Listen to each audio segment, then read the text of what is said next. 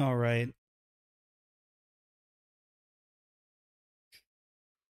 Get some nice music going.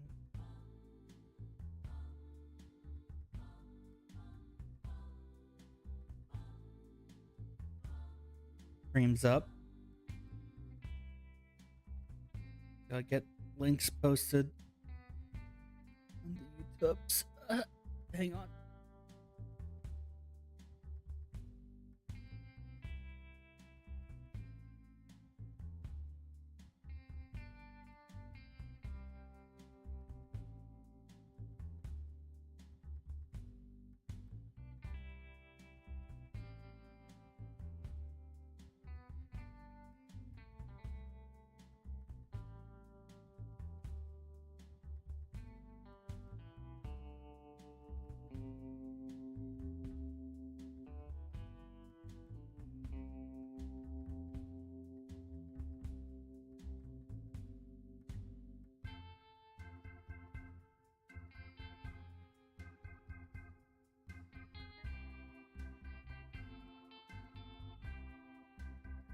Hmm.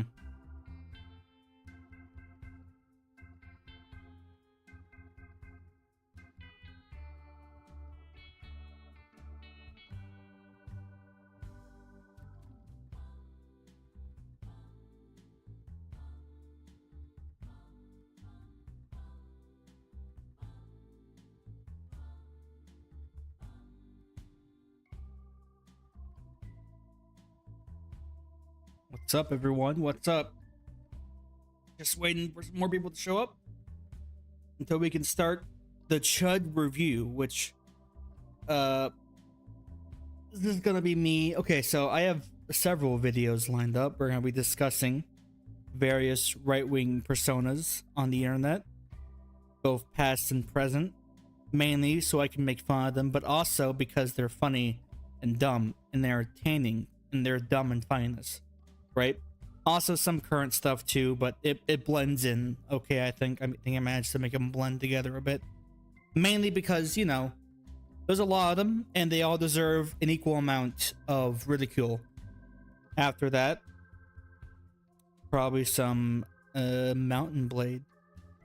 As you see behind me is a screenshot I took of the Elder Scrolls 3 Morrowind, which is a very good video game about you traveling around learning new kinds of fantasy racism, and it is very fun. I'd recommend that game. It's not what you'd call accessible by any means. You probably would get filtered, but yeah, that tends to be like the case. I don't know. But how are you all doing today, huh? And yes, the music will repeat. I don't care. Look, see, it's our boy. Look, see, we're gonna see him do something really cool. Don't worry. Very soon. I just need more people to get in here. Damn it. Come on, it's only 4 p.m. on a Friday. How many of you have jobs? What's up, Ross the Joker? What's up? Been pretty cold out. It snowed twice this past, like, I think over the past week or so. Nah, past 2 weeks.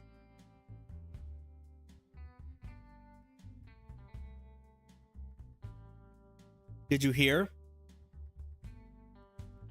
They'll be here sooner or later, trust me. What was it?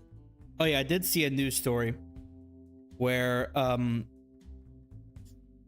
Donald Trump, right? So the president of the United States, who got inaugurated, he went in South Africa. Yep.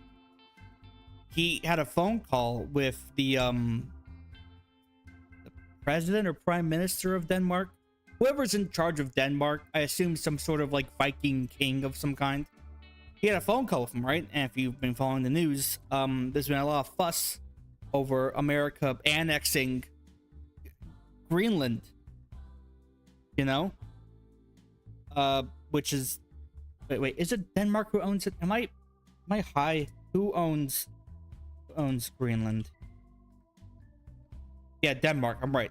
See, I'm right. See, all the map games, they paid off. Anyways, called Denmark, right? And you know, you think the whole like America wants to take over Greenland thing, that's like a joke.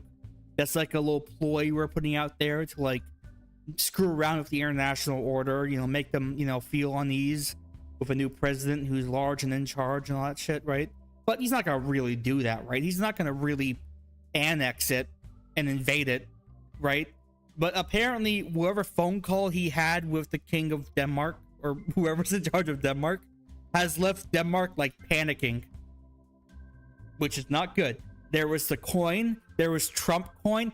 Who the fuck? Literally, oh my god, someone out there has convinced and correctly convinced like every chud politician in the United States, hey, if you want to make money right now with all of your relevancy, put out a coin, put out a meme coin with your face and name on it. Just shove it out there. People will buy it instantly, then just fucking dump, and they'll fall for it every time. And you know what? They do fall for it every time. Trump made like, I think, what was it like how much money? I can't. This is not even planned, but like, okay, how much money did Trump make off Trump coin?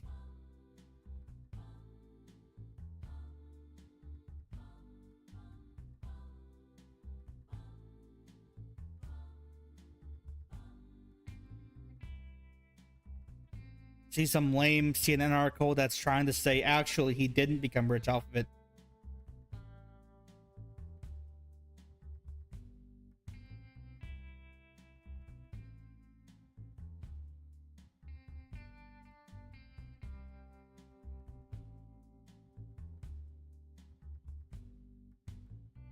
Okay, so the Trump coin, it went from like $6 36 hours later, $75, which is insane, by the way, and then went down to $40.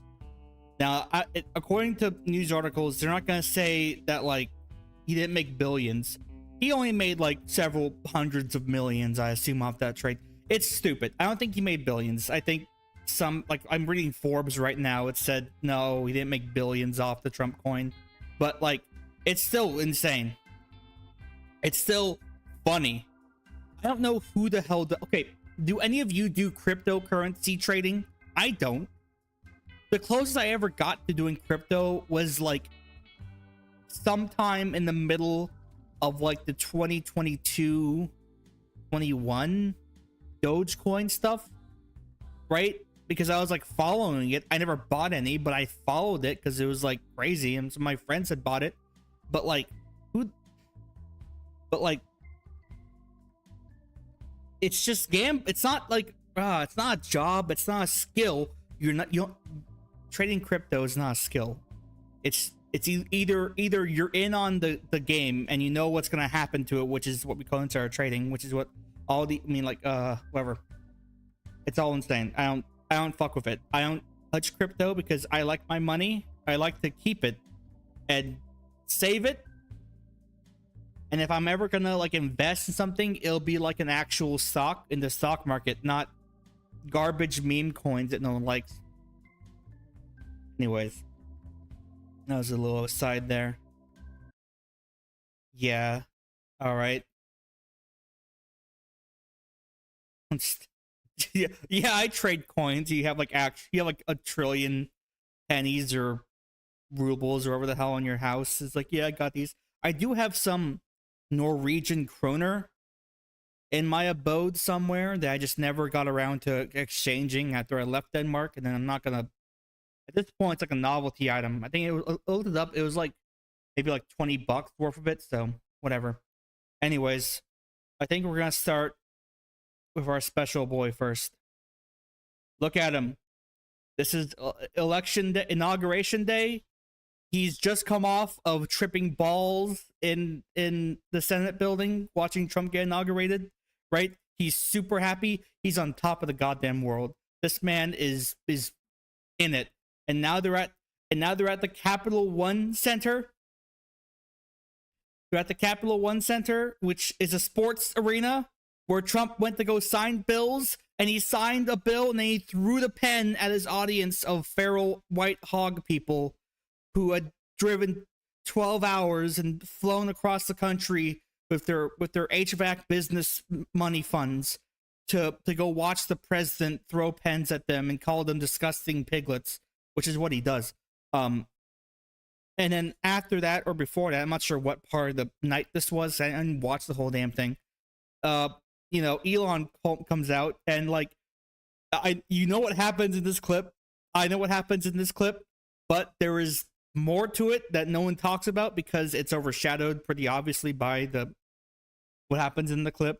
But in my opinion, it's honestly probably more embarrassing. All right, here.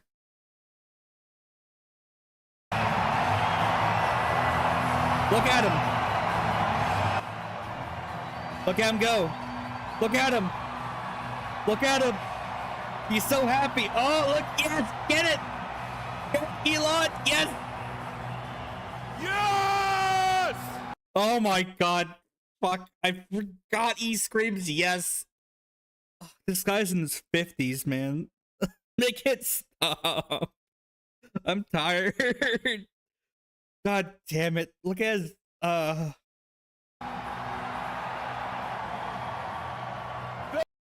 let's get these cool captions up. This is what victory feels like. What's with his fucking face? Why is he look at his like my mouse is not being recorded. 1 second, folks. I can fix that. Hang on. My mouse is very important for the integrity of this segment here.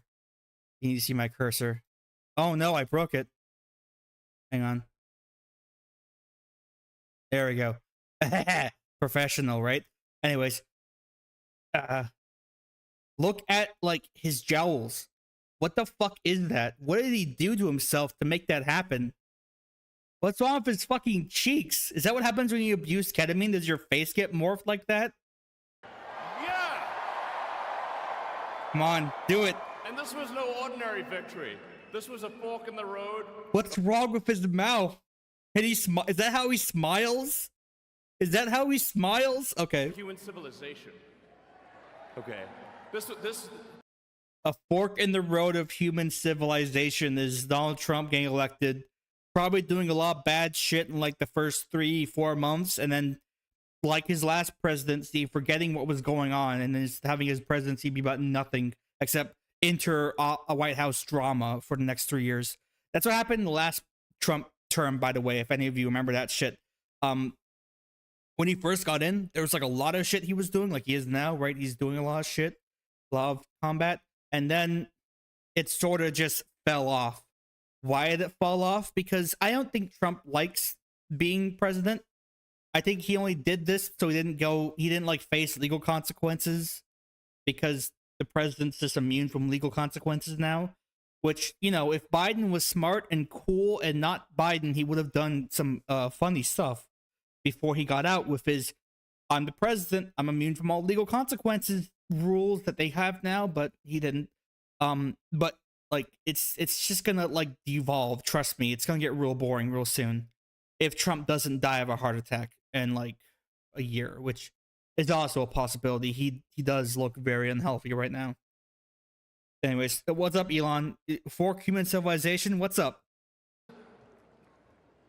You know, there are elections that come and go. Some elections are, you know, important, some are not. But this one. What? This one. This one really mattered. And I just want to say thank you for making it happen. Thank you. Damn. This is the thing. This is the thing. I mean, there was some effort in that. I don't know. Okay, people. Okay, there have been a lot of reactions. It's not necessarily a new. Okay, so some people have gone to say that, like, hey, he has autism, and what about being autistic makes you do the Sieg Heil in front of a million people? What causes that? First off, I hate when suits look like this when you raise your arms. That's like, that looks bad. Secondly, like, they're okay. What signifies the Nazi salute, right, is that like you go from your chest or your body and you jut it out. You jut it out in the fixed position, right? You don't raise it. You don't look like have your arms in the sides and then do it. No, it goes from the chest out, and that's what he did. And it's because he's high off something and he thinks there's no more rules because he won. Oh, it's the Roman salute. No, it's not. Shut up. Anyways, yeah, so he did it once, and then he did it again behind them. I don't even know why. What was to be gained? It wasn't a Nazi. What are you talking about? Look at him. Okay. The worst thing was the ADL saying that it wasn't anti-Semitic. The ADL. Do you know who the ADL is? The ADL's entire existence is to be like, we're gonna combat anti-Semitism. Now, of course, for like the last 2 years, or the year, basically, all they've done to combat anti-Semitism is make any mention of Palestine and Gaza illegal. But this, they said, was okay. You know? Elon probably thinks of the Roman Empire like a 12-year-old does. Like, he saw Gladiator, and then he saw, like, Gladiator 2 probably as well. And then he saw, like, cool Roman memes on Reddit. And then he saw a YouTube video where, like, some dipshit like Sargon of Akkad said that the West is like ancient Rome and we're following because of evil barbarians or whatever the fuck. And that's why he thinks about the Roman Empire. You remember when he had, like, okay, I gotta find this image. This image is really important to understanding Elon. I swear to God. Elon nightstand fake gun. This is a very important image to me personally. All right. Wait, I got the idea. I got an idea. You take this window and then you drag the tab out to here, and then boom. This. It's a real post he made. He said, "My bedside table. What do you have on here? You have water bottle, gross looking lamp, several bottles of sugar-free Diet Coke, or caffeine-free." Which kind is that? If it's like brown, that's gay, dude. If you're gonna drink Diet Coke, you drink the silver kind, whatever. Whatever, like, pistol thing this is, right? I don't know. But then, the important part down here is this gun. Now, if you're, like, not dumb, you understand this is a fake gun, right? This gun is a replica gun you get if you had, like, bought, like, the super mega ultra edition of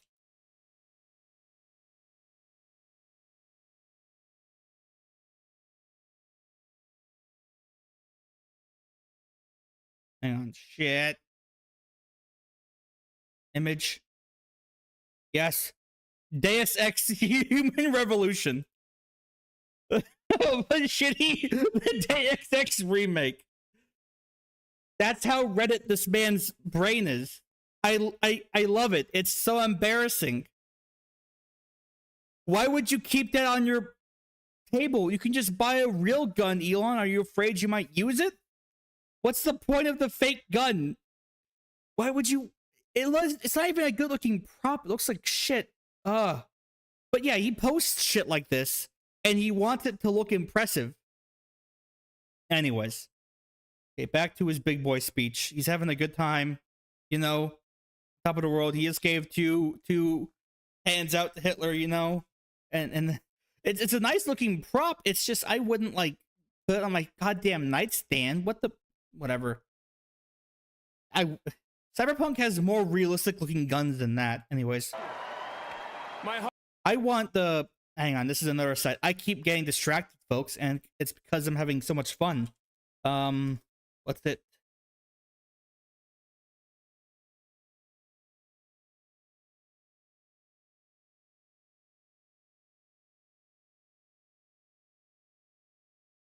There's a gun from Cyberpunk that I like a lot. God, dude, I hate images on the internet. They're not. I hate Reddit. Tiny image. Zoom in, zoom in, zoom in. Why is it so small? Why is the image I get so small? Anyways, there's a gun in Cyberpunk 2077 that you buy at a vending machine, and like it's like a vending machine gun, right? You can't reload it. You pull out like a plastic tab to arm it, and you shoot it, and it costs like $20. One day we will see something like that in real life, and it's gonna be really cool in the United States. But that's like a great idea for a gun, right? It's awesome. I love it. But yeah, that image was small, but like the preview said 1280 by 800. You click open image in new tab, and it's minuscule. Or it's not. Hang on. That's better. Jesus. Anyways, yeah, stuck in a rough neighborhood without any iron, slaughter them with the $100 vending machine gun. And you can't reload it. It's awesome. Budget arms. It does look like that, yeah. I love it. Anyways, back to Elon's big boy speech. Go. Heart goes out to you. That's not what you do. Okay. Hey guys, I'll teach you how to make a heart goes out to you motion, right? So, okay, do this at home. Okay? You take your right hand, lift it up. You place your right hand over your heart, and then you like bow a bit. You bow a bit, or if you want to as well, you take your arm on your heart, and then you like lower it out with your hand pointing out like a right angle, but like still pointing forward, right? Like heart. Or the best part is that you keep your hand like it's on your chest, and you outstretch your arm like Elon, except you don't fucking throw it out like it's a gun, right? You don't kick it out. You lift it out, and you have it extend like way past your chest, right? Like like a wave, like that. You don't take your heart on your chest and then just bop, seek hail. You don't do that. Do not do that. That's a bad idea. Do not recommend. That's not how you do that.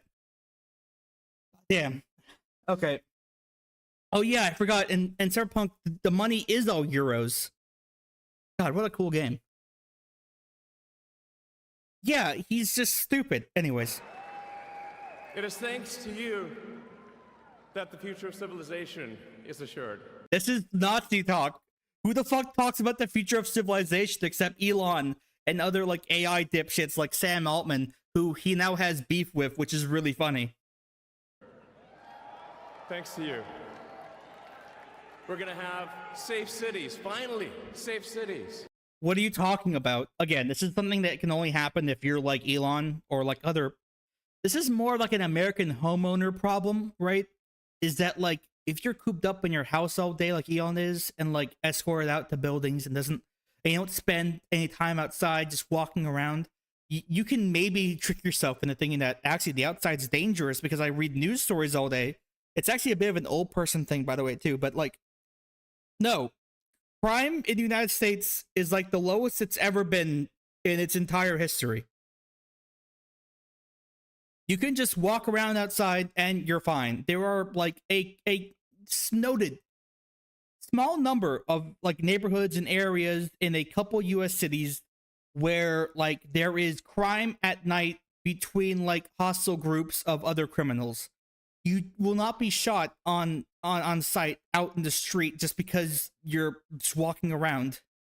Maybe Elon will get robbed, which like, okay, he deserves it, but also because he is probably one of those rich people that does not understand how to hide their wealth, you know? God damn. Elon, you. Anyways, but yeah, cities are already safe, so Elon solved that problem. Secure borders, sensible spending, basic stuff. Why does he speak like that? Secure borders, sensible spending, basic stuff. He is off something. And we're gonna take Doge to Mars. He is saying this in front of like probably several like thousand like 60-year-old like empty nesters who don't work, barely go outside their house, and if they do, they go complain about service workers. who's and they voted for Trump just because they know he will do violence towards the brown people they don't like. They don't give a fuck about going to Mars.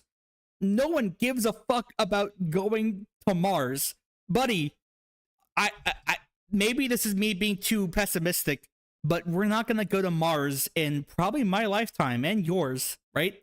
And if we are going to Mars, it's gonna be a one-way trip for like a one dude thing, or like a couple people, probably one guy, and it's gonna be a death sentence. They will find the most depressed person on the planet. They will say, "Hey, buddy, do you want to be the first man on the planet Mars?" And he says, "Well, I was gonna jump off a bridge last week, so I guess this is cooler way to go out." So they set him up in the rocket. It takes him like, how long does it take for something to get to Mars? Hang on, let me look this up, because I know it's not like the moon. Well, you get to the moon like a week or something like that. For something to get to Mars,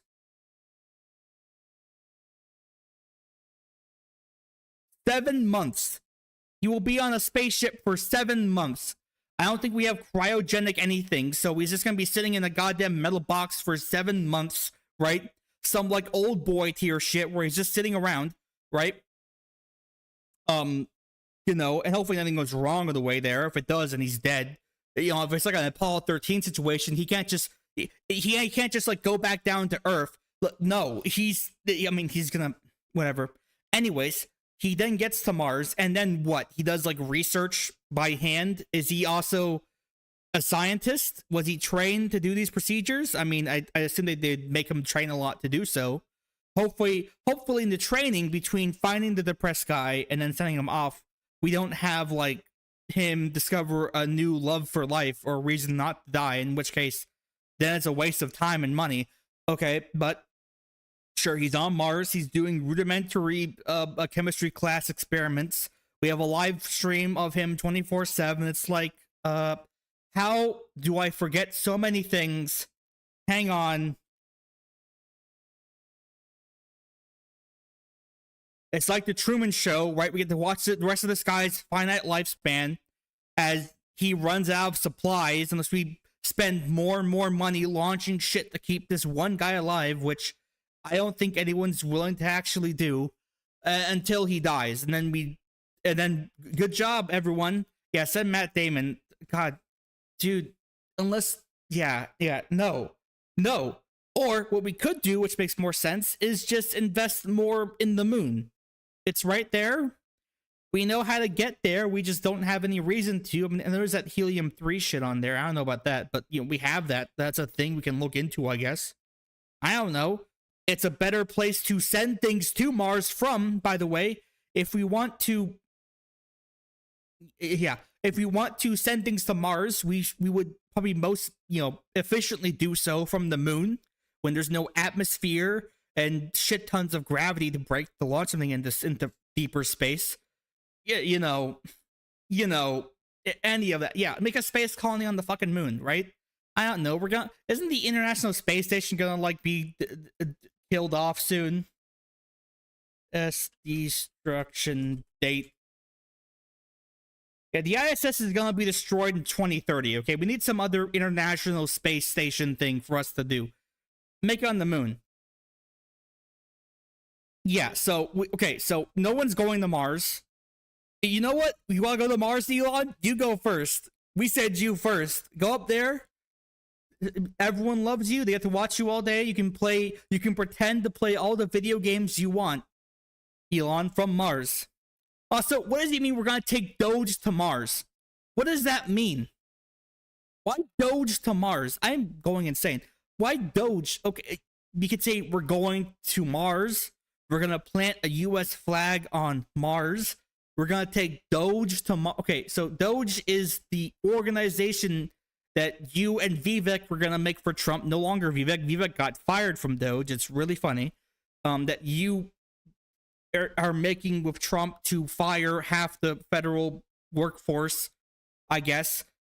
Why would they go to Mars? Are you going to send one of your interns to Mars? It sounds like it.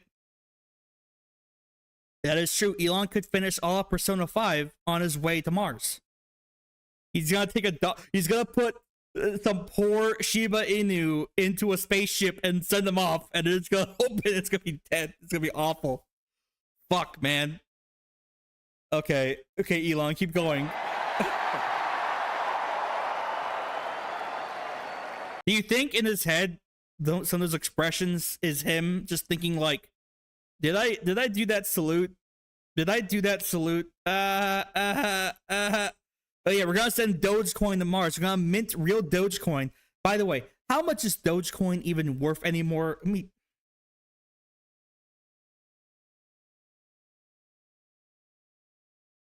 Dogecoin is worth 35 cents.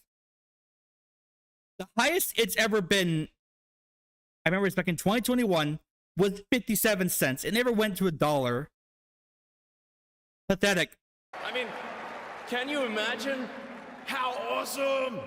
Awesome! Fuck, man. Dude, he is... I want what he's having. It will be to have American astronauts plant the flag on another planet. What the fuck is he doing? Anyways, I predicted it. He said that. Good, but he said, either way, you're awesome. It'll be to have American astronauts plant the flag on another planet? Like, what is he doing? For the first time? First time? Bam! Two flags? What's the other flag for, huh? Yeah! Is the other flag the Nazi flag? You want to explain? Oh. Yeah. Oh, fuck. How inspiring would that be? You know, there's always problems. Dude, I would love, I mean, this will never happen. If it does, I'd be surprised. But like, if I could just get this guy right now to sit down in a room and I just interview him, I would just love to ask him how we're going to Mars. I just love to have him explain that to me. You know, I'd make sure he didn't, I would have like someone monitor him for like 34 hours in advance to make sure he does not do any ketamine. He's not under the influence of anything. He is there cold, sober. And I say, would I take the test next to him? How are we going to Mars? And he will have no answer. He will just try to just steer the conversation anywhere else. It's gonna, Yep. Problems in life, you know, there's this problem, solve that problem. Wait, what is he do? What the fuck is he doing? What? How inspiring would that be? Uh-huh. You know, there's always problems in life. Oh my God, he can't speak. He can't speak, folks. You know, there's this problem, solve that problem. But you know, there need to be things that inspire you. There need to be things that inspire you. There need to be things that make you glad to wake up in the morning and say, I'm looking forward to the future. Yeah. Like ketamine. I love you guys.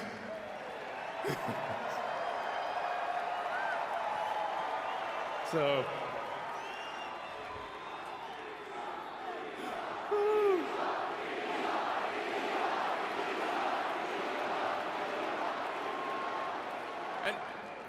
And let me tell you, I'm gonna work my ass off for you guys. He's gonna work his asshole for him. He says ass off, but like, I don't believe that. I mean, okay. First off, this itself is maybe a bit of an admission for him or not. I don't know, but like, okay. So we are told constantly that the CEO class, that people who own and manage giant companies, are like the hardest working people in the company, right? They earn their extravagant pay, right? They work 100-hour work weeks. When the fuck does he have time to go work for the Department of Government Efficiency?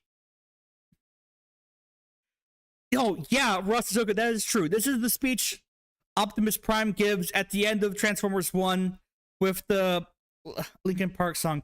I'm forgetting. I'm so sorry. I'm such a fake zoomer. Transformers, Linkin Park. What I've done. Yeah, what I've done, like the intro, like the drums, and like the little fucking piano, The piano loop's going, right? And Optimus Prime is just like, we have a lot of problems in life, and there should be things that inspire you, and I'm going to work my asshole off for you. And then it cuts the credits and goes, whoa, I face myself, like that. That's what Elon. That's what the speech is. Sorry. My brain's gone. I'm sorry. I really I'm insane. I really will. So. I really will. And Come on. yeah. You can do it, buddy. Come on. I'm super He's dropping. He's nodding off. fired up for the future. Why is he stuttering so much? I'm sorry. Okay. Again, I have never been a multinational company CEO. Okay, I don't know for sure. But aren't those guys supposed to be like good at speaking? If their job is to manage a giant company and be like a diplomat, ambassador, face for a giant company, they're supposed to be like charismatic, right? And to like know how to publicly speak. They probably get I assume the big ones get like coaches to help them speak better if they have problems with it, right? Like what's Meta guy? There's a gas leak in my house. I forget everyone's names and faces. Facebook CEO, fucking Mark Zuckerberg, right? Remember like 4 years ago, he was like an alien person no one liked because he looked weird, he talked weird, he sounded like a dumbass, like he was a lizard person, right? And now he at least looks maybe slightly human. He looks like a Zoomer somehow. He has like the curly hair and the gold chain, the black shirt. He's like, he had like some sort of like weird Puerto Rican man's blood transfused to his arm to give him any amount of charisma or character, to where he now can at least not scare you when he asks you like directions on the side of the road, right? Can Elon also get that? Does Elon also have the ability to like pay someone to help him speak in public, right? I know he's I know he's better in like more intimate like areas, right? Like when he's like doing podcasts and interviews and such. But in front of a big crowd, he's sucking. He's just talking over himself. Okay. It's going to be very exciting. As the president said, we're going to have a golden age. It's going to be fantastic. This will not be like the little dark age edits I saw on TikTok, which I will soon buy. It will not be a little dark age. It will be a little golden age. It will be like Hyperborea. We will bring Hyperborea back to the planet. We will travel to Hyperborea, where we will find the ancient Aryan ancestors, and I will do the Roman salute to them, and they will recognize me as one of their own. And one of the fundamental things, that one of the most American values that I love is optimism, and this feeling like we're gonna make the future good. We're gonna make it good. So, man, I can't wait. This is gonna be fantastic. What is he talking? So thank you again, and thank you again. He can't even say again right. yeah, I'm just so excited about the future. Thank you guys. Thank you. What? Okay, is there like a big flag or something behind them? I'm trying to imagine why he's turning around and doing that, because like the angle is not helping him out here.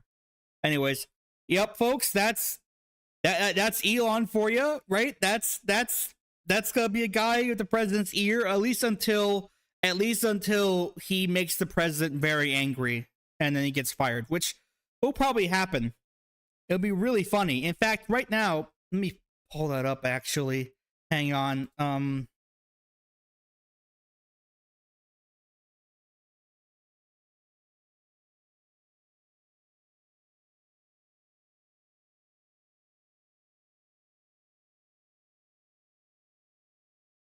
1 second. Don't fail me now. Archive. It is failing me now. Fuck. Damn it.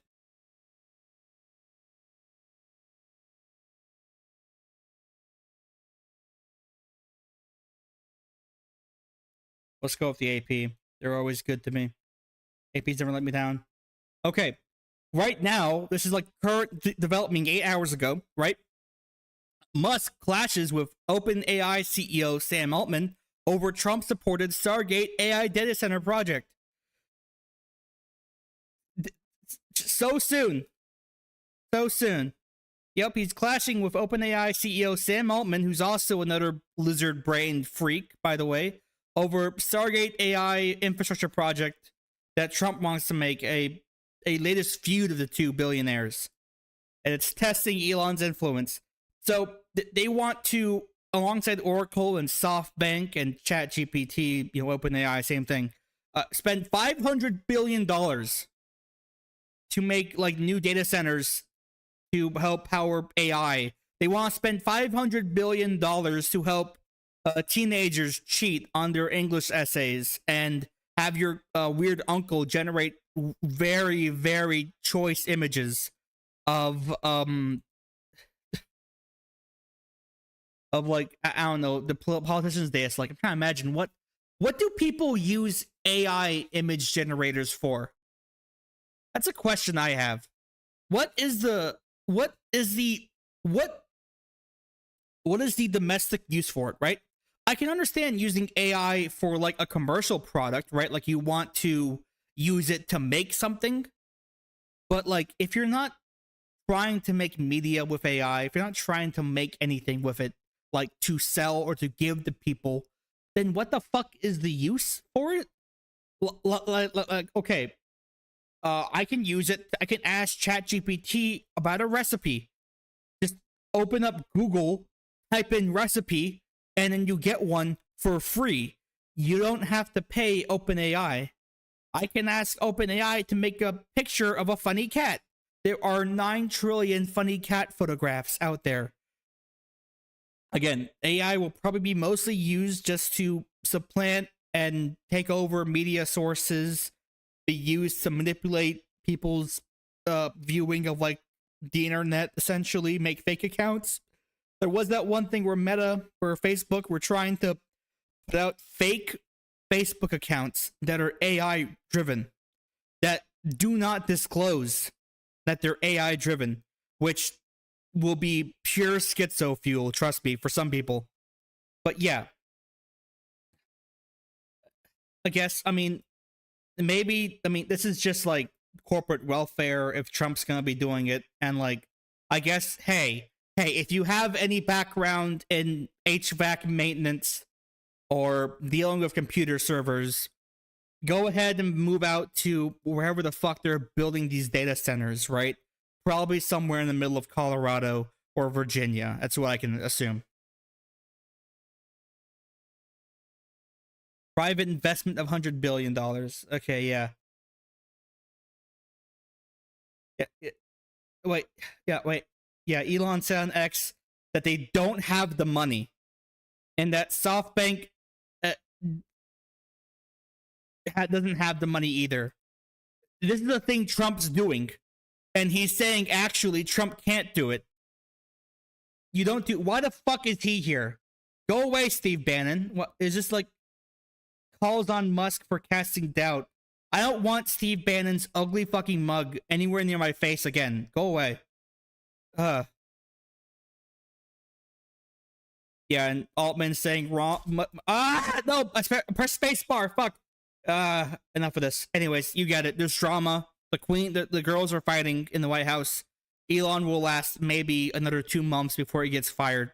And then I don't know what his grift is gonna be then. Maybe he'll...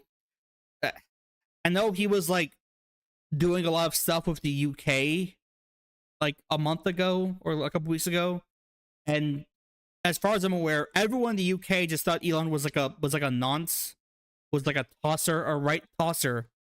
So yeah, Steve Bannon, get that fucking guy out of my face. Anyways, guys, our next Chud, by the way, if you don't know, we are doing Chud review. Okay, I am looking up various kinds of right-wing dummies, and I will be discussing them and making fun of them. It's a grand old time. Our next one will not be related to Elon in any way. It's instead a very okay. When I saw this next video, I like audibly said, "Oh no," when I saw it, right? Like I said, "No." Why? Because it is a combination that should never have been done, okay? Never have been done, all right? One day everything's normal.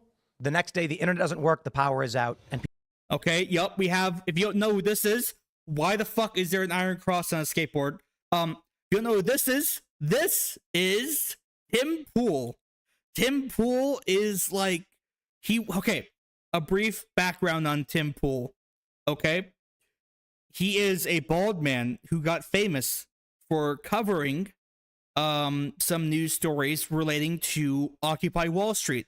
Occupy Wall Street was like a 2010s protest centered around like financial centers like Wall Street, where after the financial crash and the subsequent government bailout, people were fed up with the international finance system that was obviously fucking up their lives, right? Now, did Occupy Wall Street have decent points? I mean, it has a decent reason to protest, yes. Did they have any actual goals or demands or organization or anything that would have like made a bunch of guys sitting outside of the stock exchange do anything? No, it was kind of a big mess. It was a very Reddit protest. The only protest that's more Reddit than them would be like the Hong Kong protests, but those were actually justified and were a good thing. The Occupy Wall Street was just like maybe the first inklings of, we will get to that, Miller, we'll get to the Russia Today stuff. Maybe a bit of inklings of like earlier Bernie Sanders economic progressive populism stuff that would then flare back up in 2016. Anyways, he got big for covering that. And back then, he identified as a liberal. But if you know Tim Pool now, you know that he is like extremely far right. He will say he's not far right and then only bring up far right things. He is a doomsayer. He endlessly says we are in the end of days. The apocalypse is coming. We're going to have massive civil wars. Everyone's going to die. It's because of woke and DEI. I'm going to be very emotional. He gets really emotional when he does this. I don't know why. I know he's not believing any of this stuff. I know he's a grifter. And as you see here, he is always wearing a beanie when he can, when he's on camera. He is always wearing a beanie. Why? Because Tim Pool is a very insecure man. And he is bald, and he does not like anyone knowing that he's bald.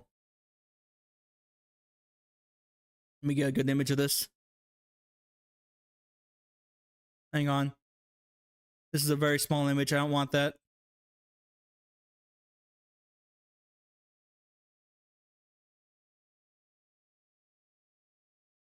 Ah, come on.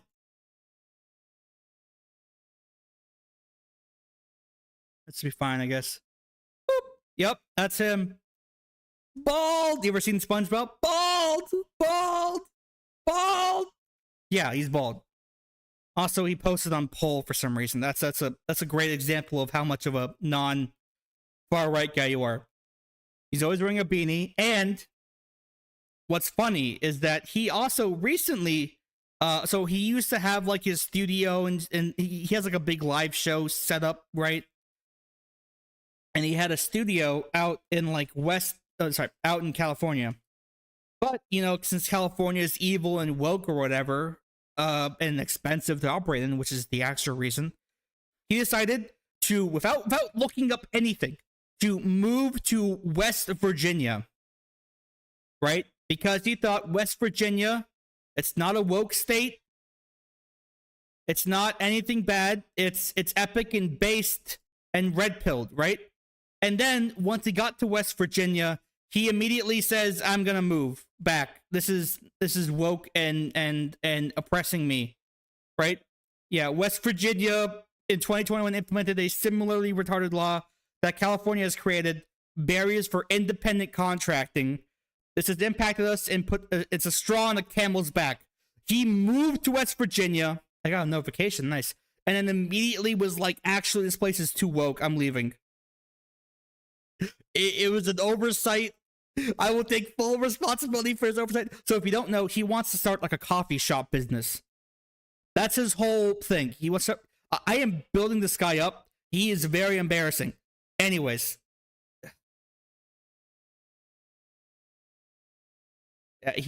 We're leaving as soon as possible. This is how private businesses work, dog. Okay, you move to a state, you don't look anything up, you don't learn about the state's like its independent business laws and regulations. Then you learn about them the hard way, and you immediately get angry, blame the state, and then leave. That's what a smart small business owner does, right, Tim?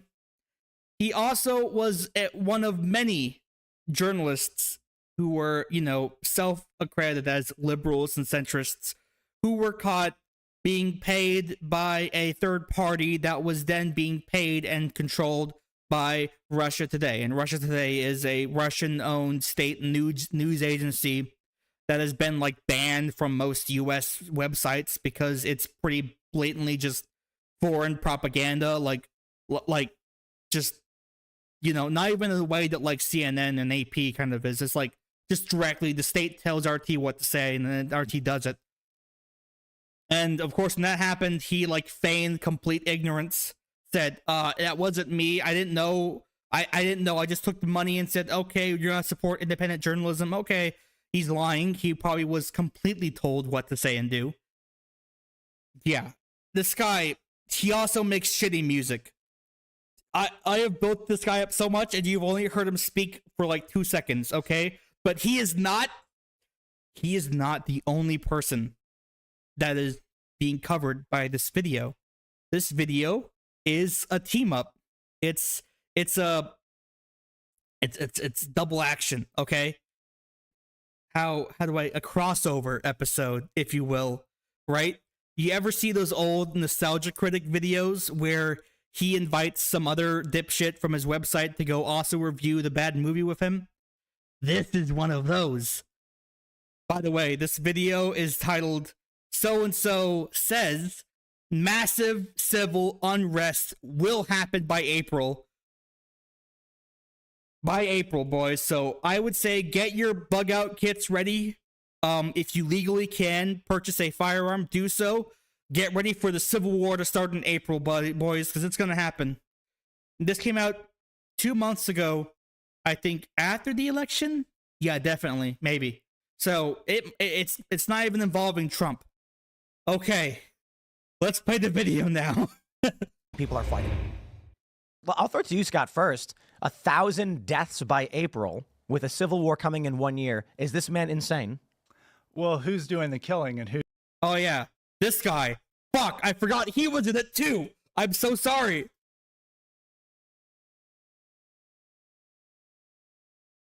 This is Scott Greer. Scott Greer. I did have him. He's a podcaster and writer and extreme libertarian who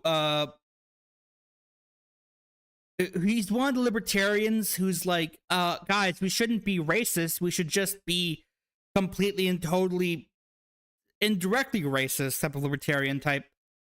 I don't know. Yeah, he lists his IQ and his name on Twitter, and I think his current profile pic is literally from this video, which is really weird. He's not a nobody. He has like shitty books. He wrote a book called No Campus for White Men, which is so stupid. I did get this guy confused initially for a politician that also shows up on Tim's show, which is more embarrassing for him, honestly. But anyway, either way. Okay, we have Scott Greer here. And also, look at this set, by the way. Tim had a very interesting set. Hang on, Tim Pool set. Tim's had some fun sets for his show in the past. But there's one that I really love because it's just that, like, lame and stupid. Hang on, this is a good picture of it. Yeah, boy, this is a good picture of it. Look at this image. Hang on, let me zoom in a bit. Look at this fucking image right here. Look at it. Look at this gun. Do any of you, okay, I know my audience might not all be like Americans or familiar with guns, but you're also all nerds and watch me, so I assume you also know about guns. Okay, first, we have a fucking Tonto. We have like the world's worst looking Japanese fake sword on the planet, right? We have a fucking guitar. We have a picture of a chicken. I don't know why there's a chicken, okay? And then we have this gun. This gun.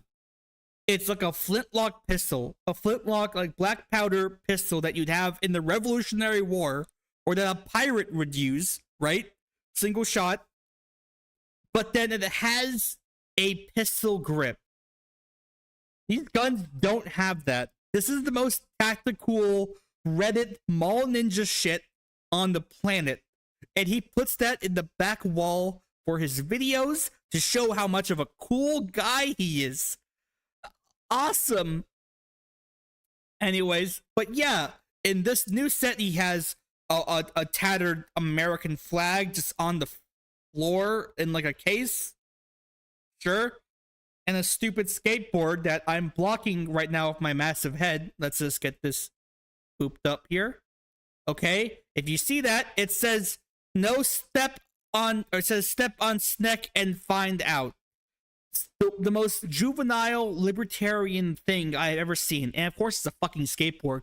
By the way, Tim Pool is also like a skateboard guy. Now, I'm no longer like 10 years old, so I don't know anything about skateboarding and skateboard culture.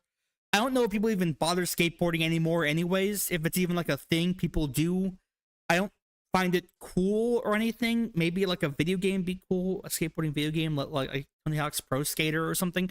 But like, what adult man puts out skateboards on a set? Yeah, a cool set for a teenage boy. Yeah.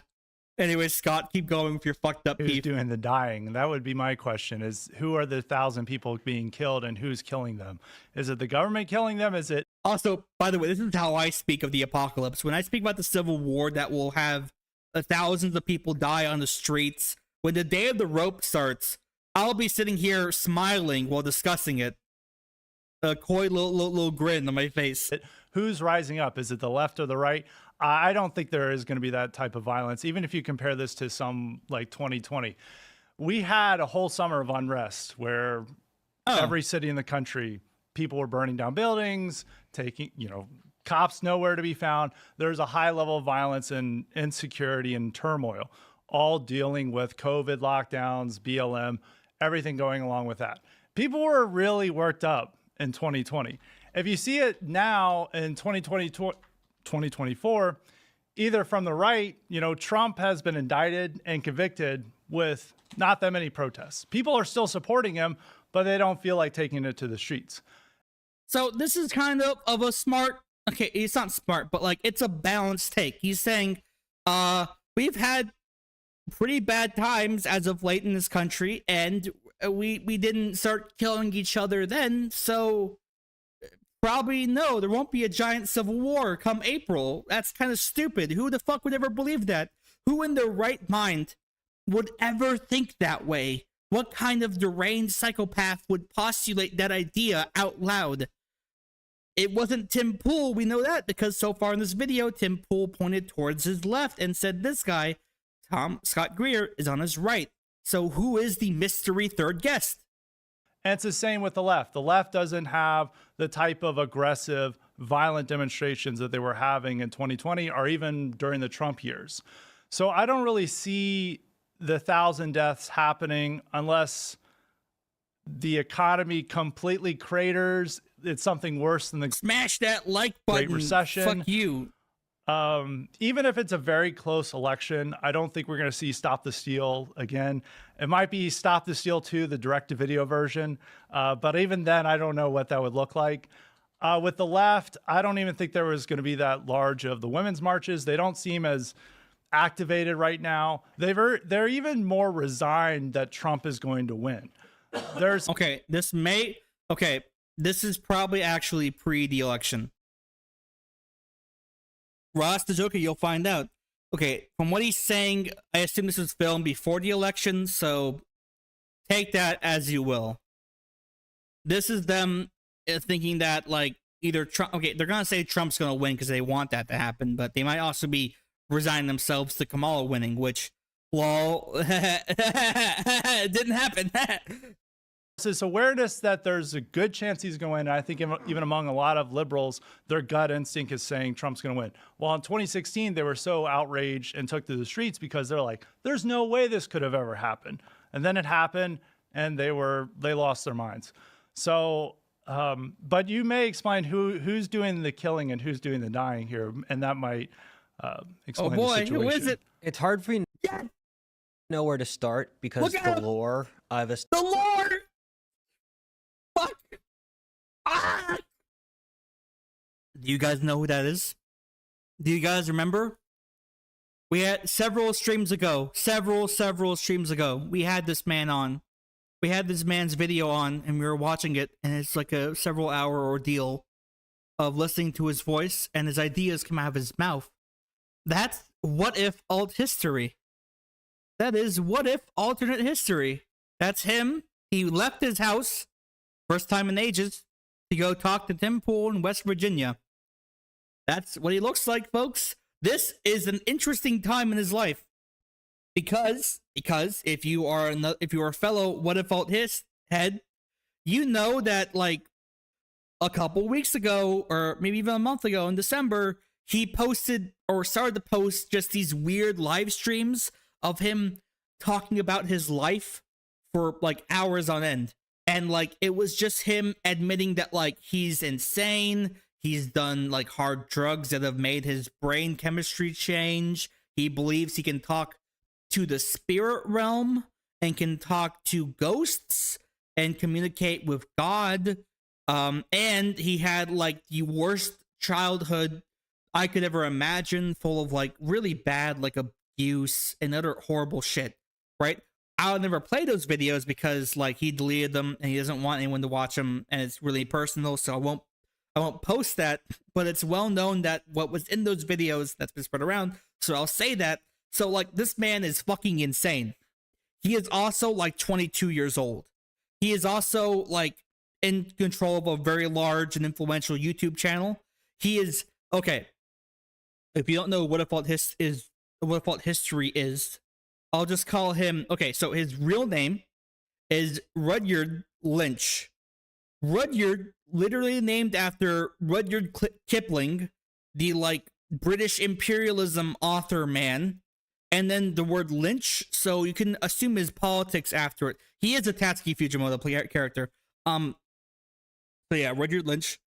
He got big on YouTube early on, just making alternate history videos, kind of like Cody from Alternate History Hub, which is, you know, a fun channel. It does funny, cool things with history. Yay. But over time, his brain started changing, and he started going further and further into politics, into like incel rants. And then like at this point, he's just saying, hey, next week we're gonna have a civil war because of incels, because no one's getting laid who are young. Young men are being turned into violent freaks because of society. You know, he's made screeds like that. The issue is that unlike, you know, where he should be, where he's posting those videos and they get like 3 views, he posts those videos and they get like 700,000 views every time, right? The right-wing journalists and bloggers and influencers and other people literally think this guy is smart.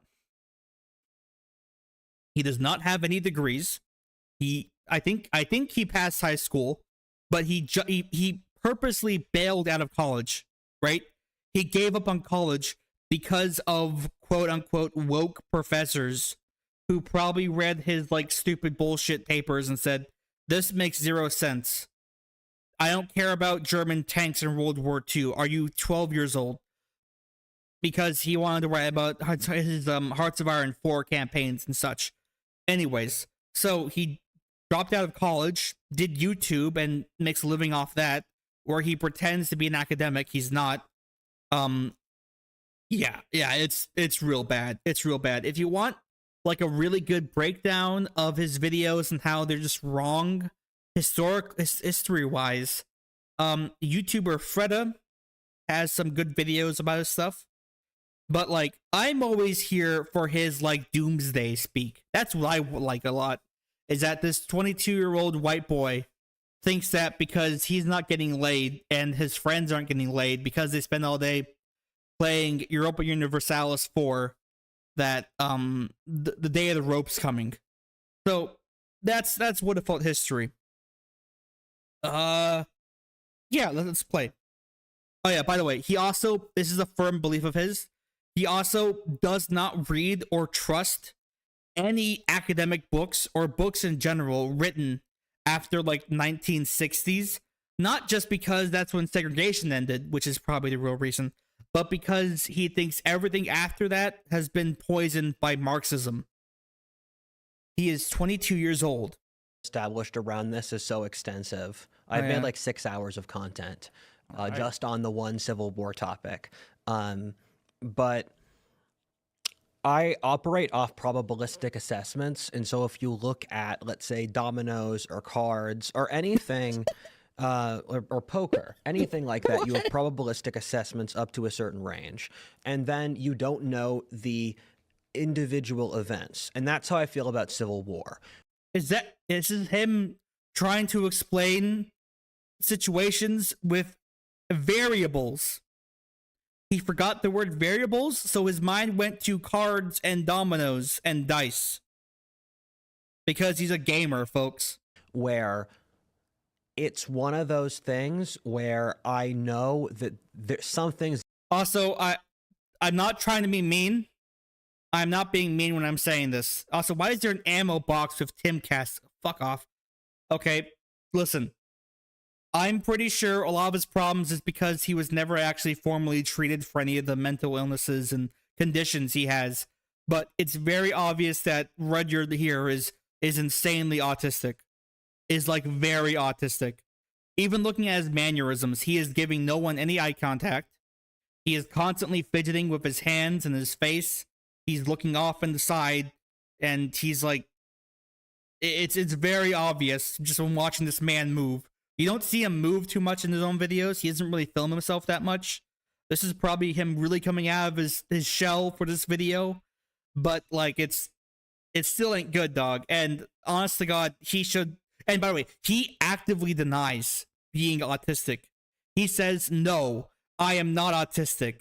I have never been diagnosed with autism. I have self-diagnosed myself as not autistic.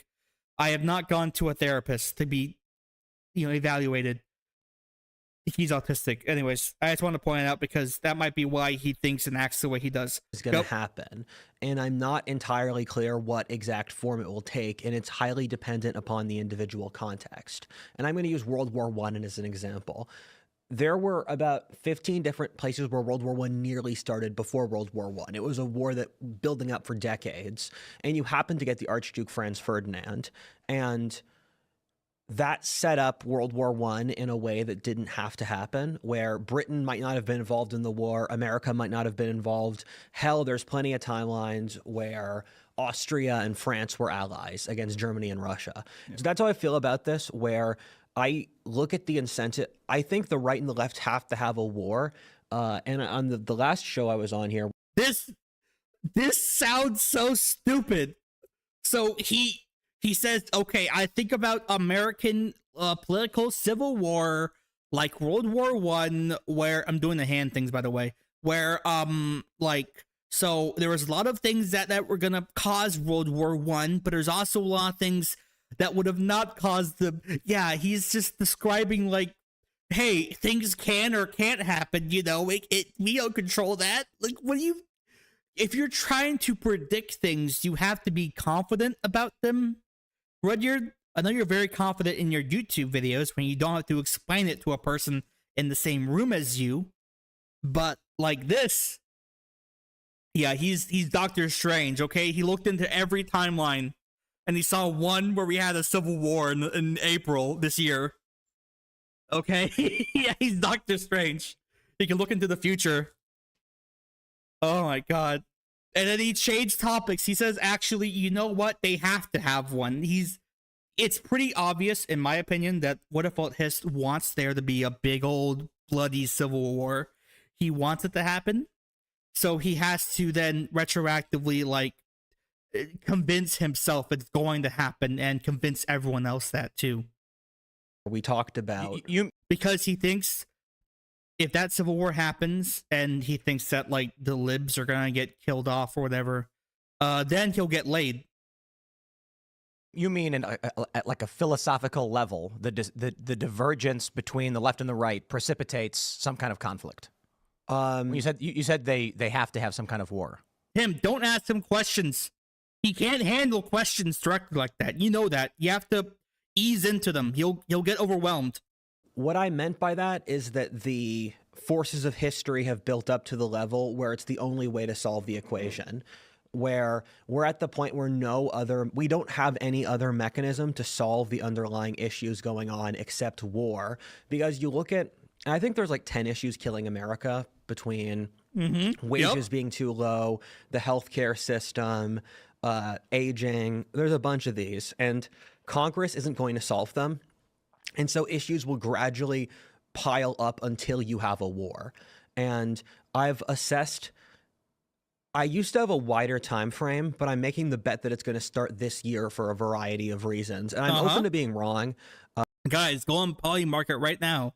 Go on that website where you can bet on anything, which is insanely immoral. Go on Polymarket and see if there's a bet if there's going to be a civil war in 2025.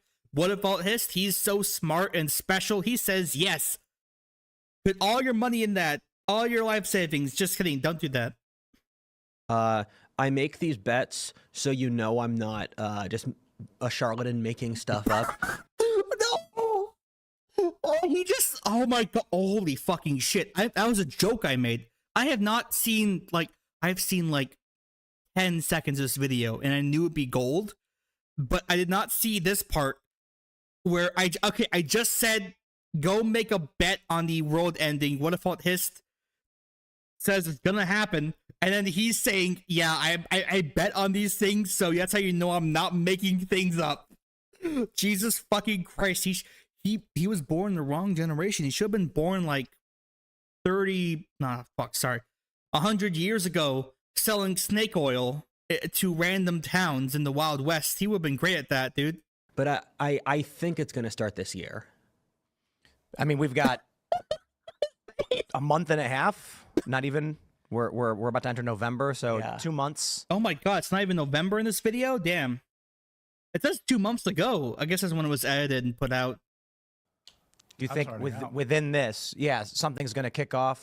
Oh, dude, that Scott guy. Listen, I'm not saying he's smart or correct or anything, but that Scott guy probably, I think he has the wherewithal to understand that What If Alt Hist is just completely out of his fucking league and depth and mind, and he's just having fun sitting there listening to this guy try to explain his doomsaying ideas. It's awesome.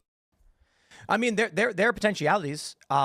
Look, the first thing you always got to check is your normalcy bias and your optimism bias. Yes. No one saw COVID lockdowns coming.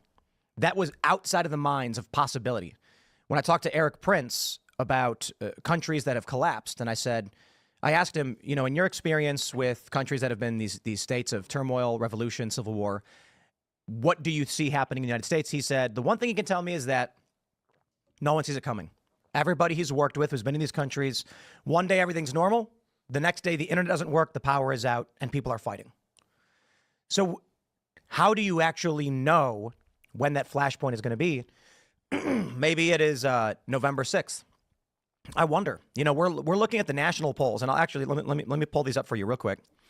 So this is the national aggregate from yesterday, and we covered this with Kamala Harris in aggregate up nationally 0.2, which is a statistical tie.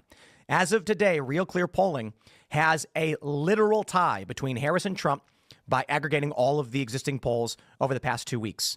A tie would indicate a Trump victory, because the polls have historically favored Democrats by about 3 to 5 points, and in the battleground states 4 to 7. And I'm going back to 2016. Those are not my numbers. That is not my.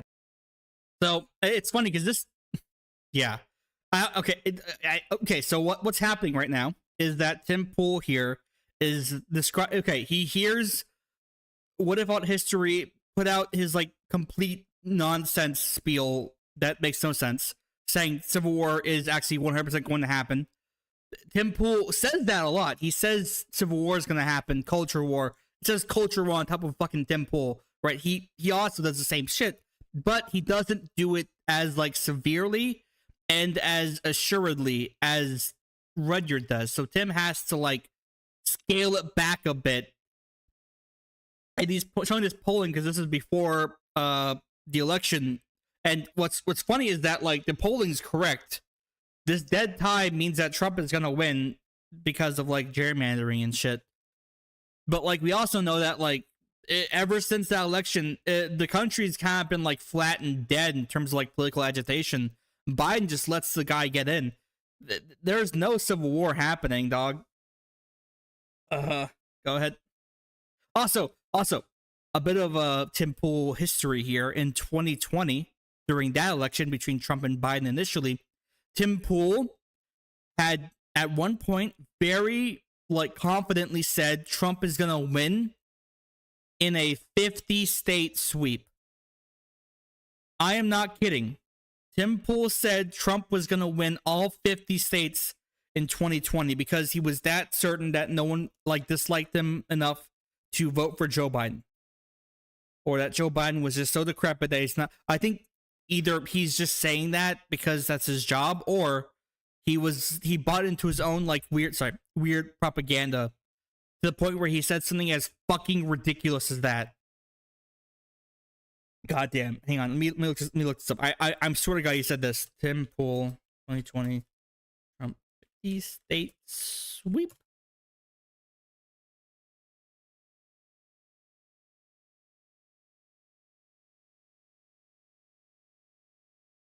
That's like a news story. Hang on.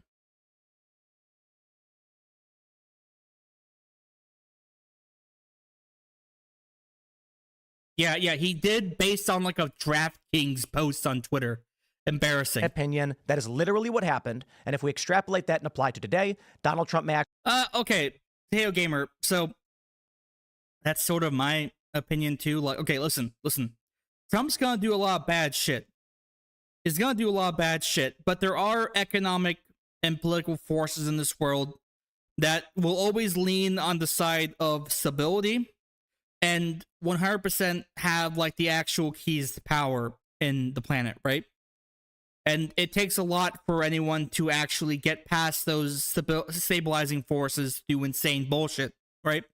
And Trump has pushed them on a lot of things, but I don't think he's gonna do it to the point where like the country collapses and civil war is gonna break out and we're all gonna die. Like, no.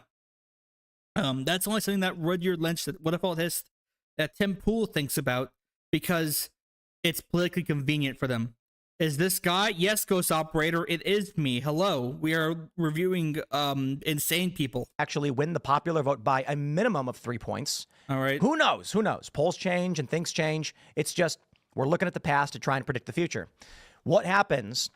You know, everybody's predicting we're not going to know the results until 13 days later or 10 days later because of mail-in voting. But what if Trump wins so handily in early voting and absentee voting that on election day, the big networks say there is no point in waiting any longer for the existing mail-in votes. We know how many there are, and they will not change the outcome.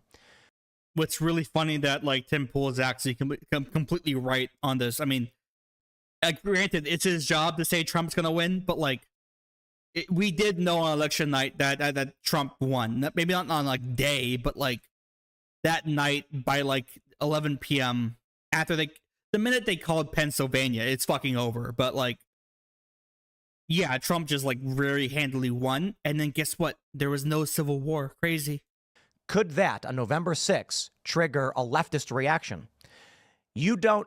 Let me try and describe it like this. If I were to say right now that tomorrow there will be a 1,000-acre fire wiping out a large portion, Wiping out all of Los Angeles. Oh. Yeah, that's pretty sad. of Appalachia, you'd be like, "What? Wait, wow, is that great?" Yeah, a guy may be driving a truck with a chain dangling off the back, and he makes a sharp turn, whips, snaps the ground, igniting some tinder, And that tiny little fire that no one saw coming explodes into a wildfire where fire's spreading 70 miles an hour across the top of these trees.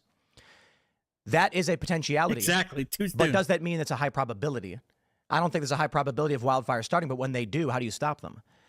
So, Yor Miller, on the Trump tariffs thing, I think it's gonna be a lot of talk. I don't think he's gonna do like super tariffs, okay? Someone somewhere next to Trump will say maybe not when he gets to like, actual policy decisions, right? Like, if you haven't noticed, all the big stuff he's really been doing is like random culture war nonsense and austerity politics. Tariffs aren't really austerity politics. Oh, Potato Gamer, we are definitely not in the era of single people doing crazy bullshit. We are in the era of political movements causing crazy bullshit, but like 25% tariffs. Like, I didn't see anything like that yet, but like, what?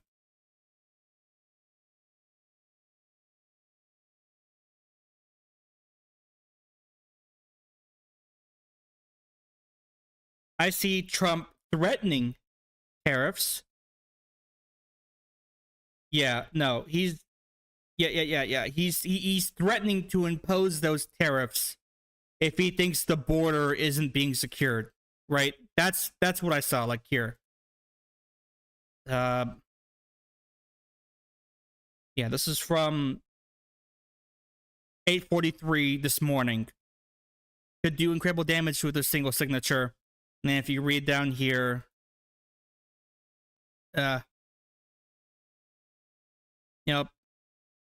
he's threatened to impose tariffs on all goods in Mexico and Canada on February 1st in response to what he views as inadequate border security, failing to stop drugs and migrants from coming to the United States. That's what I see, at least. I'm not sure. It is close. But like I think he's just doing like political, like realpolitik trading, right? He's trying to make them do what he wants them to do by threatening tariffs. But like those tariffs would probably ruin us. Like, I want to mention how much of the crude oil that we use to make gasoline comes from Canada, which is like 40% of our oil imports are through Canada. Unless he specifies that those aren't tariffed, that'd be fucking insane and would probably cause like a lot of internal strife. And I suppose what I'm trying to say is to say there's going to be this big grandiose eruption of fire all across California. Ross Joker, don't you worry. Tim Pool's gonna eventually stop talking, and we'll go back to what if it hissed, and we'll see if he says more insane bullshit. Okay, don't worry. People are gonna be like, well, that's a doomsday scenario. Yeah, but it could really just start from someone flicking a cigarette. Yeah. Fucking face with his arms. He would, ooh. That fucking face he made. The calculation I make, and this is one of the He's a bit quiet there, a bit louder. Come on. Weird logical issues in our society is that a civil war will happen when the civil war is the rational calculation for the players involved. And this is one of the horrible things we don't want to realize, but war is normally a completely rational calculation. It's, I can probabilistically assess that my side will beat your side and we can take your stuff. And I believe the 2024 election is going to set. By the way, this is not the case. I don't want to mention how many times like a conflict occurs in which one side just kind of falls into it, in which a trillion different like factors cause it to happen that people can't stop. Like World War I, for instance, there was a concerted effort on the part of like diplomats to prevent France and Russia and France and Austria-Hungary and France and Germany is, declaring war on each other. Like there was an effort to stop it. It only failed because of like time, right? Like no, as it turns out, wars, especially modern day conflicts, are not something that like one person decides calculistically. Like, let's we're gonna win, so let's do it, right? No. For the most part, any of the conflicts the United States has engaged in like the last 50 years has been like super one-sided. So we haven't really had to like deal with like fighting mano a mano with like an equal force, right? This is so stupid. Keep going. Set What things about this? off. Because for both sides, they've entered into a position of fundamental weakness where they have an incentive to start a war because it's safer rather than continuing with the peace. Because peace is often more dangerous than war. What the fuck are you talking about? What the fuck is he talking about? And so for the right and the left, Could you clarify that? I'd love to see an interview where you ask this guy to clarify anything.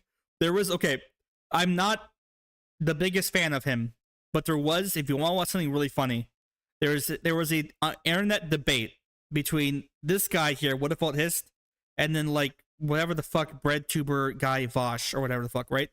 And Vosh is good at debating, and he was just trouncing this fucking dude, and it was so bad that What If Alt Hist had to lie and say he has a really big appointment in the middle of the online camera debate to then dip out. It was so embarrassing.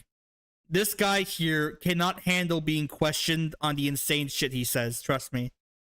they've pushed their hands too far, and now they need to pull their hands back because they can't survive as things go on. For the right, it's the money printing and the immigration. And those are two things that people have no comprehension how big they are. For money printing, we've added $900 billion to the deficit just since July. And we don't understand how big $900 billion. Debt, you mean? Yeah. And that's bigger than a lot of countries in the world. Okay, so this guy and Tim Pool both are those types of guys who like uses. I mean, What If Alt Hist probably believes what he says. That's how insane he is. But Tim Pool doesn't believe this, but he uses it as a like talking point and justification for his viewpoints and stuff like that about the national debt, because like the national debt, like What If Alt Hist probably believes the national debt is something that people can just call due at any point in time and then ruin us. It's not. It's most of it, and what's funny is that they don't mention this too often, but most of the national debt is like inter-country debt, right? And like doing shit like what was that one thing people said where like there was like some like Trump shit where he said he wanted to cancel national debt. Hang on.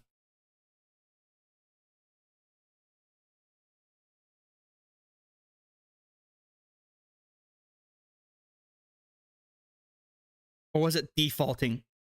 Hang on, I think it was defaulting.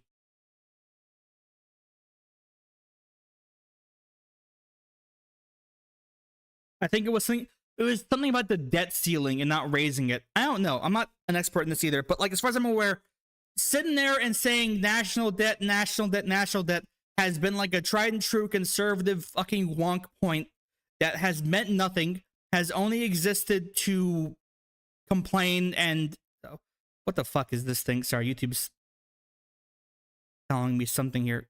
Fuck off.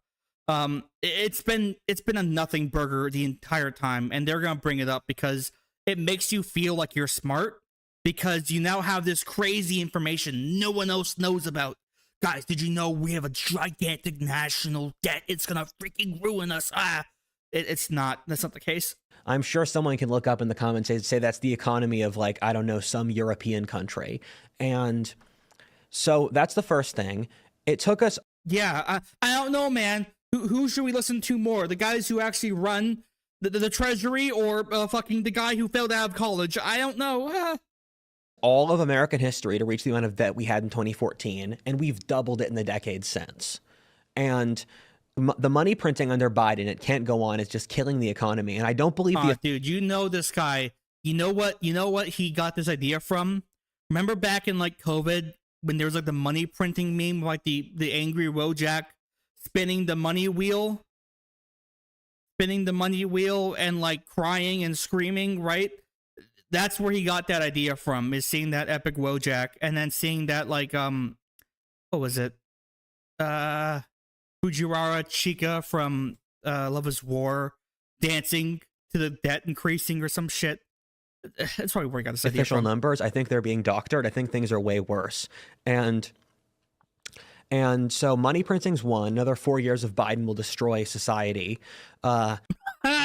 Jesus Christ. No, another 4 years of Biden. First off, Biden probably won't survive too long. I don't think he's got that Jimmy Carter peanut energy in him to keep living. Two, it will just be really boring and lame. It won't destroy society. Conservatives love... okay, Americans are lazy. That's the thing. Americans love convenience and comfort and laziness. That's how we operate. It's true. We will spend... Americans love being lazy so much that we now have a giant industry where motherfuckers will pay $70 to get a burrito driven to their fucking house. That's how lazy we are, is that we will spend so much money on like stupid bullshit. We will not, no one's gonna fight a fucking insurrection. The closest thing you've gotten to that is like Cliven Bundy and like weird sovereign citizen movements. But those guys aren't like political agitators. They're just insane. Oh, man. And then immigration. We've had 15 million illegal immigrants during the Biden administration. That's adding a Pennsylvania to the country. What the? Where did he get that fucking number from? Are you kidding me? What? I thought the number total in the country was 20.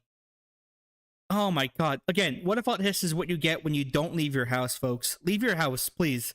Walk around outside. Look at trees, look at plants, say, hello, tree. You know, if you do that like once a week, you'll not be this guy. And now this guy does make lots of money on YouTube, making complete nonsense, lazy, horribly made videos. But at the same time, he's also completely miserable, and you can tell from the look of his eyes. But, you know, do that instead of that. No. Yes, you'll do that. And it's a Pennsylvania overnight without the centuries it took to build up the state. And so 4 years Biden, 15 million more illegal immigrants. And Elon Musk has done a good job talking about this. I think I really admire Elon Musk's latest stand. Yeah. And basically, if the Democrats can keep flooding illegals in, they can win a bunch of states if the illegals can vote. So they don't vote. Most of them don't vote. And the ones that can are like the ones who are actual citizens. Like, I don't... This is the thing. They want like the voter ID, but like voter ID would only be a massive hindrance. Do you understand how many people like don't want to go through the fucking DMV to like register, or not register, but like update like stuff, right? Like, how many people do you know, if you're American and you've known people who like say, oh yeah, I got a ticket the other day because I didn't update my car registration, I got the sticker or some shit, right? Like, Americans do not want to go to a government office in their spare time, not working, and go get a thing printed out for them by some lazy, uninterested civil worker, right? We barely tolerate it as it is. Now imagine giving you an entirely new license that no doubt any laws made for a voter ID will say shit like, you have to get it reprinted every year or some insane bullshit. And you know what that ID will just do? It will just say, okay, do you have a mailing address that we can then ask whoever owns this address or whoever manages this property if they live there? And if that's a yes, you get the voter ID. Guess what you do when you go to vote? I have voted. Okay, I have a vote sticker right here on one of my speakers, okay? They just ask for like very basic like address locations. And then if you're registered or not. If you're registered, it does make it very easy. But when you go to register, it's again just like, do you have a license, an ID of some kind already? Like a fucking driver's license. And then they say, okay, do you have an address? Boom, 2 things. Fuck, you're already verified when you go to vote. Voting fraud is not a problem. It's a made-up problem. Trust me. So they don't need to vote. What do you mean? Illegal immigrants don't need to vote for Democrats to win control of win the electoral vote and win the presidency and the federal government. So this is actually a big mistake Republicans have made for a very long time in saying that the Democrats are bringing in illegal immigrants so they can vote and vote for Democrats. No, they're not. They're bringing in illegal immigrants so that the census will count them and give them more congressional seats and more. Oh my God, Tim Pool is so smart. Guys, Tim Pool's so smart. Dude, Tim Pool's so smart, dude. See, Tim Pool, he comes from politics from like an outsider perspective, dog. He can like see see what's really going down that you don't see from like the sidelines and shit, right? So he's not doing the Republicans saying they're bringing in legal immigrants to go vote for us. No, they're there to bring up the population numbers up, right? In places like Los Angeles County, Orange County, San Bernardino County, and then other places like Dallas, Fort Worth, Houston. Places that already vote blue. Gerrymandering only works out in like random podunk nobody counties that nobody lives in, that no one goes to because there's no one there, because it is not where people move to, motherfucker. They don't redistrict off of that. They don't increase the numbers of delegates because of that. It is not the fuck is happening. In fact, honest to God, the previous idea of them importing voters makes more fucking sense than what Tim Pool just said. Or electoral college votes. California is estimated to have, at minimum, in the last cycle, 1 extra vote. Yeah. However, if you actually calculate the total illegal immigrant population of California, they may have as many as 10 or 13 extra illegal votes. Wait, hang on. Tim Pool, hang on. He just said, no, they ain't importing voters, dog. They're importing people to then increase the votes they get. And by the way, this is not happen. California not get 13 extra fucking votes. California's population is already fucking huge. And, whatever, sure. Let me clarify this. So if you have a district, a congressional district, which is 775,000 people, but 200,000 are non-citizens. They can't vote, but they do give that seat. So I'm making an executive decision here. Tim Pool's over. The rest of the video is just him talking and saying his bullshit. We have gotten through the what if alt history complete nonsense. Honestly, I'm a bit let down. I was wishing for what if alt his to like explain what the Civil War would look like, who's gonna die first, what like random weird groups of Americans would be like concentration camped or bullet holocausted, you know, the cool fun stuff. And they didn't do that, which is disappointing. I was hoping for better. Anyways, we have another Chud on our list, folks. Next Chud, activate. Let me make one final plea.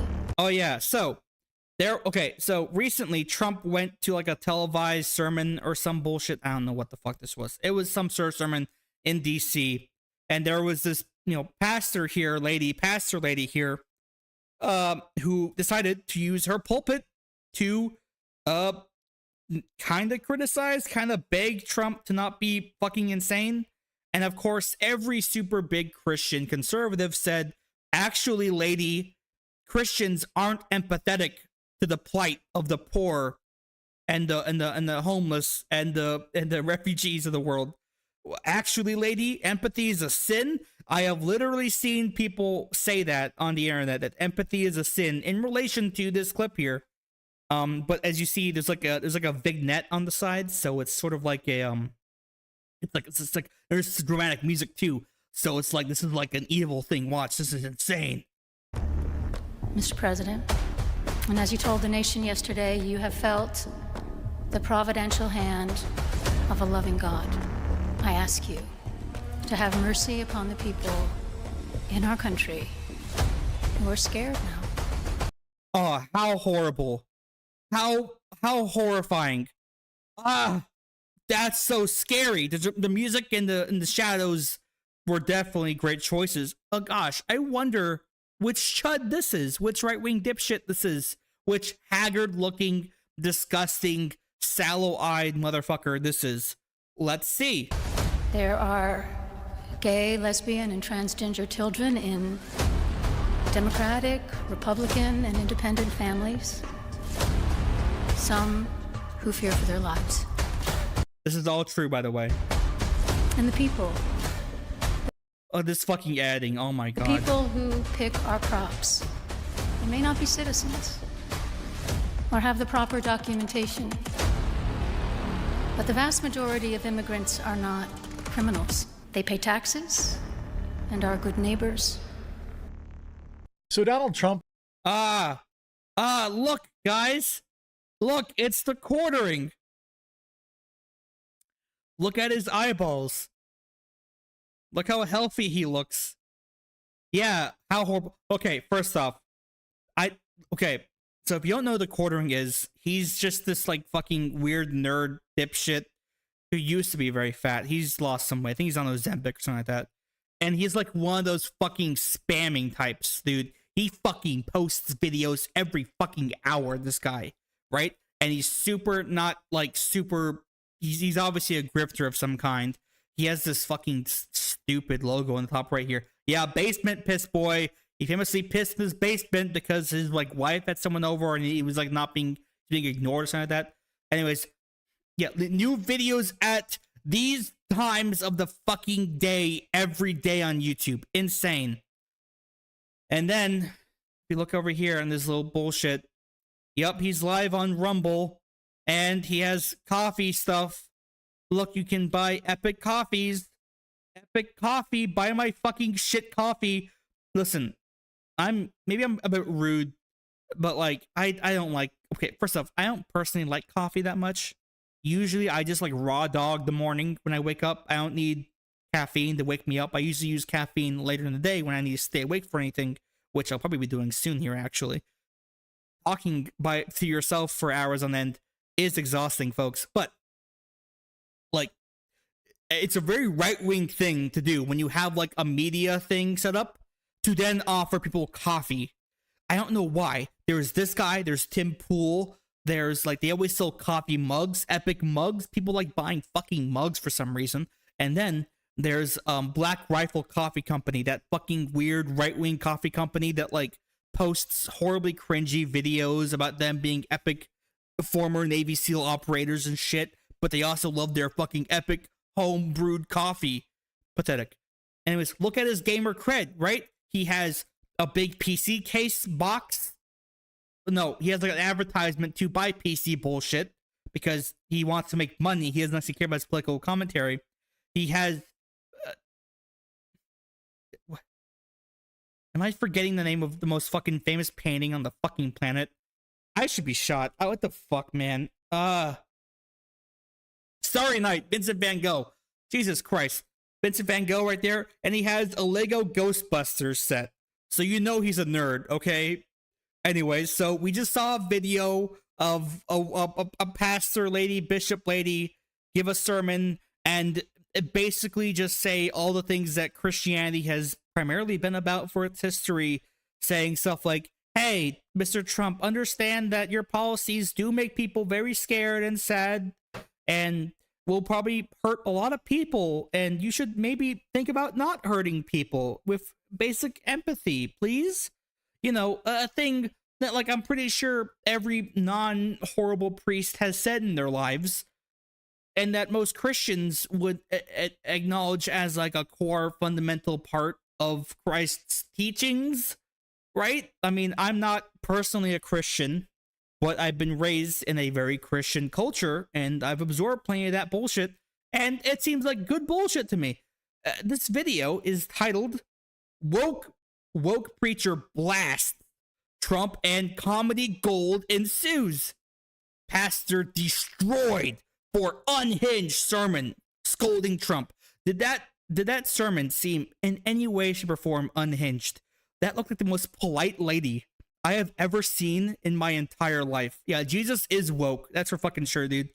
Yeah, listen, Chuddy. Okay, we believe in supply side Jesus now. That could be an idea for a stream. If we read Supply Side Jesus, that's a very good comic. Okay, explain to us, Quartering. Explain, tired-looking man. Attended church yesterday, and little did he know the pastor... my god, focus your fucking camera. Oh my fucking... What the fuck? Okay, listen, I don't use a camera, but I have a camera. I have a nice DSLR camera that I could theoretically use to show my face to people. I refuse to do that, but I understand how autofocus works, and I understand that, like, you should not be having your camera defocus like this is because you, like, moved your chair the slightest bit. Goddamn. Now his face is all fucking blurry and such. This is set to the highest quality, or 1080p premium bitrate. Would be woke. Oh my god. Now, this is definitely an issue with big mega churches. That's why, as Hey guys, mega churches.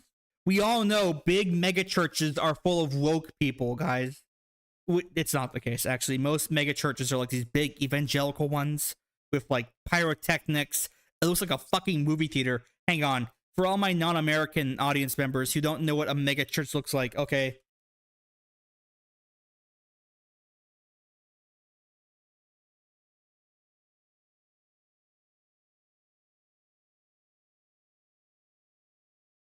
That image is so fucking small. This is a good image. Thank you, Wikipedia. That's a fucking big ass JPEG. Oof, I love it.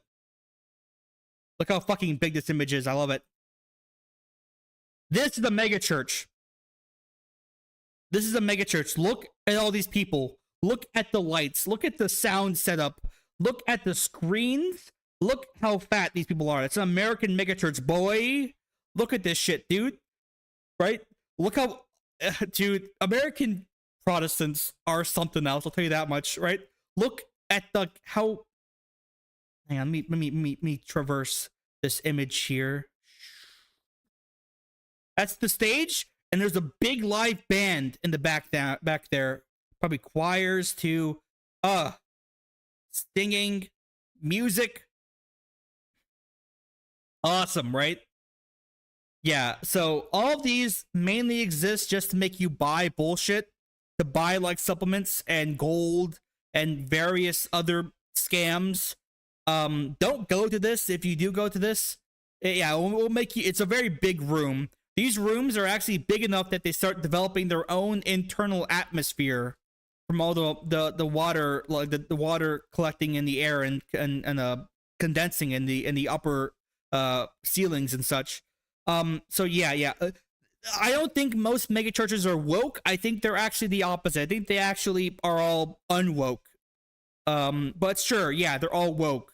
It's not even a mega church. It looks like a normal church. What the fuck?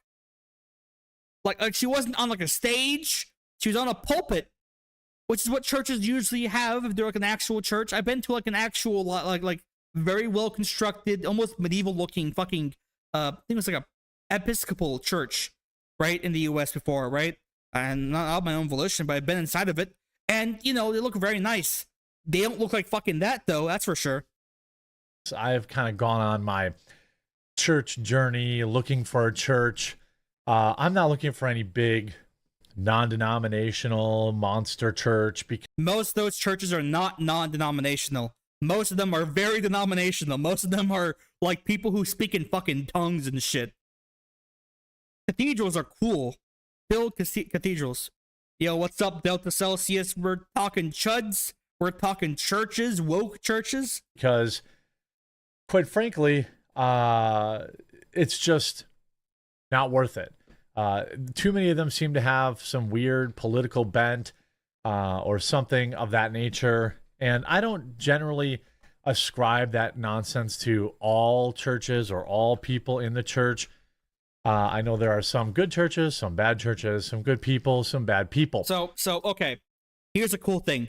In my opinion, that initial speech we saw at the beginning is not political. It's not political in the same way that like a pastor going up and saying we have to go bomb Iran is political, okay?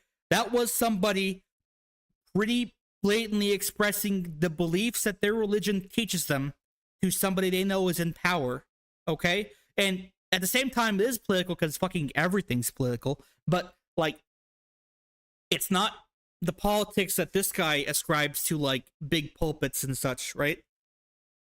Okay, keep going. But he accidentally attended a woke church yesterday, and it was comedy gold.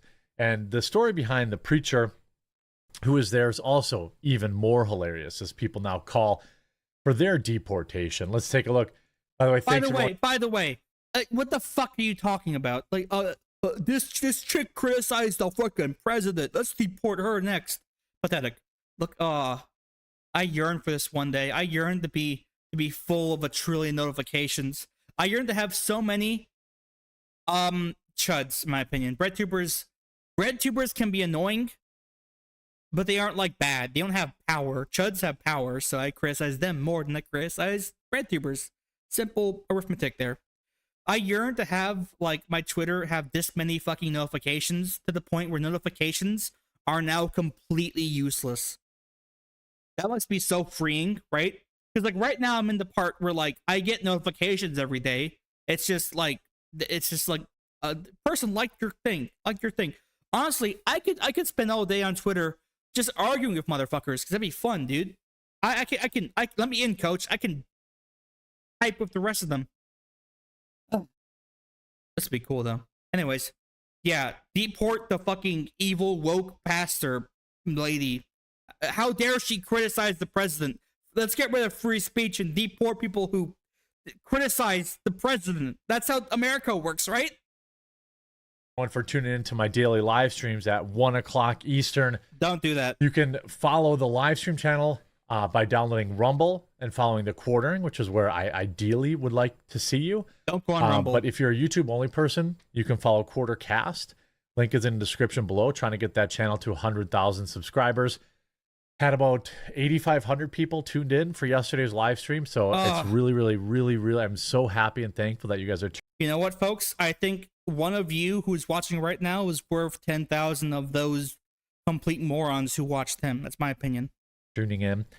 So please, if you can, download the Rumble app, follow the Quartercast. Now, I love Vance's reaction here. Not only is it comedy gold, but it's what we're all thinking. Here he is at this woke church. Go ahead.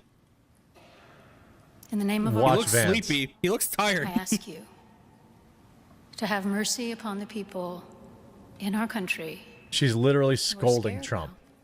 now. No, she is asking him to do. Oh my God. There are gay, lesbian, and transgender children in. No, there isn't. What are you talking about? Oh, I mean, I know he's like right wing. He has something. Listen. I don't have anything to say. Actually, it's just wrong. This is an interesting thing of like anti-LGBT, anti-trans nonsense, right? That the right obsesses about. Here's a truth bomb. Here's a truth nuke to anyone who's like really anti-LGBT. Okay, whether or not the government, you, or culture at large wants there to be gay or trans people, there will always be gay and trans people, right? That is a fact that will never change. They will exist. They have existed. They exist now. They'll exist in the future. You can't just get rid of it because that's something people develop over time, right? As they live, right? So you can't sit there and be like, that's fake. That's not true. They don't actually. They're not real. They're told to be that. They're made into that. It's just a fact of life. And that, you know, like many other things, Chuds, far-right people, they are constantly at war with the facts of life itself. So that's why they're super obsessed with it to like a ridiculous degree. Subway surfers, no. Wake up. Or put me in the background and play a video game yourself, but keep the video open, please. Goddamn. Anyways, keep going. There are no trans children. They're just whatever it is that you know. By the way, by children, the pastor probably means like teenagers, right? And when you're a teenager, I don't know, I was a teenager once. Maybe the quartering was never a teenager. Maybe it came out of his mom looking like that. It would not surprise me. If you're a teenager, you then start having like more of a gendered identity. It's not impossible to imagine that, right? And 100% there are motherfuckers when I was growing up, when he was growing up, when his dad was growing up, who would have been trans if it was socially acceptable to be trans, because at one point in time, you would have been like horribly attacked if you were trans or gay, right? Nowadays, it's not the case unless you live in like some shithole like Arkansas, right? Nowadays, you can be, so that's why there's more of them, right? It's like that whole left-handed, what's that graph of like left-handed people? Hang on. Rates of left-handedness over time.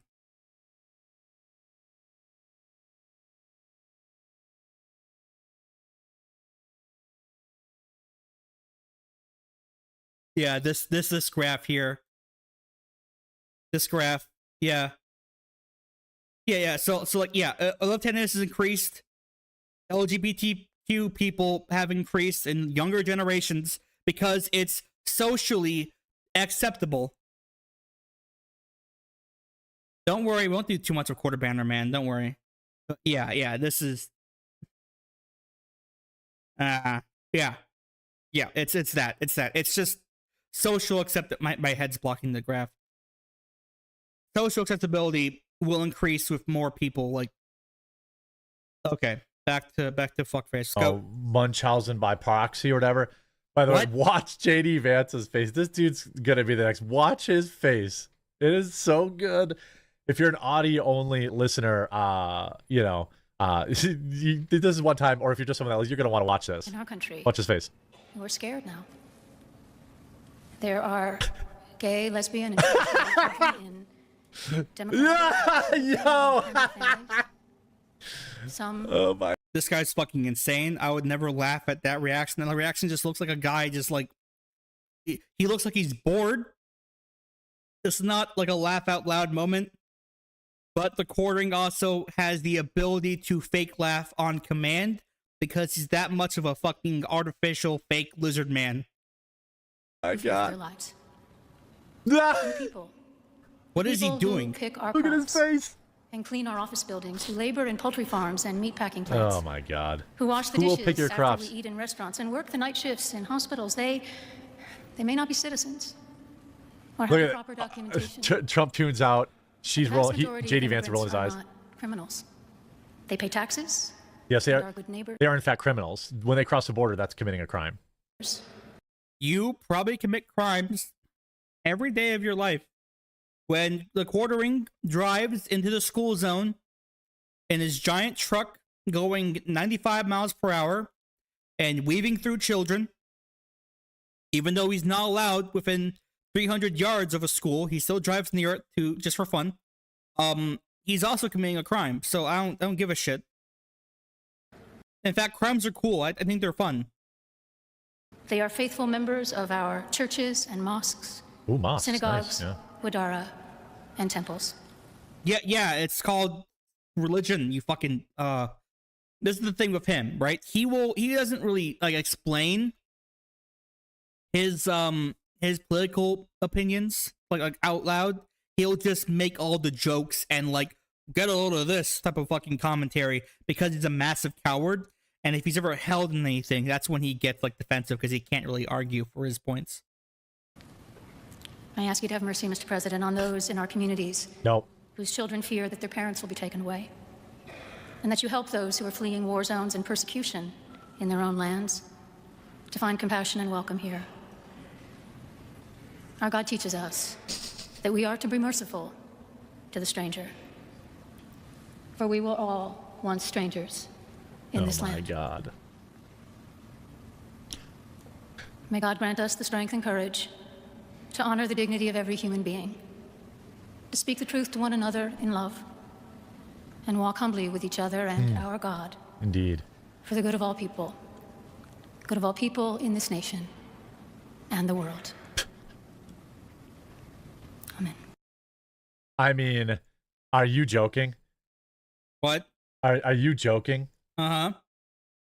Like, get out of here. Of course, Trump watches in disbelief as woke bishop scorns him about trans kids fearing for their lives. I don't really think. By the way, there was recently, I mean, it wasn't recent, but it was recent, like, okay, there was like a recent, like, hate crime in the UK where teenagers attacked a trans teenager with a fucking knife and hospitalized them. And this was like a year ago, but are now being sentenced to like years in prison, right? Like, as it turns out, yeah, they're kind of maybe not the most protected class in fucking society. I think that's a real thing. You know, I mean, it is so wild. Make this a bit faster. It actually. is It's absolutely really annoying. bonkers to me that this would be a real thing. Bishop Buddy, female, of course, directly. Well, female, of course, woke woman bishop.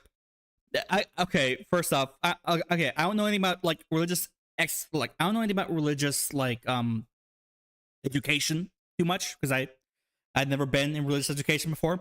But I imagine being a bishop requires like a lot of studying, a lot of intellectual debate, rigorous learning, right? Like an ordained fucking bishop takes a lot. Probably far more than what the fuck gets you this guy's job here, where you just laugh and go, whoa, okay, oh, whoa, on every fucking video he sees. Addressed Trump directly in a highly political speech from the pulpit during a traditional inaugural prayer service. She told Trump to have mercy. The liberal clergywoman then asked Trump to have mercy on illegal immigrants. She said, they pick our crops. I mean, why is it that that the left is always like this? The left is always like, slavery bad, but who will pick our cotton? Who will pick our cotton? I mean, are you... Hang on, where do you read that?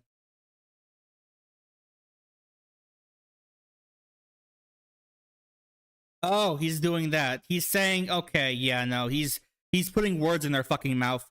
So, yes, as it turns out, illegal immigrants, migrant communities, do a lot in the United States agricultural work, right?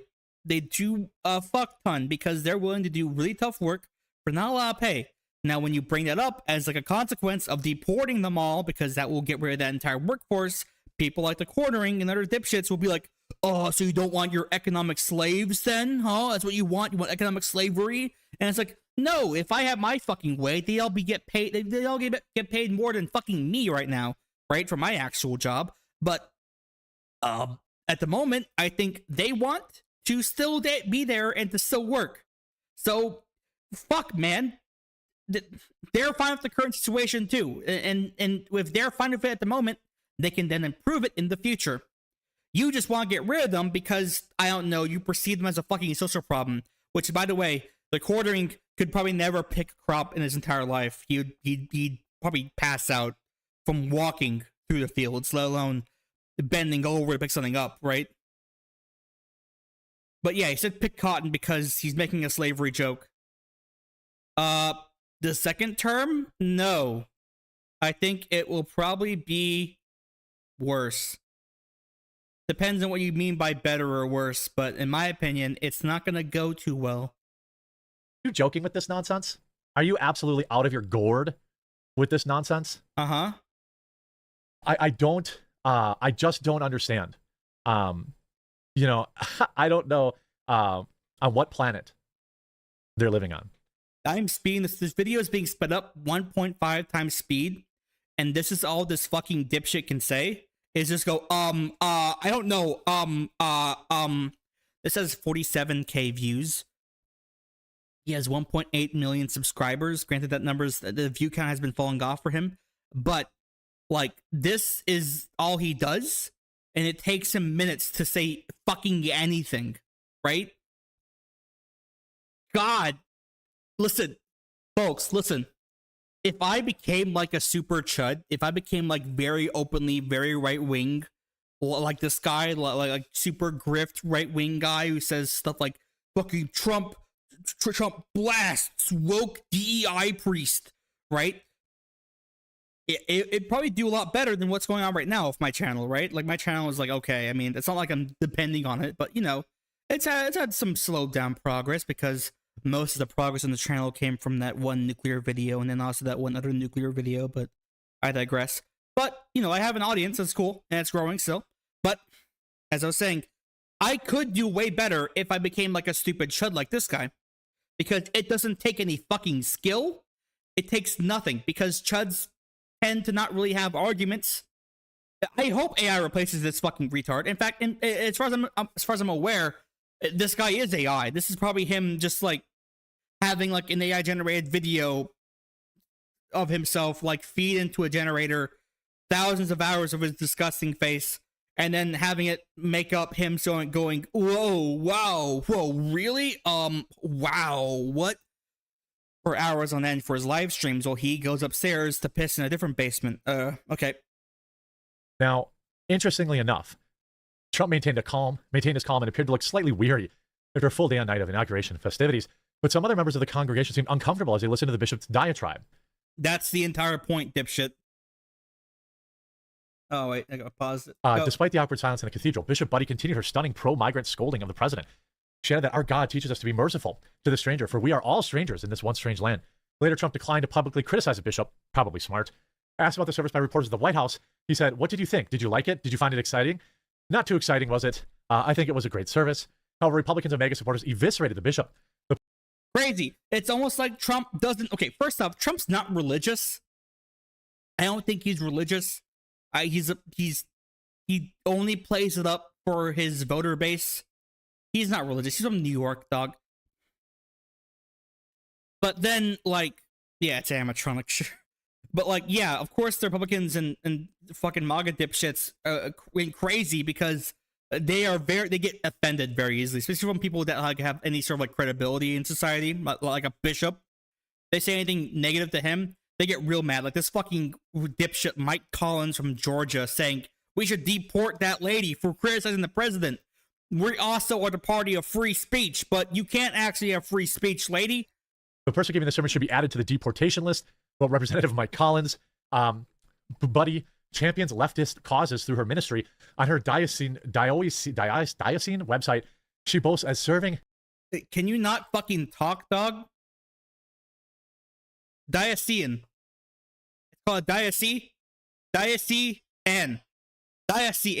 He's not fucking educate yourself. Oh, listen. Nope. Incorrect. Dablop, incorrect. I accept that the right of center agrees with me. That's fine. It's not impossible for them to agree with me or not, right? But my issue is that, like, if they agree with me based on my arguments, they could maybe agree with me on things they wouldn't necessarily think based on the same arguments or different arguments that I make with the same, brain. It's crazy. I'm fine with chuds. Fuck him. Go in. Come on. I don't ban chuds. I don't ban right-wing people. I don't censor your comments. I don't do anything. Go fucking nuts. Interact. Ask me things. I'll answer them right fucking now. I'm fun. I'll pay attention to you. It's good. Trust me. All right. Unless you're like being deliberately like moronic, in which case, like if you just like start like spamming slurs or some shit, like but I'm fine with you disagreeing with me and still watching me, right? Anyways, we were trying to cover chuds being pathetic, okay? This video's almost over. We just got past the point where he forgot how to read for a second here.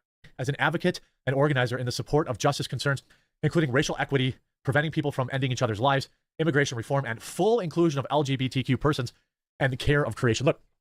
Okay, so let's go over these things from a Christian perspective, okay? Okay, so racial equity. Christian. Gun violence prevention. I don't think priests say we should have gun violence. Immigration reform. I mean, I think priests, I think like a priest would like try to work outside the fucking, if we're going to work on separation of church and state, then maybe the church can advocate for things that are not really state concerns, like people migrating through the state, LGBTQ persons. That's just called not being an asshole, and I don't think priests should make a living being assholes usually, unless they're like, stereotypical staunch Catholic priests and the ones from like movies and shit, which not a lot of them aren't. And then care of creation, which I don't know what the fuck that is, right? Like I bet that lady probably is not like as pro-choice as like your average liberal is, but I don't have any issues with LGBTQ people. He does, guys. He doesn't. He doesn't. Find it curious that the church seems to want to ignore their own. This is the problem with the modern church is getting woke. Guys, church is getting woke. Like this is the huge problem. That the church is woke, and this is why I don't attend these. What the fuck is he? Okay, speeding this up is really funny because he says, this is why I have a problem with the church is woke. Like, this is why, church is woke, and this is why I don't attend these. God damn it. Big churches. It's nonsense. It's not even that big of a, it's like a big church, but it's not like a mega church, motherfucker. The liberal activist bishop who told Trump to show mercy to LGBT kids says she called out the president because it was her responsibility to counter all she ran. Yeah, it's usually their responsibility. Yes, it's kind of like when Jesus said to like stop being fucking assholes like to the moneylenders and shit. Man, I don't know. Right to CNN.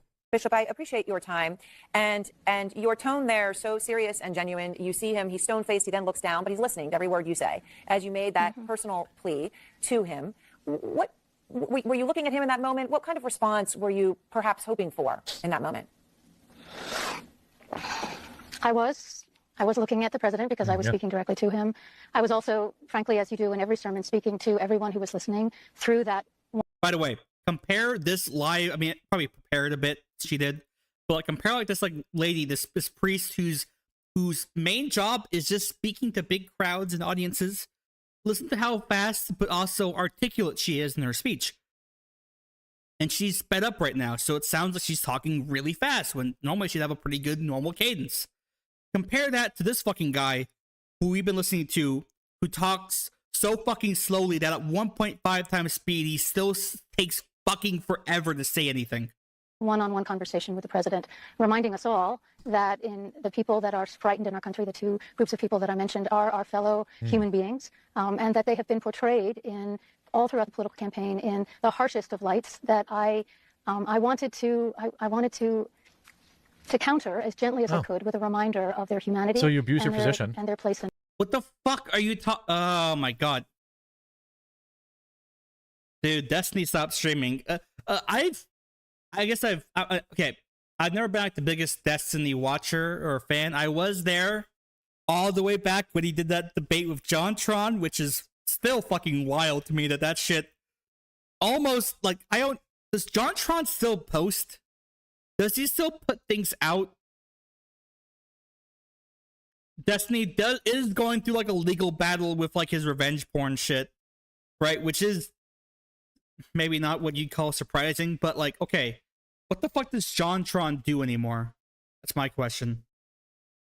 He still posts, and he's still popular, so I guess that debate didn't do much, but I was there when that happened, and as of recently, Destiny has done two big things with two boys I do like, namely Nick Mullen and Adam Friedland of Cumtown fame, and those are really funny. And unironically, Adam Friedland like smoked Destiny in terms of like looking like a more put together smart adult on his show. I don't know. I don't think he makes the same numbers, but he still gets like I looked at a video of his just now. It was like 13 days ago. 2.1 million views. Guy still makes money doing videos. It's just I haven't seen anything since that whole Destiny debate thing, and I don't want to because I don't think he's like I'm just not comfortable anymore doing that. At the most, I will watch like, dude. Oh my god, this is some like ancient shit. Trust me. So you know that old channel Game Grumps, right? I mean, you probably have seen some of those videos. Like it's like a Let's Play channel with like two funny boys on it. Well, originally the hosts were Ego Raptor and JonTron, right? Those are the two original hosts, right? And one of the most famous playthroughs was them playing through Sonic 06. If you don't know, Sonic 06 is a Sonic the Hedgehog video game from like the Xbox 360 era that was so fucking bad that it's infamous as like a horrible franchise game, right? Like it's just everything about it sucked. It has like this like these like shitty Final Fantasy wannabe graphics. Everything in it looks like crap. But like second episode of that playthrough, JonTron just starts blasting M-bombs. And I'm not kidding.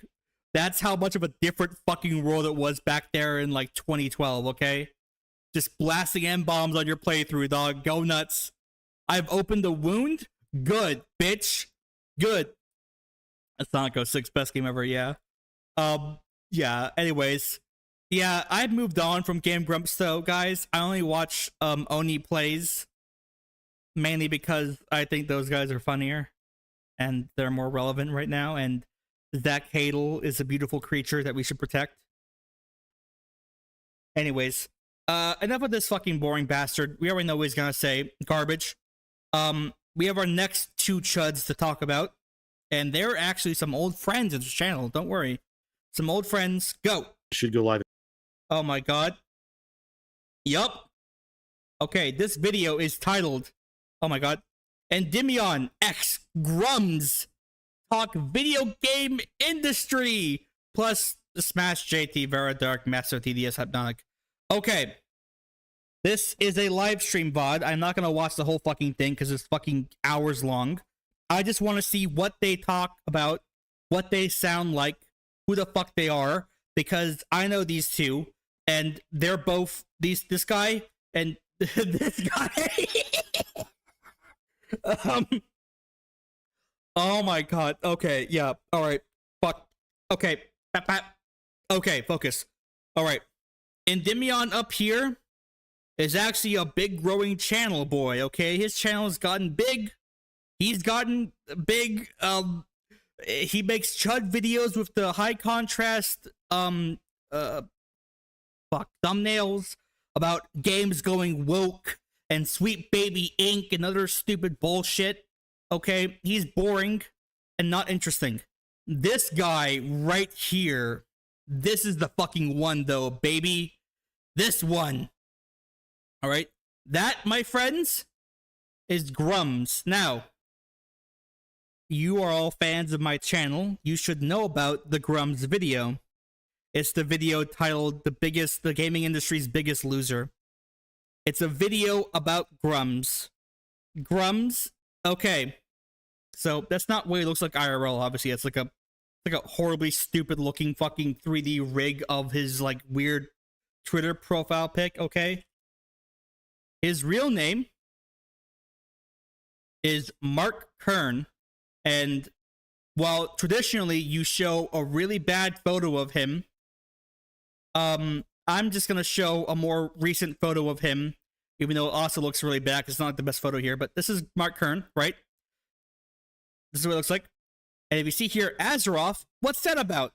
He worked with Blizzard in the late 90s and early 2000s. He was actually pretty big in their creation of games like StarCraft 1 and Diablo 2. Don't you worry, Moho. Don't you fucking worry. I'm gonna do a brief version of my Grums video here, right?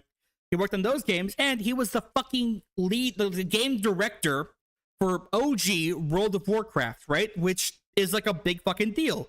He was big in the video game industry back then, because like back then Blizzard was like fucking huge. I mean, I know they're kind of big now, but like this bitch went from that. He then made his own. He like left Blizzard to make his own company with like other former Blizzard devs, and they're gonna make this game Firefall. And it was probably the most mismanaged fucking game production I have ever read about. Everyone who worked for him when he was like in charge hated him. He was like, there's like so many bad Glassdoor reviews of that company, Red 5 Studios, that like, it's funny to read them, and they're in my video too. And famously, he had spent like tons of the money on like random vanity projects for his game, like the that's a very small image. Google, I'm gonna fucking have a conniption, please. Like the Gamer Firefall bus sitting outside of E3 that barely worked for like a week and cost them $3 million. And inside the bus are like gaming consoles. So you can play this horrible, shitty third-person FPS that you obviously don't know about because it never fucking took off. So he got fired or kicked out of this fucking company, by the way, by the board of directors, which is really fucking funny because he originally made the goddamn company. He has since then made absolutely fucking nothing. At the moment, he has a Kickstarter fucking Patreon project game called Ember. That's on his little shirt there. You probably can't read it because it's small. And Ember is most probably just like a scam. It's a scam. It's not. It's literally fucking nothing. It's just like, okay, there's like, hang on. I don't think I had this in my video either, but like, game footage leak. There's like a million videos about this guy, by the way. It's not, oh my god. It's not like a new topic. There was actually quite recently a very good video about him from Sean. He may disagree with Sean's politics, but that video itself is very, very good, trust me, where it goes into detail about his shenanigans involving various gamer protests. I miss E3 too. I don't like the stupid industry shit where like they just spread big game announcements all over the fucking year at their own little expos. They're all lame. I like E3 because it's like, oh my god, we're gonna have 9 trillion CGI trailers this week. Huzzah! Right? That was cool when I was like fucking 13, but you know, now it's dead, but whatever. Anyways, I just want to show some of this fucking, oh my god. This is the game Grums is working on. This is the game. If you don't believe me, take a look at my previous videos. Look at this. Look at this fucking Unreal Engine 3 looking ass fucking game, dude. He went from World of Warcraft to this. Oh my god. Anyways, yeah. That's what he does. And there's a million YouTube videos making fun of the guy. He's a big he's essentially a lol cow at this fucking point because he's like a whole like gamers have gone woke. Sweet Baby Inc. controls the industry type bullshit. Anyways, let's just I'm not gonna stick in this video too long. I just want to see what these two talk about. Because like, by the way, Mark Kern here, if you've followed the plot so far from like Blizzard, he's like 50 years old. He's like an old man. He's like Elon Musk age, right? And he gets into arguments online about how sexy video game women should be and shit. Let's just see what they talk about. I don't know. Immediately. Okay, we should be live right now. There we go. Welcome everybody. It's Endymion. I'm here with Smash JT and Grumps. We're going to be talking about Grumps. Oh, is this still on 1.5? Yeah, let's get down to let's do 1.25 because these guys, unlike the quartering, know how to speak properly. shit, my fucking stream is echoing for me. Okay, we're good now. There we go. Can everybody hear us? We're good? You sound good to me. Yeah. Okay, good. How was doing good. This is a week where the world is not crashing down on me, and I'm relieved. Yeah, just give it a minute, Mark. I'm sure you two are taking all the heat. Dude, I took so much goddamn heat today, or like crazy what the amounts. Fuck like, is this setup? Did this fucking bitch get like the most like basic yee ass like what's that Streamlabs fucking setup for his live streams, dude? This shit sucks, man. Here, just go. Screen. So this is right here. Let me show you this right. This is the. Let me move ourselves to the side here. This is the diversity charter right here. So oh no, this is a diversity charter. I'm so scared. I'm gonna fucking piss myself. What CD Projekt Red. Well, let me just get the little icon out of Grums' face there because Grums is we'll show us first. So Biolanti gifted 50. Thank you very much. Jesus fucking Christ. This setup sucks. Just don't put them on the fucking screen. Oh, or have like be like a little box here or something. Like, listen, my setup is ghetto as fuck. But I'm also like a small dude. I'm just one guy. My YouTube is not my job right now. I imagine if it was my fucking job, I would spend more than six minutes figuring out how to set up a live stream and have like the chat and like a box somewhere and like me here and then the thing here or whatever the fuck. These guys didn't figure that shit out. Look at them, and they make bank on their fucking channel. Trust me. Is that another bounty on my head? Literally? Yeah. Literally. Thank you very much. I don't know. Grums is like a giant victim complex too. He thinks like people are out to get him or something. He is such a victim when he's just like made fun of constantly, and so interprets that to be like people out to gun for him or something. Oh, Grums, I feel like you've built for more than that. And before any of you say it, no, Grums was not part of Blizzard, Activision Blizzard, when the horrible sex bullshit, breast milk bullshit, dead women, sexual harassment stuff happened, which was like way later, by the way. It would be funny, and people say this a lot, but I don't think it's the case. Not to say that Grums has never been like a sexist dipshit at his job, because he probably has been, but like, he hasn't been part of that, and we have to be accurate here, so he was never part of that, so don't be saying that shit. I've seen it before. That whole Blizzard breast milk nonsense was like way later, and that was more like the Activision side than the Blizzard side, as far as I'm aware. Yeah. Yeah, my bad. Like that's the reason why. That's why they changed the name of that fucking Overwatch character, McCree, right? Remember McCree from Overwatch? He was named after one of the guys who left the company for all the horrible sexual harassment and stealing of the breast milk from women workers, right? That's why they changed his name to Cole Cassidy. It's just so fucking embarrassing. What a fucking shitty company. Thank goodness I only play one of their games, and even then, very rarely. I don't play fucking Diablo. I don't play StarCraft. I don't play World of Warcraft. And I sure as fuck don't play Overwatch. I should probably fix this so Grumps' face doesn't get covered by people. Yep. This is signed by CD Projekt Red. And How as you can awful. see here, it basically tells you that they are bound by law, if you will, to hire people now in CD Projekt Red that meet the diversity quotas, if you will. Bound by law. It's a company policy. No one, the government did not say at gunpoint, you will now do this. Let's read this. Diversity Charter. Oh, wait. This is like a EU or a Poland thing? Okay, sorry. Maybe I'm wrong here. It's a charter. What the fuck even is this?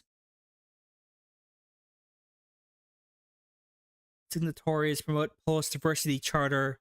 Okay, it's a Polish diversity charter. By the way, Poland is not like a woke country. Like, isn't Poland like super far right, or like they're super like Catholic right wing kind of? Like, this is all just like random company bullshit. Like okay, remain in contact with coordinator, promote Polish diversity charter in all matters related to what the fuck sentence structure is this? Diversity charter, the responsible business forum, in all matters related to diversity charter. Is this like Google translated? I can't read this shit. Fill out annual evaluation questionnaire on policies of equal treatment and diversity management. Share their best practices in regard to the policies of equal treatment and diversity management. This is again, fucking these bastards. Yeah, I'm again. Also, Poland's like a first world country, so it's also full of non-Catholic right-wing people, obviously. I don't know anymore, man. This is such a nothing burger. Holy shit. CD Projekt Red went woke. Have you played The Witcher 3? Have you played Cyberpunk 2077? They are pretty obviously fucking progressive as a company because they make progressive games. I understand that when you played The Witcher 3, it was before like your brain developed and you didn't think politics was a thing and you were very Reddit. So you thought that like, since Reddit thought that game was God's gift to video games, you also thought it was, and there's nothing about it that's woke whatsoever, even though there's lots about it that's woke. And now you're like angry because afterwards, like because one guy in the fucking company said like, I dislike neo-Nazis, and you overreact to it. Oh my god. Oh yeah, go ahead. By the way, I have been actually recently reading or listening to audiobooks wise. Okay. I know how to read. But I also, when I'm working and driving and such, I do audiobooks because it's just more effective. Because if I work for 12 hours a fucking day at my job, it's better. The time goes faster if something in my ear with reading a book, right? So I've been listening to the Witcher audiobook, the first one, The Last Wish. It's very good. Now I have seen the TV series, so I understand like the general plot of like the early Witcher stuff. But it's still really fucking good. I recommend it. And ironically enough, while women do tend to very easily swoon over the main character, it's very obviously a progressive book that tries to undermine the weird, reactionary, and stupid nature of fairy tales, because, like, quite literally, half the stories in The Last Wish are just, what if this fairy tale was, like, effed up and different? And it's great. So when he says, like, oh, DEI is not a thing, blah, blah, blah, blah, that's a lie. Like it says here, right? The charter is both international and local, right? It's just, there, like, it's so easy to prove you wrong because on your own website, you have this stuff. I'm sorry, I love these Polish names. I'm sorry, I love Polish names because they have so many syllables here. That's fantastic, Hot Dog Imp. I hope they stabilize. I know I know Poland's actually genuinely probably threatened by Russia right now, which sucks. Yeah, we got Grupa Orbis, Grupa Zwick,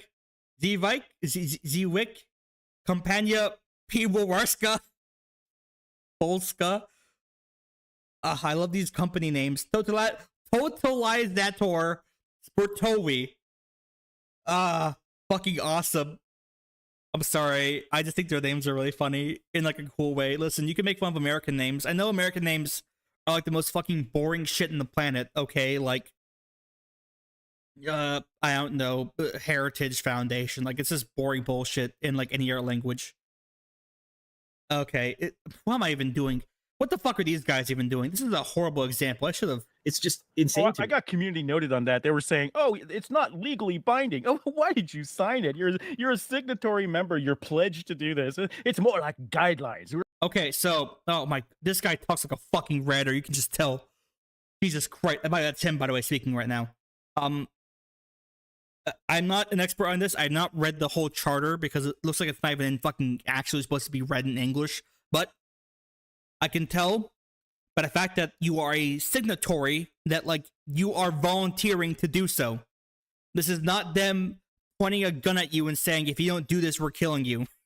This is them saying, do you want to sign this thing? And they say, well, we're a big international company. Sure. That's it. I mean, I don't know what the fuck these motherfuckers cry about everything. Like, it says, if it says diversity, they cry about it.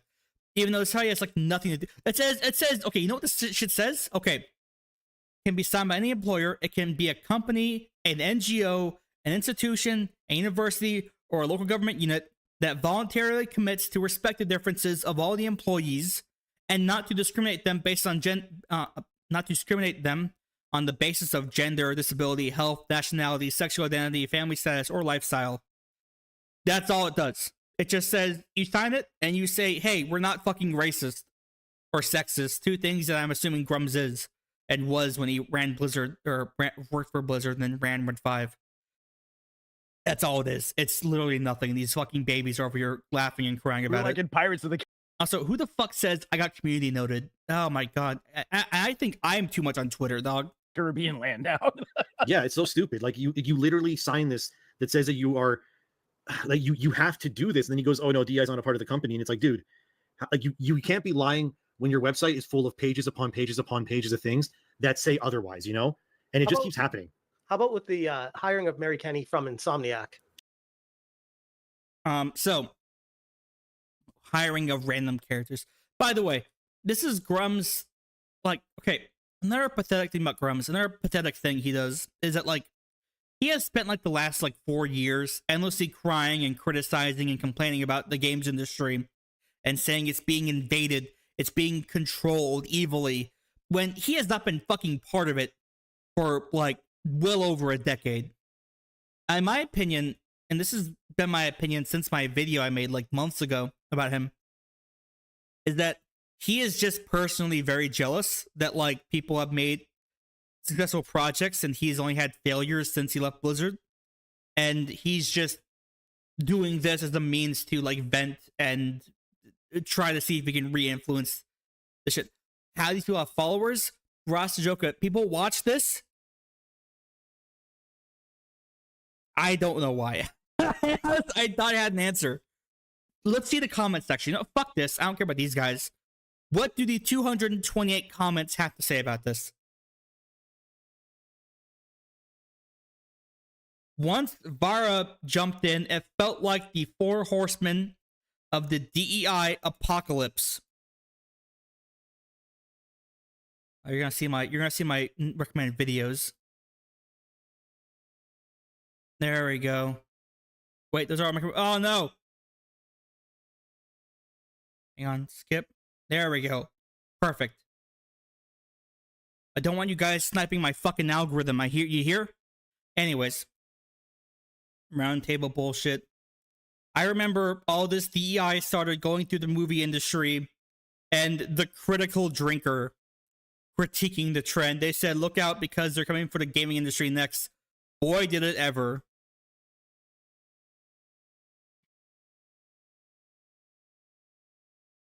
censored games. I think I'm gonna be aping this a bit, but Sean, again, his video is very good. I think he probably explained it best when he said that, like, people who are angry about, like, woke video games, women in video games not being sexy, or any of that stuff, they don't actually care about the video games themselves, and they say as much, actually, if you ask them, you know, the right questions. They just care about, like, the cultural, like, conforming to their standards and their wants, right? They don't actually engage with the on-the-ground functionality of the industry or how the actual consumers, you know, treat and talk about the products themselves. They just care about if it's pandering to them or not, because they incorrectly perceive this industry as at one point in time pandering to them, right? What's up, MSDST? Yeah, do your homework. Do your English homework. It's important. Do your homework. Anyways, that's enough of this fucking video. Trust me, it's boring. I still have, oh my god, I still have 3 more chuds, folks. But we can maybe just go through them a bit faster. I don't know. They're pretty self-explanatory. But I want to talk about one of the elder chuds, okay? I want to talk about one of the chuds. This is the thing, Moho. This is the thing. This is the interesting thing, right? Right? People don't actually mind sexed up video game characters, right? Like, the video game community, people who play video games, gamers, modern day gamers, including the woke gamers, including hashtag dark woke gamers, don't actually care if characters are sexed up. All of this is just bullshit from, like, the 2014 Anita Sarkeesian videos that have broken these guys' fucking brains. Meanwhile, right now, you ask some gay person, hey, are video game characters too sexed up? They're gonna say no. If not, they might say, well, I want the men to be equally as sexed up, right? For example, everyone loves that new Marvel Rivals video game, and if you've seen gameplay footage of that, all the women and all the female characters in that game are fucking bimbos of various varieties, right? And no one's crying about that. Fortnites have Gooner bait, and no one cries about that.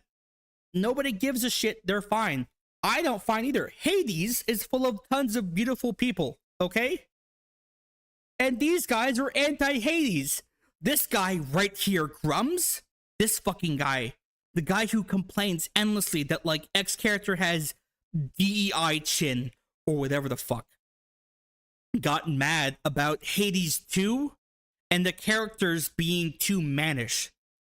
Specifically the character in that game, Aphrodite, who, by the way, Aphrodite in that game is essentially naked and gorgeous, and he's mad about that. That's how straight this man is, okay?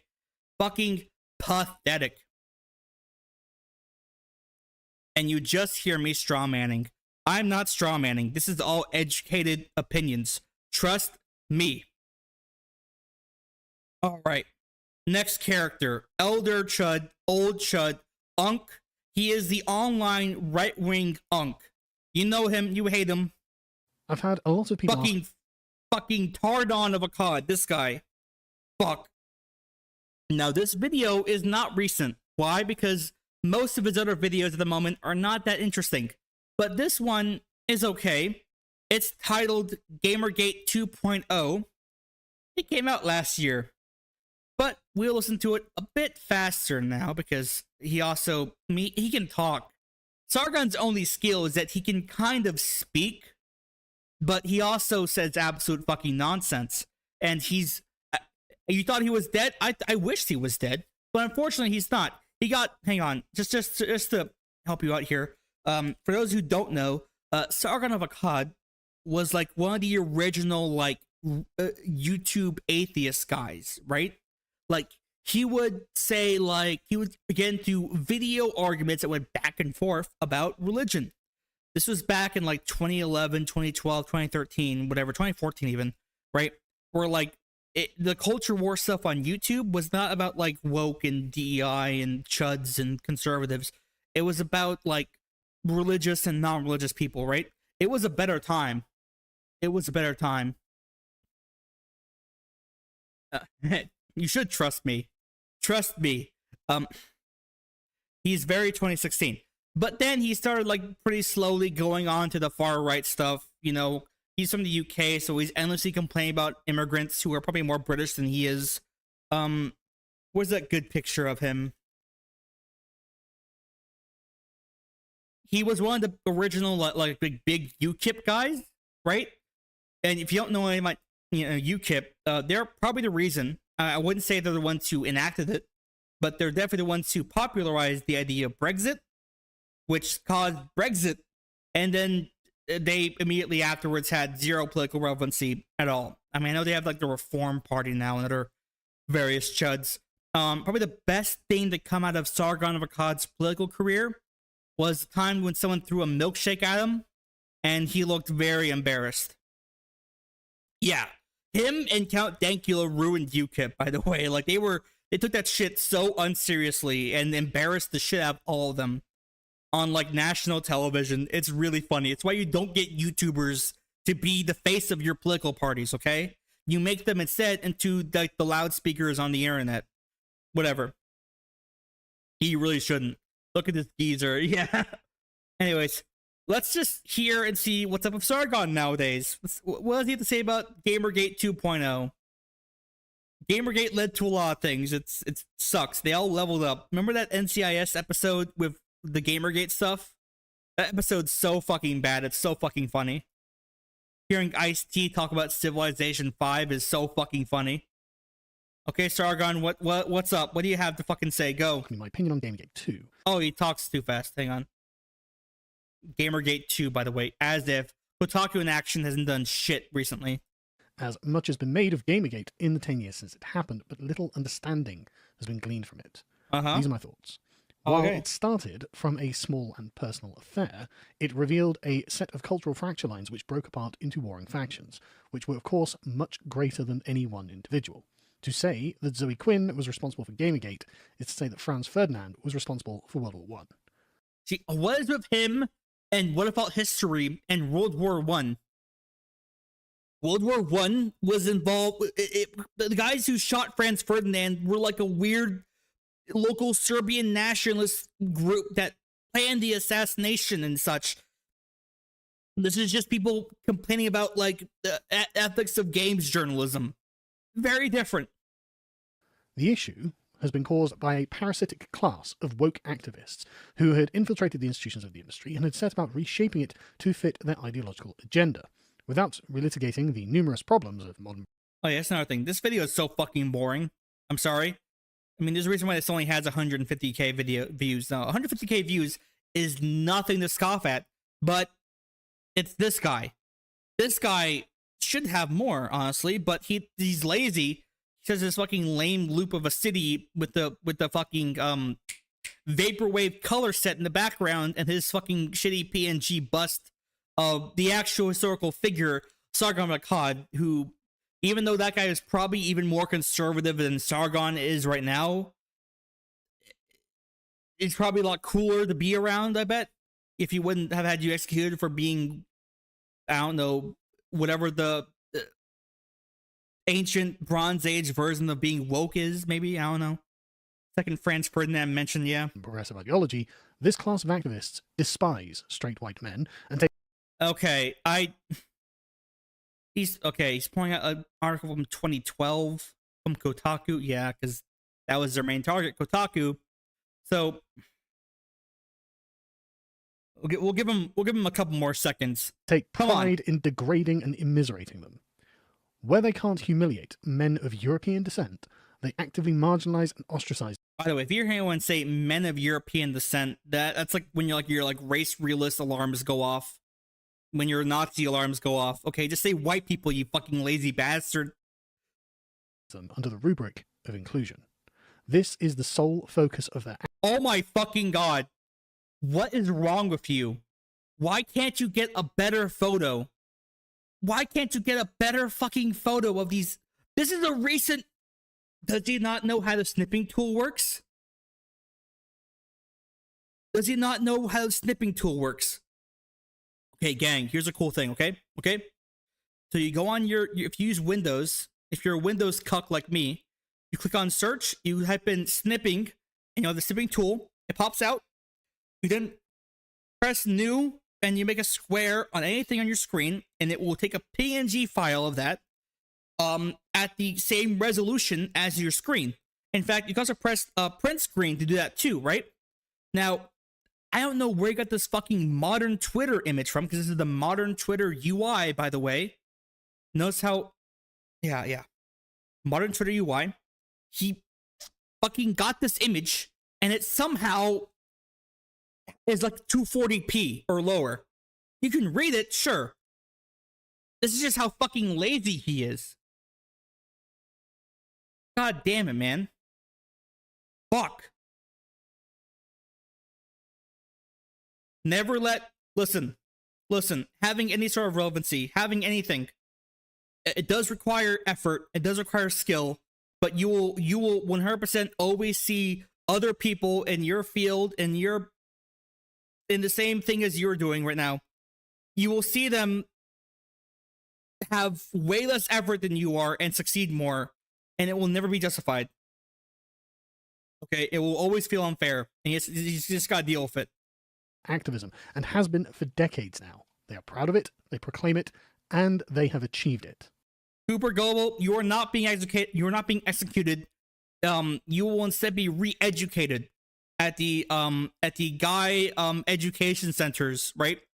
You will be collected at your current domicile. We will set them up inside like various sports stadiums with like barbed wire to protect you. Okay, the barbed wire is not to keep you in, it's to keep bad people from out, right?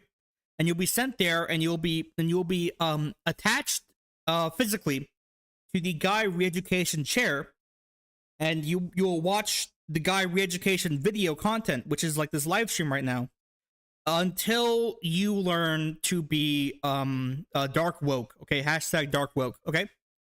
This is, of course, a form of racism and sexism. Most people are not in favor of racial or sexual discrimination when it is carried out with this kind of malignant attitude. People will happily consent to having gender-segregated bathrooms or accurate racial representation in movies because those things are done for the good of the subject itself. Sure. Anyways, okay, long story short, Sargon has not changed. He's the exact same. He's actually, even if anything else, he's lazier. He sucks and will die in obscurity alone. Okay, next video. This guy, ooh, fuck. This guy, oh my god, this guy fucking baffles my fucking mind. And I don't know what it is, okay? I don't know why, but this guy's fucking insane. In 19... Okay. Any of you familiar with a boy named Zoomer Historian? Any of you guys familiar with him? Because this guy is fucking crazy. Alright. This boy. Go away. Zoomer Historian. First off, Wojak profile pic, death. Okay. German World War II map, death.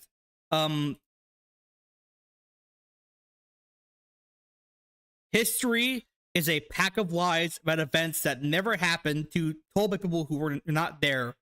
Non-political lies. Mostly covering World War II history. World War II history. He is not schizophrenic, Moho. This is the thing. It'd be funny if Zoomer Historian was insane. He's not. He is actually, honest to God, a very smart actor in his field. Why? Well, again, having like a pith helmet Wojak probably doesn't help. But just look at his most popular videos. The National Socialist Book Burnings, 1933. The Truth. The Complete History of the SS. The Nazis' blue-eye, blonde hair myth. The Hitler wanted to conquer the world myth. The Complete History of the Nuremberg Trials, the Lebensraum myth, which is what we're going to be looking at. Do British veterans regret fighting in World War II? some World War II history stuff, special history stuff. Latvian Legion, Latvian SS history. Who gives a fuck? World War II was not worth fighting, which honestly might be a better video to cover than the one I've got right now. But you know what? Maybe we might cover that. Actually, that might be better. Hitler's peace offers. The insane U.S. genocide plan against German civilians. How Germany went from poverty to prosperity in 1936. Though we'd all be speaking German myth, Germany could not win World War II. U.S. provoked Germany into war. Kristallnacht history.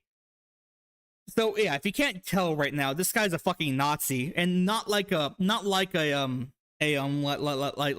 red-haired SJW pointing at like a guy who voted Trump saying you're a neo-Nazi.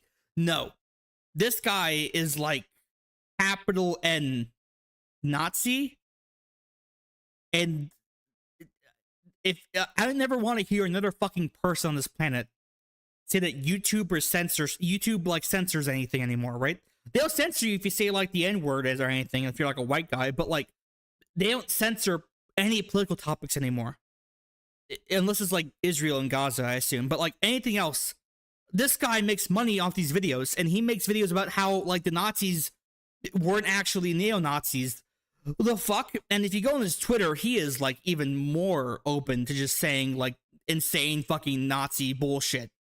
And he is like some like thin-wristed, thin-blooded fucking British guy who weighs like 90 pounds soaking fucking wet. Anyways, I was gonna watch the Lebensraum myth, which is fucking crazy because if you've read Mein Kampf, it's very explicit that Hitler said, I need to conquer more land so Germans can fuck more and make more Germans, which is what Lebensraum is. But you know what? We might watch this one first. It is older than the Lebensraum myth video, which is a bit of a factor, but this one's more spicy. Imagine making a fucking YouTube video titled World War II was not worth fighting. You know, after the fucking bullet holocaust started. Okay, tell me, man, tell me. Let me zoom out a bit, actually. This shit's... There we go. What you got? What you got? Whenever a nation goes to war, you need to justify it to your people from beginning to end, and also afterwards. Whenever a nation goes to war, you need to justify it from beginning to end, and also afterwards to justify it. That's what it sounds like, by the way. And yes, these videos get views. This is 145k, and if you look at the comment section afterwards, trust me, but this shit's fucking insane. Otherwise, it would appear your countrymen died for no reason.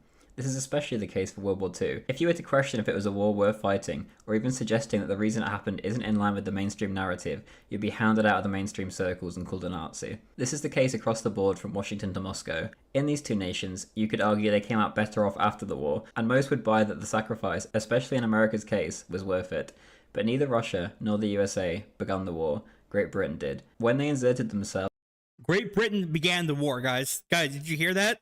The UK started World War II. It wasn't Germany. Look at this fucking map he's got, by the way. This is fucking funny. Look at the annexed territories of Czechoslovakia. Well, not Slovakia, but like Bohemia and Austria. 1933. Gee, that's crazy, man. Crazy. To the German-Polish Danzig negotiations, any war that broke out would now no longer be a contained conflict. It would be a world war. In the UK, we're taught that this was the good war. We had no choice but to involve ourselves. Some of the most famous historians even claim that we destroyed ourselves to stop the evil empires of Germany and Japan, and that this was a good thing. In rare cases, it's even claimed that we had to fight to stop the Holocaust, which holds no basis. Look at what the fuck is this amateur hour bullshit? This is the same thing What About His does. These morons, they make a video and they're editing it, and then they go, oh wait, what I said doesn't make any fucking sense or sounds bad. Let me just put a fucking black frame of text over it with like more than just a couple words, which is the most you can put into an asterisk fucking thing on your video, by the way, and then try to use that as like a scapegoat whenever anyone confronts me on it. Because I explain it in the video. If you read this one frame, actually I'm changing it. So yeah, he's saying that like, oh, they didn't set the war to fight the Holocaust. I don't think it's a myth to understand that the Allies in World War II, before fucking discovering the human slaughter camps out in East Germany and Poland, were already hypercritical of Germany and Japan for their like insane fascism, right? Like that was already a thing people didn't like, right? This guy's acting like there wasn't any decent reason for a country like the United Kingdom or the United States to dislike Germany and Japan when there actually were tons, and it's well recorded. First off, Japan already was like doing well publicized atrocities, right? Like Nanking fucking sealed their fate in terms of their relations with the US, right? Now the US did not withhold oil from Japan just because of Nanking. They withheld it because they understand that like Japan was like eyeing up the Philippines and doing shit in Vietnam. But like by Nanking, which had tons of international press about it, most of the free world, the Western world, had already like decided that Japan's just a fucking autocratic nightmare state that we're gonna have to deal with at one point or another in terms of like a military conflict. Because there was like, does he have a bibliography? The answer is no. The answer is no, which you can say instantly disqualifies anything he says about history. And at the same time, do I cite all my sources? No, but I also mainly argue and don't try to repeat facts in the same way. I also don't call myself a fucking historian either. I never, ever in my videos said I am accredited. I never said I am a economist, a statistician, an engineer, or a historian. I think that's enough to say that, like, okay, you're just going to hear me say political pundit stuff. This guy calls himself a fucking historian, and a Zoomer historian at that. He doesn't add to anything. That's real bad. In fact, at the end of the day, this is all cope. The Second World War cost Great Britain everything it had. It's all cope. It's all cope. The Second World War cost Great Britain everything it had. That's his angle. That's his Chud angle, okay? His angle is that World War II cost Britain its empire, so that's why we actually never should have fought it, and we should have just let Nazi Germany just do whatever it wants in continental Europe, right? Go ahead, invade France, invade Poland, invade Greece, invade, I mean, not Italy, but probably later on, invade Norway, go nuts. When the UK at that point in time had tons of relations with all those countries and would probably have intervened in any of those conflicts even before Germany had invaded Czechoslovakia. We didn't do this as some courageous act to save the world. We did it because we were led by headless chickens, panicking their way through diplomacy, like Chamberlain, and warmongers who just wanted to get headlong into a fight, no matter the cost, like Churchill. Well, it's crazy how you criticize Chamberlain when Chamberlain was the guy who said, like, we shouldn't have gotten involved in World War II. When you are going to send your nation to war, and risk the lives of your armed forces, and especially your citizens, you need to consider the risks. Much like a gambler or a trader in the stock market, you need to assess the fact that before you dive headlong into what you're planning on doing, there are risks. Are those risks worth it? What do you have to gain? Before we dive in, I'd just like to mention that I've put my Telegram, which has become pretty active, down below. Who the fuck uses Telegram? I don't use Telegram. I mean, it might be an American thing not use Telegram, but Telegram, either you go there because you don't speak English, or you go there because you're like a neo-Nazi and they don't censor anything. It's probably the latter for him. I've created a Patreon and put that in the description if that's of interest to you. Anything helps, and it will help me work towards being able to make more and better quality videos. And eventually, I'd like to focus... Are these all Germans of cats? Oh my god. ...purely on making these videos as opposed to my other jobs. But for now, this will help me afford the books required to make this kind of content, and get the 2 or 3 videos will be... To help me afford the books required that I use... Oh my fucking god. I'm sorry, buddy. I know you're probably like 20 in the UK. I know your name is Zoomer Historian, okay? But you do not get to fucking post a picture of a cat sitting in a Nazi SS helmet and be like, hey guys, so I have a Telegram, and if you support me on there, I can buy more books to not annotate in my videos. Fuck you. I currently do out for you on time. Even the $2 tier on Patreon helps. This question was not the thought process in Parliament in 1939 when we threw ourselves into war. There was nothing to gain. Eastern Europe was not our sphere of influence. Okay. I know, poor fucking cat. Okay, this is a really cool way that like some dipshits, especially like Nazis, think about warfare, is that like, what is there to gain about fighting for other countries? You should fight only for your own national interest and conquest. It's like, buddy, the UK has been doing that since forever, and the fighting they do is not necessarily for like material interest. It's for international political interests, right? Do you make a fucking video criticizing the UK for doing the Crimean War because they didn't want Turkey getting invaded by Russia? That war had no material benefit to the UK. They lost tons of fucking people and materiel, and they still did it, and it probably was a good thing. Same for fucking World War II. Oh my fucking god. Anyways, that's enough of this guy, honestly. Okay. Just gonna say, YouTube just has like an open fucking neo-Nazi on their website. That's awesome. If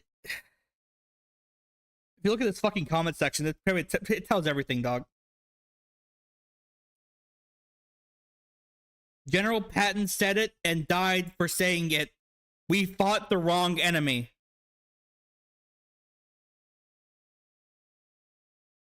As a former German soldier once said, all my friends are dead and my enemies rule the world. We sold off our enemy for a man who hated us to save it from a man who loved us. Yeah, this guy's a fucking neo-Nazi. He's fucking scum and probably deserves to not live a peaceful life. Yeah, soft power has value. International soft power has tons of fucking value. And at the time, the UK, being the most powerful country on the fucking planet, probably had decent reasons to be the world police and say, hey, Germany, Adolf Hitler, a guy who fucking is openly antagonistic to fucking everyone except his cronies like Mussolini. Stop invading random fucking countries. And he did it anyways. So, boom. Fucking easy. Easy math, okay? Okay, next Chud. So many Chuds. Hang on, guys. We've reached our last Chud. This is the last special boy. Okay? We've gone through fucking Elon Musk. What if all his Tim Pool? Grums. Sargon for like a minute. This is Nazi for a fucking minute. And now we have the last boy, and he's the most fucking embarrassing. I hate YouTube autoplay because it's gonna ruin it, but here we go. Hey, what's up? Look at this shit, dog. Oh my god. Fuck me, man. Okay. So, this man here,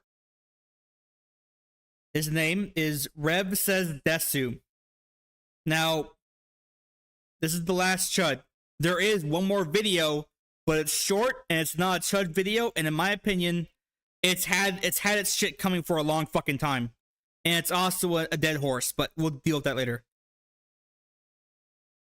This man, Rev Says Desu. Now, you look at this image and you think, is this a VTuber? And the answer is no. It's a 28-year-old man from Ohio.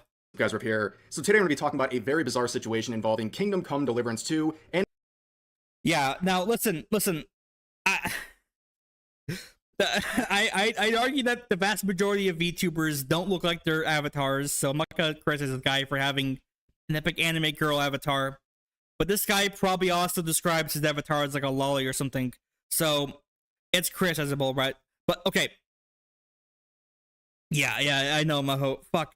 Okay, let's take a look at his YouTube channel, just like we did for Zoomer Historian. Okay, boop. Okay, so the red flags should be popping off by now. First off, this image. This is from like what the fuck was it? Love Live or something like that? I'm getting into my anime zone now. Fuck. Okay. Hey, what's up, guys? Rev here on this channel. I cover a wide range of topics, including anime news, VTuber news, drama, bad social media takes, memes, and much more. Mostly satire. Don't take anything too seriously. That's what I say when I'm actually being very serious. Look at this awesome banner with epic anime girls doing the epic anime ha ha ha laugh. Now let's go in his videos. So his current stuff is all like drama slop, fucking culture war slop, go woke, go broke, instant regret, shameless, she's seething, he's a fraud, clown world, right? With the same avatar. And you know, that's what he does. What he does? He like shambles over to his computer. He puts on the VTuber rig in the camera. He records himself talking about the subject and the script and stuff like that. And then he imports that footage onto the fucking the editing software, and then puts a slideshow next to it. But then he makes these crazy thumbnails with all the text on it. That some of this text is so small you can't even fucking read it, but you know, that's what he does. But that's not what he used to do. You know what he used to do, folks? You know what actually got him these subscribers and whatever credibility he maybe one time had? Let's just click on oldest real fast. And then... aha! Look at this. Look at this. Look at this fucking nonsense. Yup, he made like little joke fucking Reddit meme videos.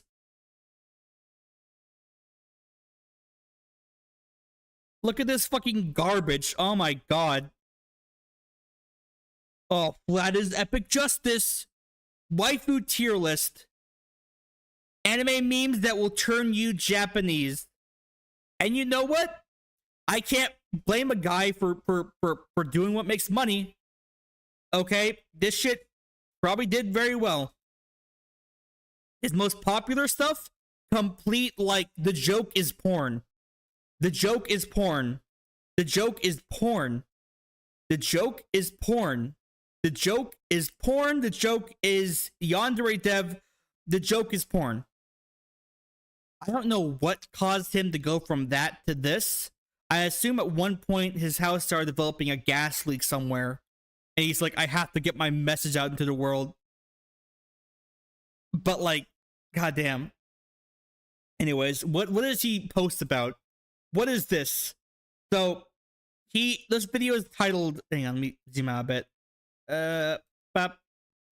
It's titled Kingdom Come Deliverance 2 director attacks me for defending his game after it was labeled woke. Complete fucking nothing. And this guy got 97k views for this. Oh my god. What's up? What's fucking up? Okay, we see a fandom pulse, some fucking website I have never heard of. I have never heard of. And the title is Kingdom Come Deliverance 2. Developer Daniel Vavra claims big studios are terrified of YouTubers like Critical Drinker and Asmongold. I mean, yeah, they're terrified of like weird fucking right-wing dipshits because they send hate mobs their way, dog.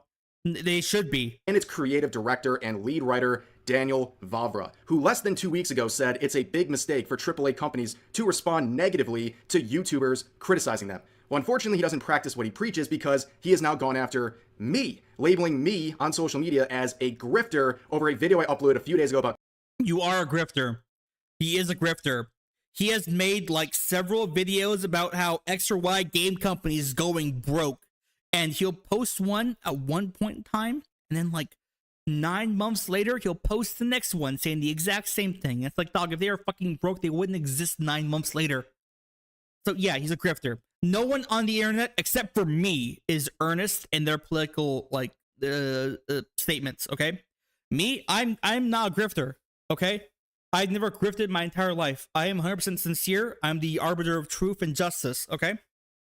Kingdom Come Deliverance 2, where ironically enough, I spent most of the video defending him and his game that is mired in controversy over the past week or so. Maybe he's not a grifter. Maybe he's actually angry or something. So let's talk about Daniel Vavra for a second here. He is someone I've mentioned multiple times on the channel, and each time I've mentioned him, it's been in a very positive...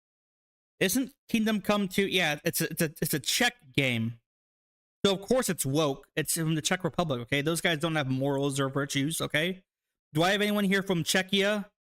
No? Good. Positive light, because I believe he was and still is a target of cancel culture, a legitimate target of cancel culture, because when the first game... Who the fuck says cancel culture? It's 2025. That was like a COVID thing. No one says it anymore. They say gone woke. They say dark woke. Okay, they don't say cancel culture anymore.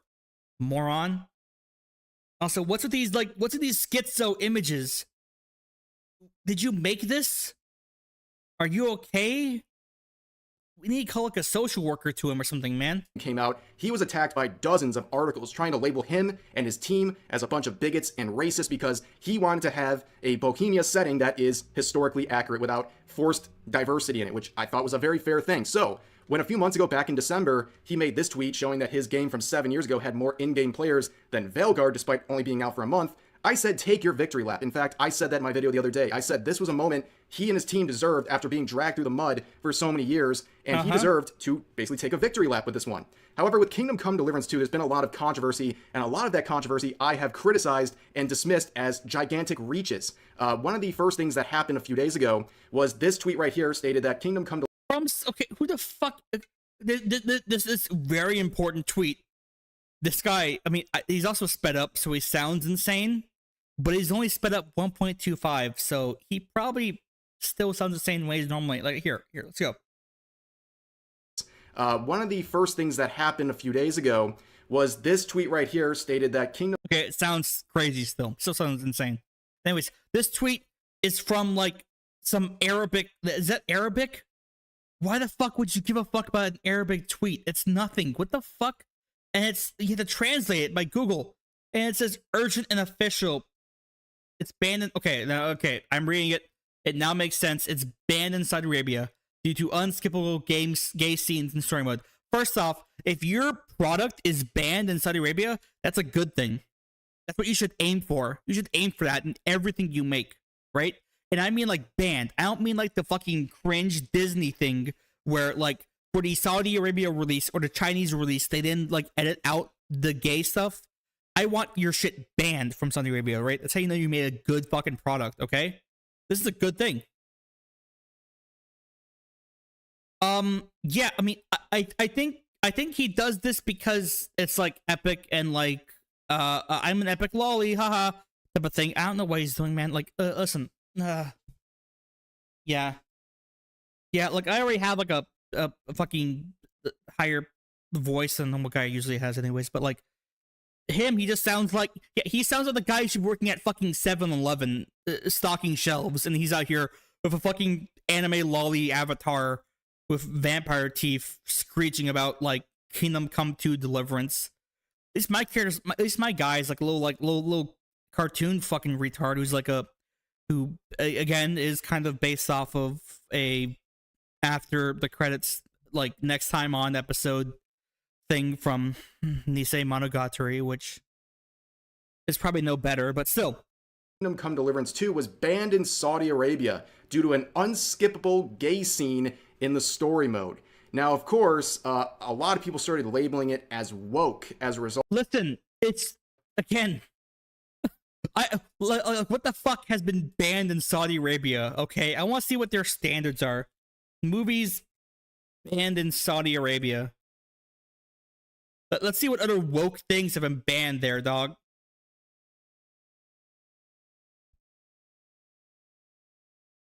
That's not a list. Give me a list. I need a list.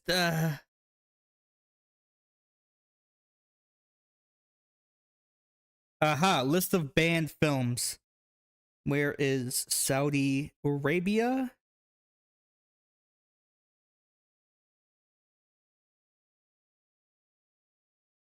Okay, these are all very funny. Let's go over it. Oh no. Wikipedia, why? Okay, Wikipedia, help me. Boom. Okay, Ben-Hur. Because there's an Israeli actress. These are gonna be funny, I can just tell. Oh yeah, no, he got like a higher from Mall. It's really weird. All the Harry Potter movies because of occultism and Satanism, so I guess that's woke too, even though J.K. Rowling is now like an anti-woke person. Bruce Almighty for blasphemous content. Fahrenheit 9/11 because it's critical of the Iraq War, which is really fucking funny. Borat banned in every Arab League country except Lebanon. Based Lebanon, I'll tell you that much. No, Onward, because there's gay.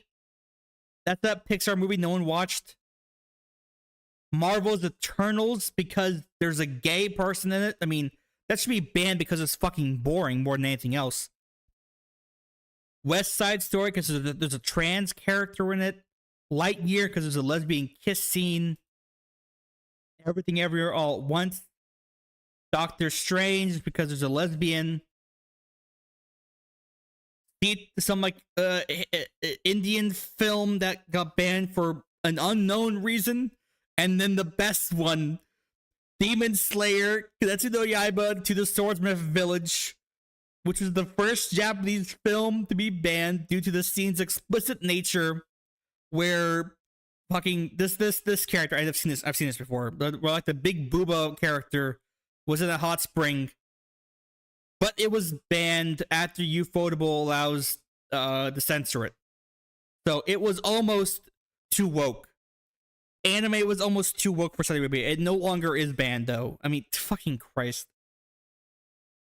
This is really funny because this is not even actually a movie, by the way. This is just, I remember this. This shit was just like, it's just them playing the episodes of the TV show in the theater cut together.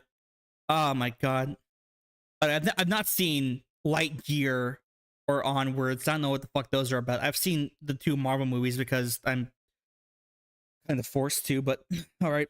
What's up? Okay, sure. Saudi Arabia bans a video game. No, crazy. Result of this, and I criticized that. I said just because there is a gay romance scene in a game does not make the entire game woke, and you should probably just wait and cancel your pre-orders and see how this scene actually plays out, because we don't really have any context about what this whole thing was about, or if it was even true in the first place. So this sounds like a classic example of Rev here, at one point in time, really liked Kingdom Come Deliverance 1.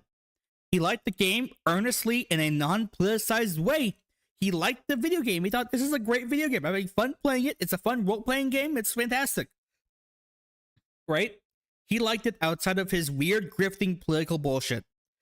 But then the weird, grifting political bullshit came for the sequel. And he, having this personal attachment to it, has to scale back the grift that he normally does for literally everything else. Right? So he scales back and then says, oh, hold up. Guys, wait and see. Pathetic. Then, right around that time, more bad news happened because the community manager for PlayOn, the parent company of... Okay, who the fuck... Okay, I'm serious here.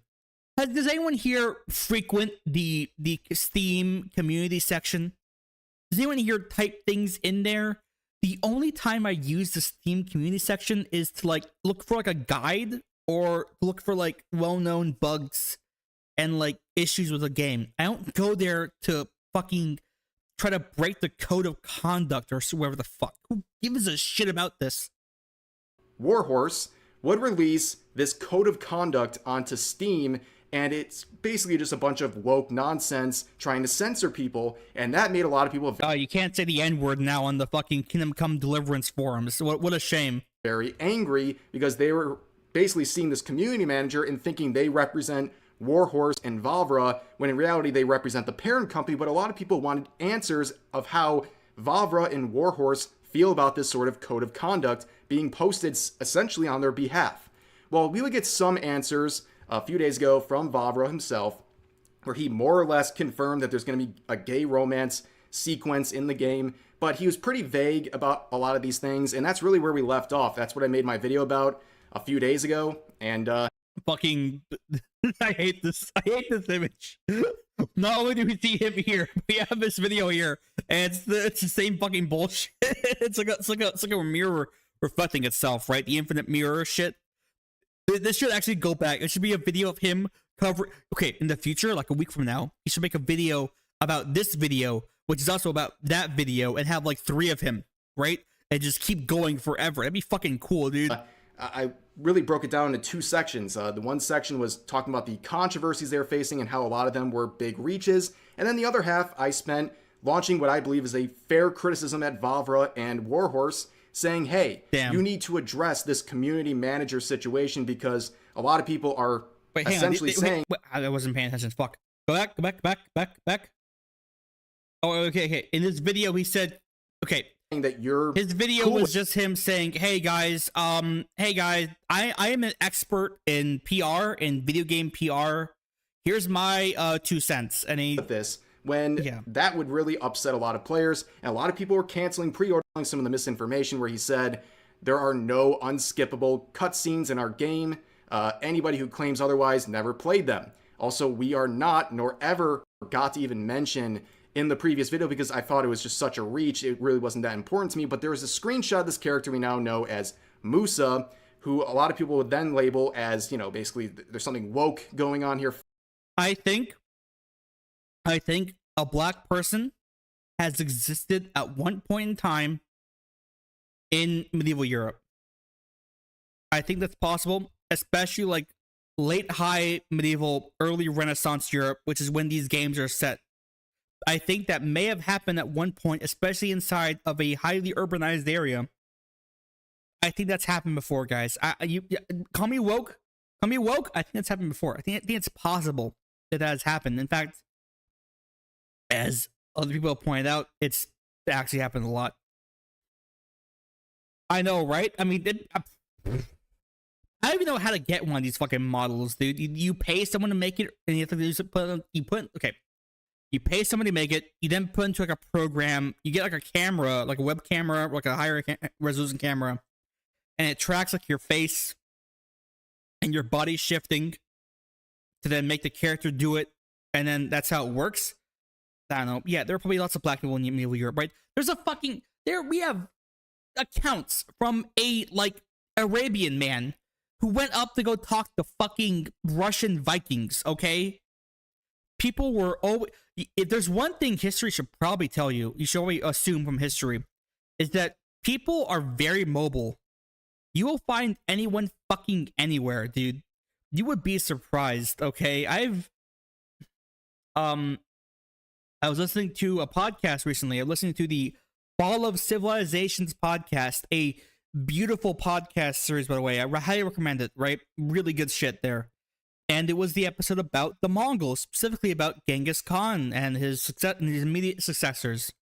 And there's one part about it where the guy describes this weird religious conclave happening inside the Khan's tent, where they had like Christians and Muslims and I think even like Hindus or Buddhists. And these guys were all in the middle of fucking Mongolia for some reason because they wanted to go talk to the great Khan who was in charge of all of fucking China, right? Crazy. Anyways, yeah, this is just pathetic though. This guy is over here fucking holding water for the dumbest people on the planet. And then he gets angry when like a reasonable guy, like the guy who made Kingdom Come Deliverance 2, criticizes them, okay? Fucking, that's it. End of Chud review. Exhausting, I know. Trust me. Exhausting. But I had to get all these fucking people off my goddamn mind because they all drove me fucking insane. I mean, they're probably worse on Twitter because it's where I see them for the most part. I don't go out of my way to watch their videos on their own. But I see them online and they're always so fucking annoying. So there. But I have one more video to cover, folks. And this one will probably be a bit more insane and is also really old. Okay? Now, this video is currently delisted. What does that mean? That means that the people who made the video don't want you to find it on the algorithm. That does not mean the video is not something you should not watch because it's still available. They could have privated the video. They didn't want me to watch it. I'm just putting this out there in case they get mad at me for it. It's also fucking ancient, so I don't care. Do you know what Extra Credits is? Extra Credits is a YouTube channel that's kind of quaint. They make two kinds of videos. They make videos about video game development, and topics about video games in like the industry level, which I don't know what they're coming from that. I don't know if they're like they're made up of former game developers who know what they're talking about. I don't know, but they make videos like that. And then they also make history videos, and the history videos, while very simple and pop history, are cute nonetheless. I even like some of those, right? I thought their first Crusade video was pretty good. It kind of ignored the horrifying bullshit that happened, but it's still entertaining nonetheless. They used to have this really cool narrator who had like a really high-pitched, sped-up voice. But they got rid of him. I mean, he kind of left, I think. And they had this other guy show up, and this other guy, basically, when this other guy showed up, it fell off, okay? But this video, fucking everyone, when it came out, everyone went fucking ballistic. And I want to get my 2 cents out about it, right? My own internet 2 cents out about it, because, you know, I think it got me riled up enough to still think about it to this day. So. There you are. Nope, hold up. This video is titled, Stop Normalizing Nazis. Socially Conscious Game Design from Extra Credits. 1.5 million views 5 years ago. Unlisted, but still available. Okay, there you are. Playing the PvP in your World War II shooter, and all of a sudden, you're a Nazi.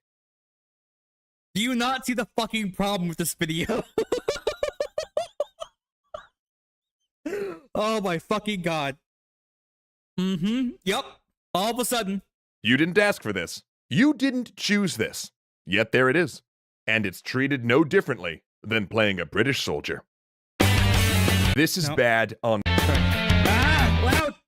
I hate their fucking stupid Mario bullshit. This is bad on so many levels. No one should ever have a random chance of fighting for the Nazis. And we should never express that there's no meaningful difference between Nazis and Allied soldiers, or that they're functionally interchangeable. And before anyone equivocates and says not all German soldiers in World War II were Nazis, if they were wearing the swastika and are functioning as an arm of the Nazi government, then unless the game goes out of its way to tell you specifically that your particular character is not a Nazi, then they're a Nazi. In that multiplayer shooter, when it switched you to the German side, did it go out of its way to tell you that the person you're playing was pressed into service under threat of their life? Yeah, that's a big old nope. Oh, and on a similar note, let's please stop forcing people to play as terrorists as well. There you are, playing your modern shooter, and all of a sudden you're a terrorist. You didn't ask for this, you didn't choose this, and yet second verse, same as the first. Okay, hang on. We're getting close. Okay. That's a whole minute in. This shit is fucking insane. This is so stupid. Okay. The statement, you didn't ask for this, you didn't choose this, yet there it is. Bitch, you bought the video game that's a World War II shooter. You bought the video, you don't buy CSGO, but you downloaded the fucking video game called Counter-Strike with the terrorists on the fucking front cover. Holy fucking shit. Oh my fucking god. I don't know how they wrote this. Were they just like out of ideas this week? What the fuck is this nonsense? Okay. All right.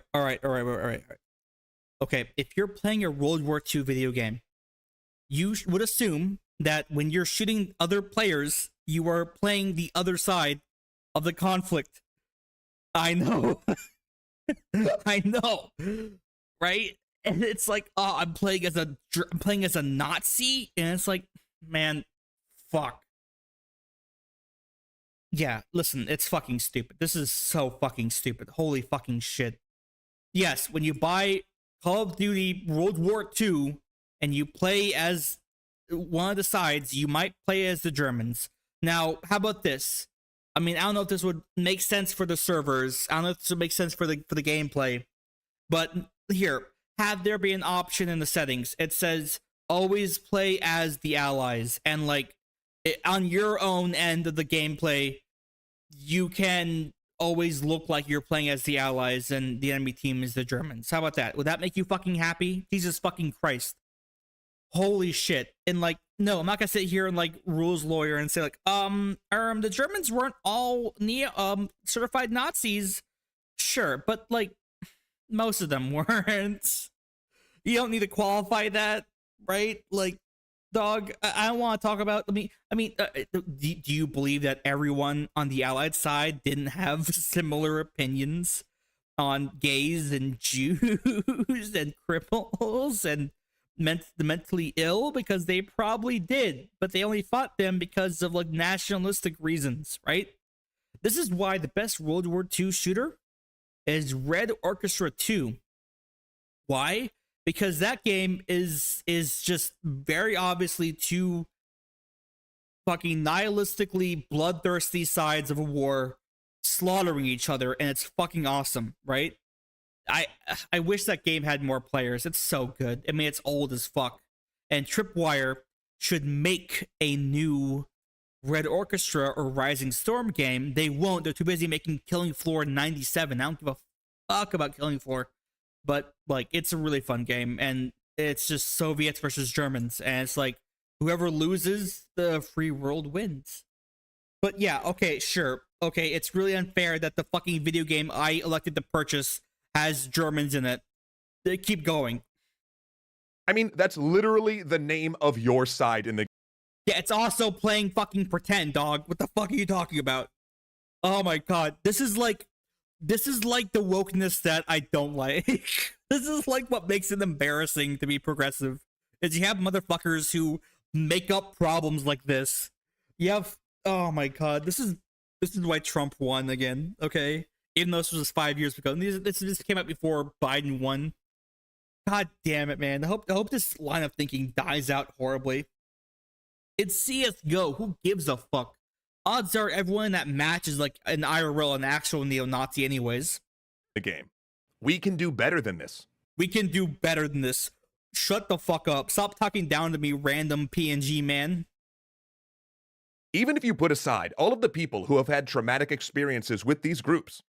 Holy fucking shit. With these groups. Oh my god. Fuck off. No. No. It's just... Are we gonna ban we're gonna ban like Civil War reenactments because my cousin Jeremiah might be a bit too enthusiastic in playing as dying rebel soldier number 48? No, okay, let him have his fun. He needs something. If he doesn't do that, he's gonna like be racist somewhere else. Okay, fuck, man. I don't think playing as a German soldier in a video game where your time to kill was 0.5 seconds and you respawn every 6 seconds and you don't even see your character, it is fucking offensive to Holocaust victims. I'm pretty sure most of them don't even know what a fucking video game is anymore. God damn it, man. This is so stupid. Who have lost... This video has 39,000 comments. Loved ones to terrorists? Or who have had... The terrorists? Dude. You know what the best thing about American culture is that, like, except for a certain type of New Yorker and politicians, nobody gives a fuck about 9/11. Like, interpersonally, yes, if you were in the towers or had someone in your family who's in the towers, I will feel bad for you and say that's fucking horrible. Except for that, I'll joke about 9/11 all fucking day because, frankly, it is funny. Generations of their families wiped out by Nazis. No one should have to put on the costume of an ideology they find... This is the funny part. You're not fucking forced to. There are a million first-person shooters, or shooters in general, or video games in general, where you don't play as a Nazi. If you don't want to play as a Nazi or a German soldier, then don't play fucking Call of Duty World War II. Play Fortnite, man. Abhorrent without actually opting into it in your game. You do opt into it. It's when you purchase the fucking video game. And by making people do so, we get... Making them. This is such stupid language. Who made this? I know these dipshits are smarter than this. This was so embarrassing for them. Oh my god. Them to stop thinking about it. To stop thinking of the meaning behind these things. No. We normalize them. It's normalized. You're normalizing Germans as entertainment. Buddy, we have been doing this since like the 1950s. Have you seen movies? I mean, like, in a good world, in a world that is not like insane and wouldn't give rise to fascism, we probably shouldn't assume every German soldier was like an evil monster. I mean, like, most of them were just like conscripts and like horrifically groomed youth, right? Jesus Christ. We make them just window dressing for entertainment.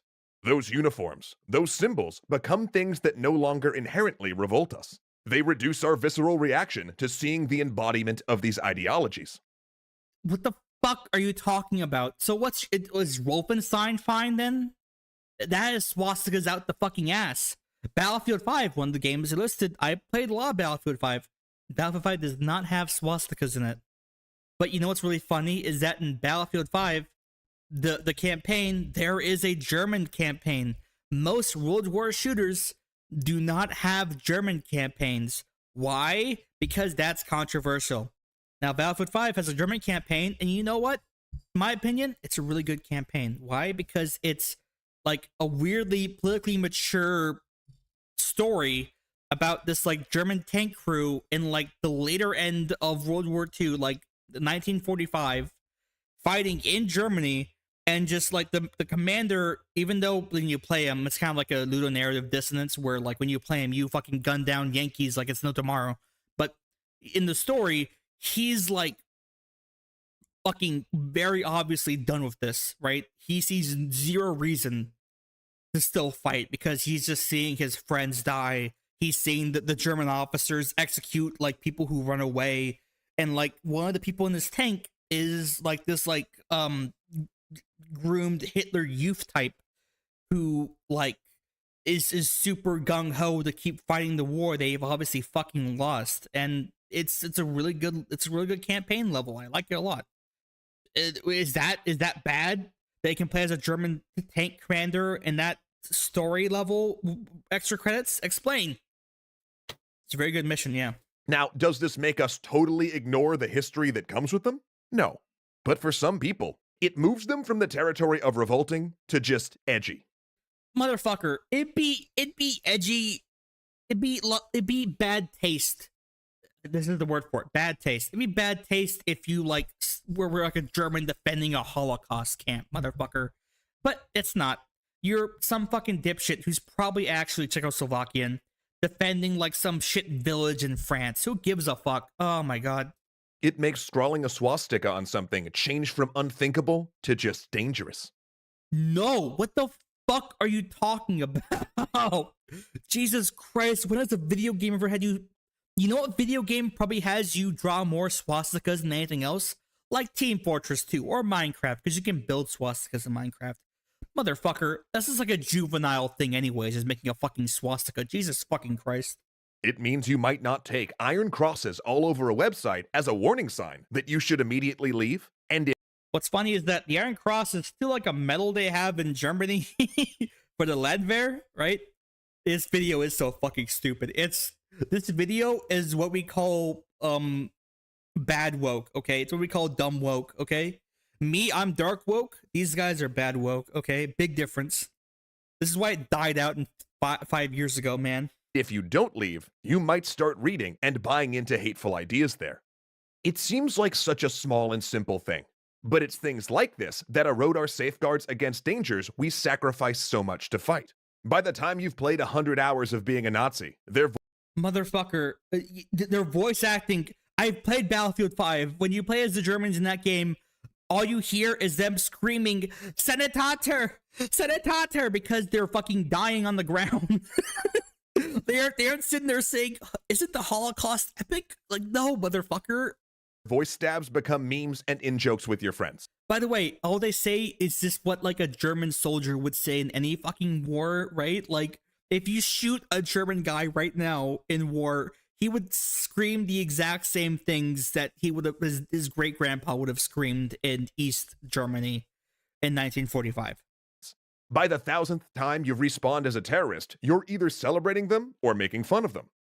Who gives a fuck? Terrorists? Oh my. If anything, CSGO makes fun of terrorists because they're like equally as like, because like, whatever. This video is so stupid.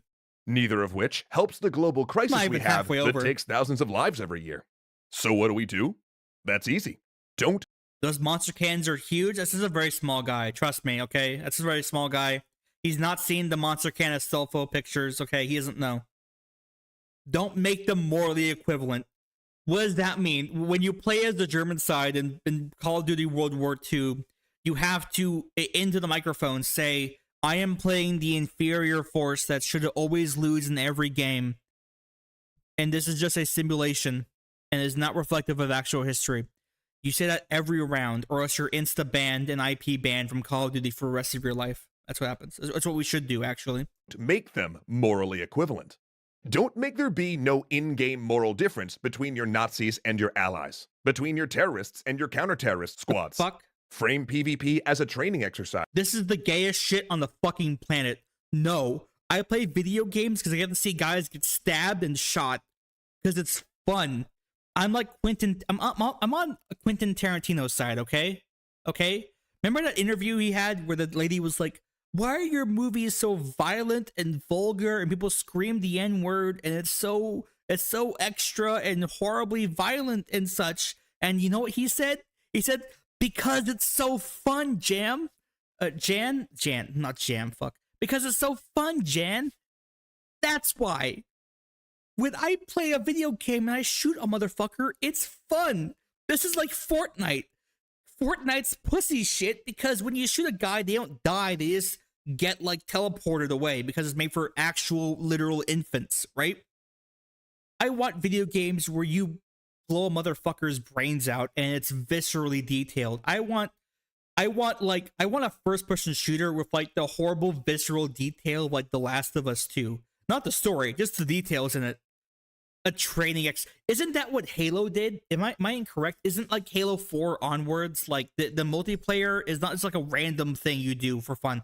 It's like there's like a story to it, and the story is that like you are Spartans in like a 3D training ground type bullshit. God, how fucking gay. Look, it's a water gun. The water gun's leaking out weird liquid, and it's a Nerf gun. How pathetic. Or simply take one of your non-odious sides and recolor them so that it's red versus blue. That's just called Team Fortress 2 or Halo. It's part of the fun is like the weird pseudo, not role play, but yeah, role play aspect, right? Like, they kind of didn't have the same mode as Battlefield 1, but Battlefield 5, sorry, opposite. They didn't have the same mode in Battlefield 5, but in Battlefield 1, there was that operations game mode where like you would go from map to map to map with the same lobby, and it would like push and pull based on your wins and losses, and there's like a little historical narrative to it. It's like really fun. That's so much fun because like, yeah, you're playing in the Ottoman campaign and you go from like Egypt up into Syria, or not Syria, like Palestine, then into Arabia. Like, it's cool. I like that. I don't like video games where it's just like just fucking amorphous characters shooting each other for no reason. It's kind of lame sometimes, not gonna lie. Especially for like FPS games, like I need some goal in it, right?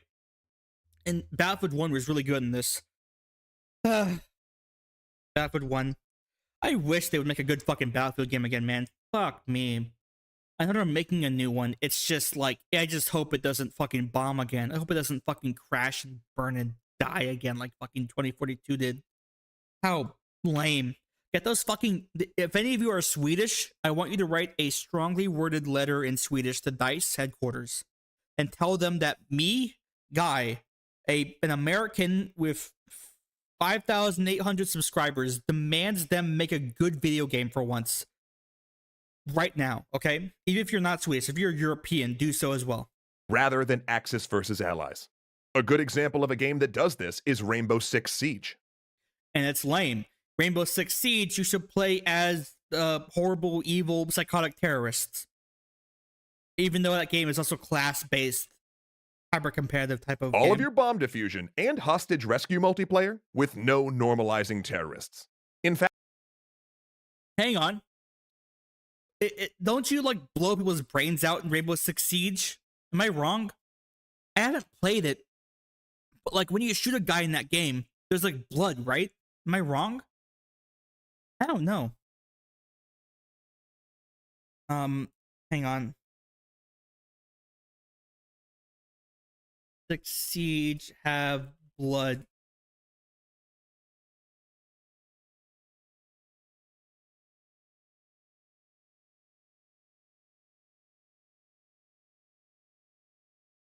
Yes, it has blood. MSDSC, I am watching it because this video has haunted my dreams for 5 years, and I need to complain about it to somebody. Okay, I need to complain. Soy is I don't think it's I'm not sure if soy is actually racist or not. I know it was apologist of Watson who coined the term, but it's gained like a new second life. Okay, it's gained like a second life. Oh. Okay. Okay.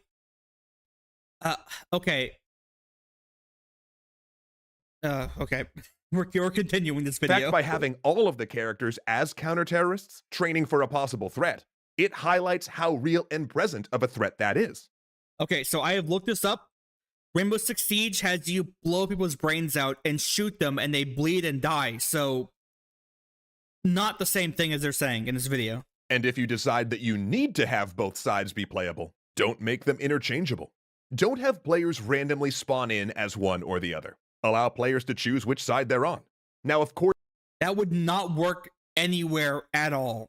What are you talking about? What? Of course, this has all sorts of in-game problems, such as creating shorter wait times for fascists. But you know what? Those wait times could be artificially extended if it meant. No, just play the fucking video game. Players had an active choice in what teams they would represent if you're saying we need people playing Nazis in our games.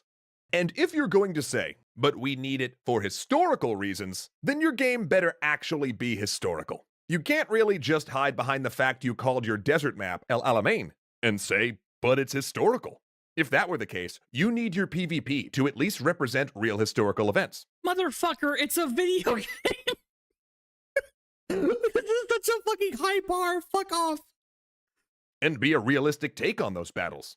Once you make both sides balanced, it's also no longer historical. And you can't really say that you need Nazis anymore for historical accuracy. I love this image. You're like having this like shaky, nervous white guy hold up the German and they're like, but history, instead of it just being like, yeah, you play as a video game, you shoot the guys on the other side. It's like World War II. So we have access, we have allies like every fucking fight had in World War II, and it's a fucking video game, so it's balanced. What the fuck what else do you want? Accuracy.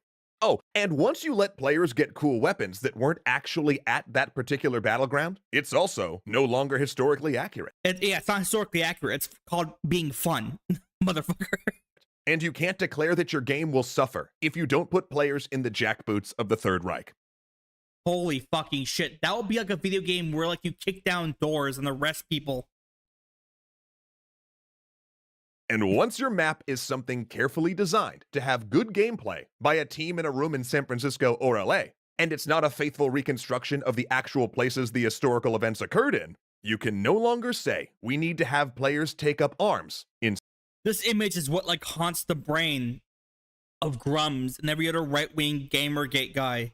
Is like the perceived woke person with like the ambiguously colored skin and the purple hair putting tape over the mouth of the shaky white guy holding up boots in a video game. This is what haunts their nightmares, okay? This is why this fucking video got delisted, because it was that fucking bad. It was that much of a fucking caricature. Jesus Christ, it's almost over. Of terror or hate. And look, we're not saying we can't have games about World War II or about terrorism. Oh, thank goodness. Hey guys, we have spent fucking 5 minutes saying your games cannot be about playing Germans or terrorists ever, but actually, we're not saying that really. What? We're not even saying we shouldn't make games where you play as a Nazi or a terrorist. But what we are saying is that the fact that you're playing as a Nazi or a terrorist in a game has to mean something. Yeah, it means you're one side and the other side is the allies, and you both have the same fucking guns, and you shoot each other and you die, and you say, damn, bro, that's crazy, and you keep playing because it's not actually that fucking important. Holy shit. And it can't just be a skin. It can't be something that a game randomly drops you into. And really, if we are saying anything in this episode, it's this. Games. MSCSC. Tips for consuming alcohol. 1. Only do it if the next day you have nothing you need to do in the morning. At all. Right? You do it on like a day. 2. It's more fun with people around. By yourself, it's sad. 3. Eat food first. Eat something. Don't drink on empty stomach. You'll get your fucking ass kicked. All right. Also, do your fucking homework. Can do better. And in this particular case, it's not even that hard to do better. And it's no more costly to do better. All it requires is that also it's expensive.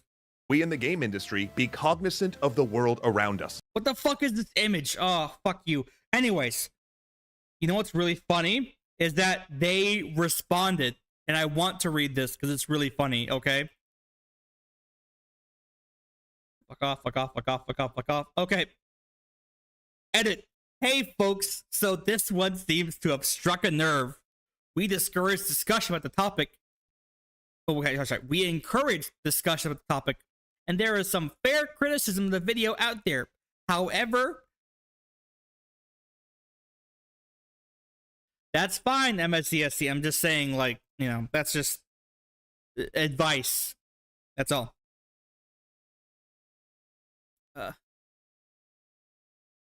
Okay. However, I wanted to address some of the comments that seem to have misunderstood aspects of the video. Let's see what maybe I have misunderstood about the video, guys. Okay, 1. We never said playing as a Nazi turns you into a Nazi. That's not how this works. We said it only normalized it, motherfucker. Okay.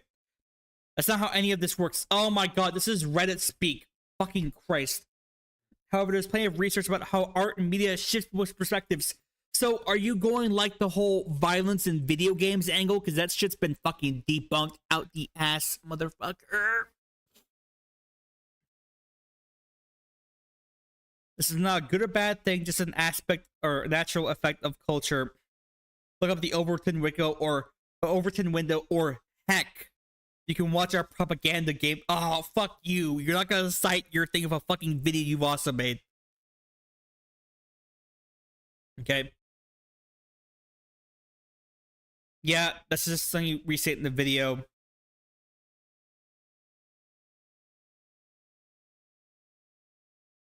Okay, if you think it's...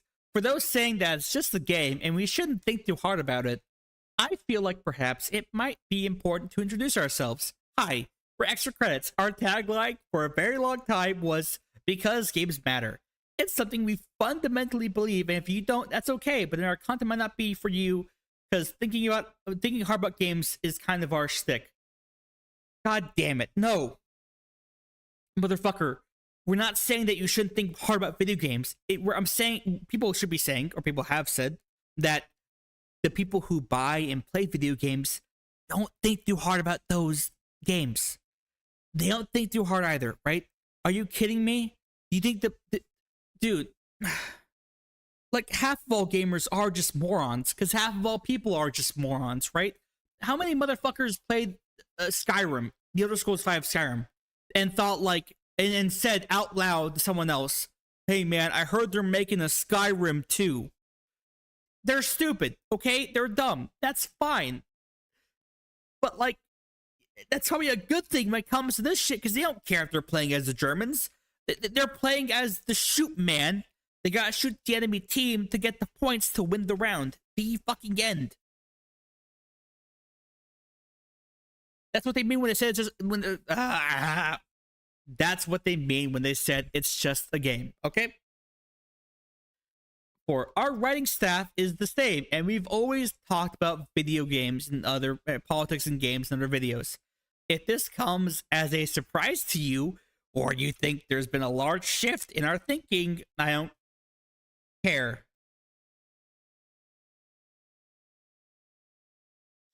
Oh, this is such fucking cope. Okay.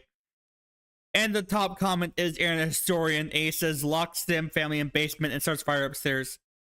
Wait, gamers are playing as what now?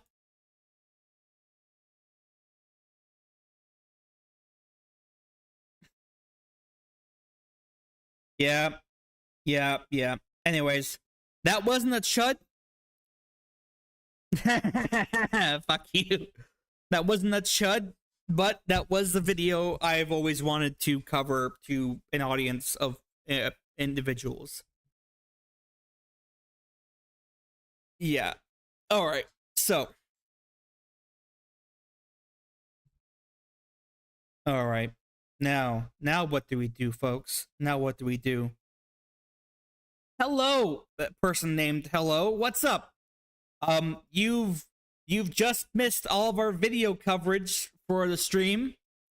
Now we're on to the part where I play a video game and everyone leaves. Huh? And I play it until I've realized everyone's left, and then I stop playing it. It's a classic. It's a tradition at this point, okay?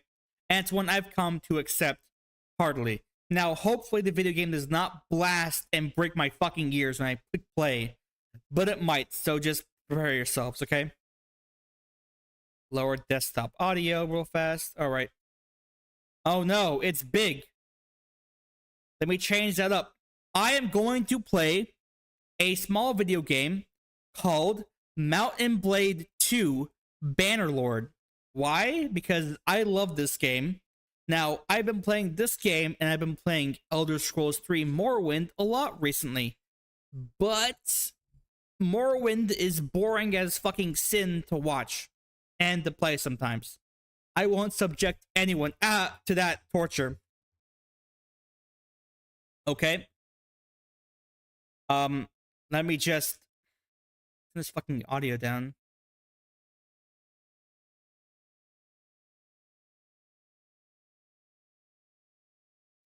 And get the video set up. Windowed.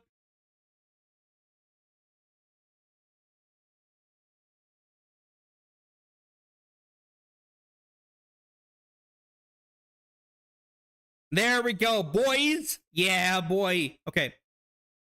You.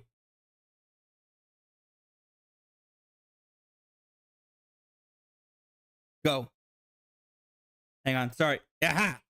There it is. Mount and Blade Bannerlord. Okay. So, this is a... Yeah, go to fucking... Jesus Christ. 2 a.m. Go to sleep. See ya. Anyways, I'm great at this video game. I'm actually an expert at this video game. I am goated now. It's like a new one, like a new character. Okay. Look at this. Look at this angry man. A new. Oh yeah, there is one, and they're like doing like a soft reboot. I don't care about the story. Yeah. You're making like a soft reboot where it's like, okay, we're gonna go back to the story, the franchise's roots. It's gonna be about a park. There's gonna be a T-Rex and a Triceratops and all the other dinos your kids love. And they're gonna be like, this is a crazy park. Why would you invite us here? And the guy in charge of the park is gonna say in front of the camera, staring at it, we've spared no expense. Nothing can go wrong. We can control nature. I'm God. And then it's going to go horribly wrong. And people are going to get bitten up and they're all going to die. But it's going to be good because there's going to be no Chris Pratt in it. That's my summary of it. Okay. Goddamn. Anyways, what culture should we play as here? Let me move my fucking fat head out of the way here. Whoop. What culture, huh? We have white people. We have Polish people, we have Greek people, we have Arabs, we have Mongolians, and then we have the Irish. Personally, I think in terms of speed and commonality, we should play as the late Romans, which is the Empire. So you make your culture, then you move on to your character creator. Look at this boy. Let's get some clothes on you.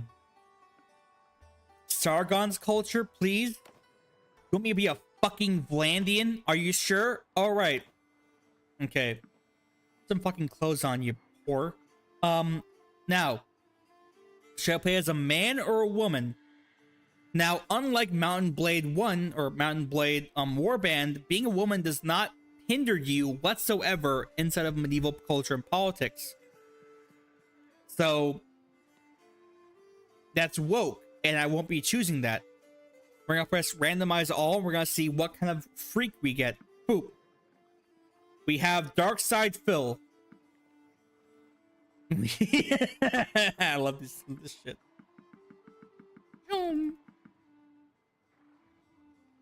He's just a dwarf. We're playing as a fucking dwarf. What we got here? The issue with this character creator is that they all look the fucking same. That guy, Geeky Chad shit, no! You can't slide the bust size. It sucks. And you shouldn't make a too tall character, because when this sliders all the way to the right, you were like a fucking Neolithic Nephilim giant, okay? Like a Hyperborean giant. Do not do that. It's ridiculous. Okay, someone fucking... Oh my god, this guy's awesome. Look at his face. Look at his makeup. You know what? Perfect. Next. Look at his parents. Okay, this is the RPG element. You choose your epic stat. So you're born to a family of, just to make things easier, the guys who fight. Okay. You're noted for your leadership skills, your brawn, your boop boop boop. I'd say let's just go top. Yeah.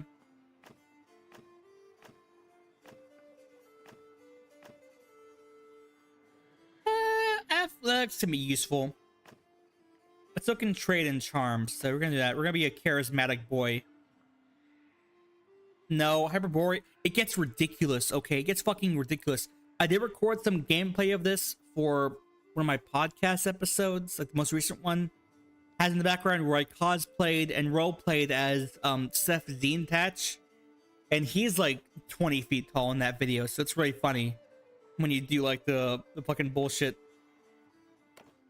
arena battles, which is what you should do in this game, by the way. I don't care about the role-playing aspects, and frankly, no one does, so... Guy. Difficulty preset. We'll do warrior. This is like the difficult shit, and I don't want to be stuck nowhere, so we're gonna do warrior. Brother, it's been 3 days now. Fuck the story. Fuck the story. Fuck the story. Die, die, die. Wonderful. All right. Oh my god. Video game shops. This might like pop-up bullshit. Okay. Me name. The hardcore and awesome. We're gonna have it's a funny one. A square.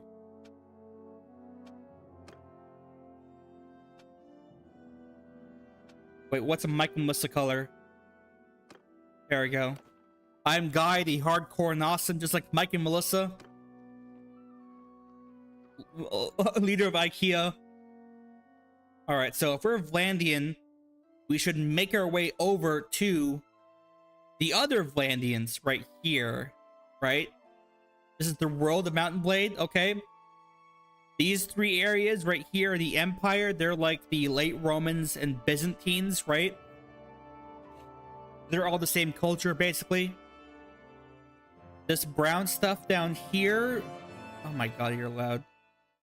This brown stuff down here, this is all like Middle Easterners. And no, you can't go on islands yet. This fucking game probably wasn't released in a decent enough state to justify its existence, but we'll play it anyways. I love how there's just a bunch of map right here. It's nothing. Whatever. Oh my god. These are Mongols, essentially, or Huns. These are like a weird mixture of like Scandinavians and Polish, and then these guys are like Celts and the Irish and the Scottish, and then these MFs are like French, English, and like Normans, which are also French and English. So we gotta make our happy asses from here over to here, and then to ingratiate ourselves in their culture as a warrior and mercenary is the general goal of the game. Now, along the way will be 9,000 bandits fighting a guerrilla war against the local authorities, and they will attack us mercilessly. So, in order to get there, we have to hire some human shields. Okay, so we'll go to a recent village right here, Tavia. You go to a village at this cool little thing here. These are the village leaders. I don't care about helping them right now. We'll go to recruit troops, and boom, we have 3 people who will just go and follow this guy to the ends of the fucking earth for money. Dude, I love those movies. Some of them are fun, okay? I love when like movies have like, oh my, what did I just do? Where's the kid? It's something horrible. When every movie had like a random character who was like a Chinese actor and they did nothing in the movie, but they had to have like their face on the screen for like a couple seconds. And it's just like, it only exists to get like China cred. This game's cool because everything's in real time. You walk around, everyone's doing shit outside of your control. It's like a living, breathing world. Except it's not really, but whatever. 9 dudes should be enough. Oh yeah, this is the leveling up system. It's poorly explained, and frankly, I don't know how to use it properly either. But I assume you have to press this button to raise this, and then this can go all the way up to get these skills. So you should press the button on things you're gonna need that you did not spec into at the moment. So, quite frankly, maybe athletics. Go. I don't care about the main quest. Oh, here we go. Looters. Oh, Red Dawn, stupid. It wasn't China. It was like Russia and Cuba, I thought, in the original movie. And yeah, it changed it to North Korea, which is like lame as fuck. Like, guys, North Korea is gonna invade the US. Sure, bud. It's like that video game Insurgency to the same plot. It's like, what if North Korea all of a sudden took over all of East Asia? Like, as if, buddy. In Transformers 4, they for some reason go to China to go fight, and it's like, why would you be in China?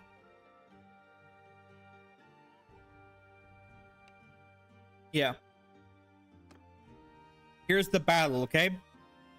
We have me and my army of 8 hobos versus their army of 9 hobos.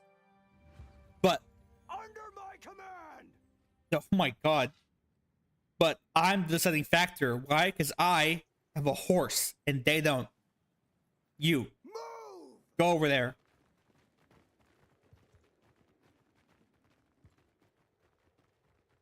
Okay, so while they're hanging over here and not dying at the moment with their farm tools, I'm gonna go out here and harass the hobos.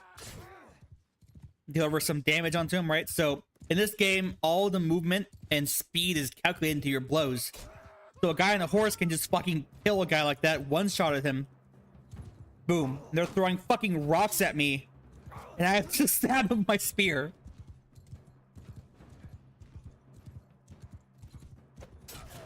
Bitch. Nope. Get away from them. Ah, bastard. Fuck him up. Yeah, get him. Bitch. It's fun.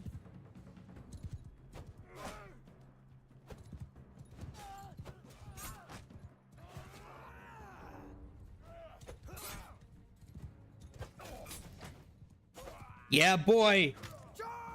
Get him. Outnumber them. Keep missing. Yeah.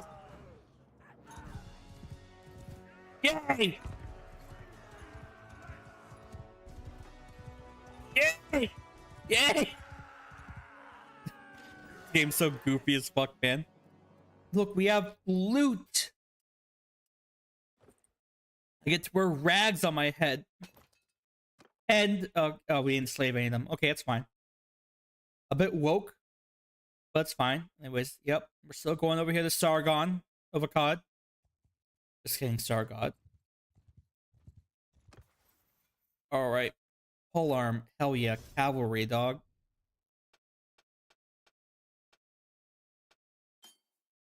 Ah! Go.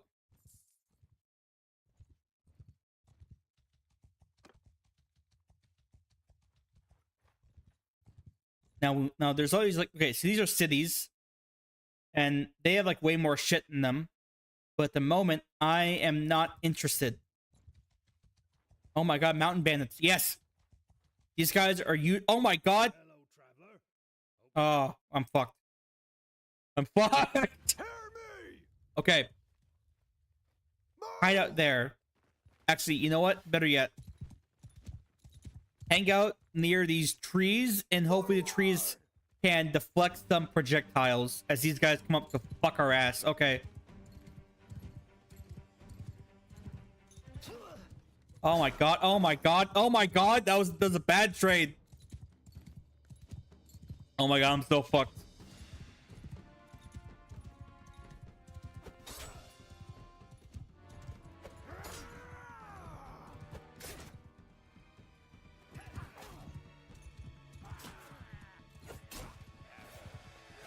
This is not good. They're outnumbered. They're gonna start losing these guys bad.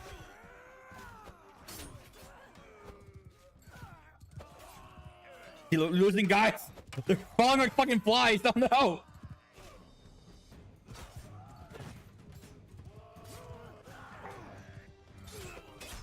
They've lost their composure. Fuck. Okay, well, I've lost my entire force. It is now just me. This is really bad. If I can kind of like kite them, but their rocks will kill me eventually. They're deadly accurate rocks. Like that. I am so fucked. This is bad.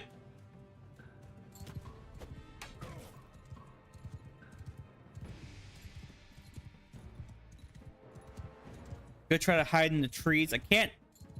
Can I run away? Oh my god.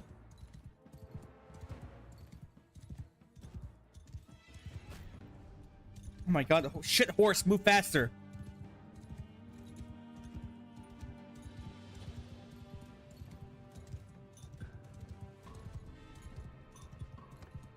Yeah, retreat. Run away. I'm trapped. Now I'm captive. I'm buck broken. I am being abused by these men daily. It's so bad. But I escaped. Run to the village. Run. Okay. Thankfully, you are given a generous amount of money at the start. I'm just gonna wait here until I heal up. These guys fuck off. Okay.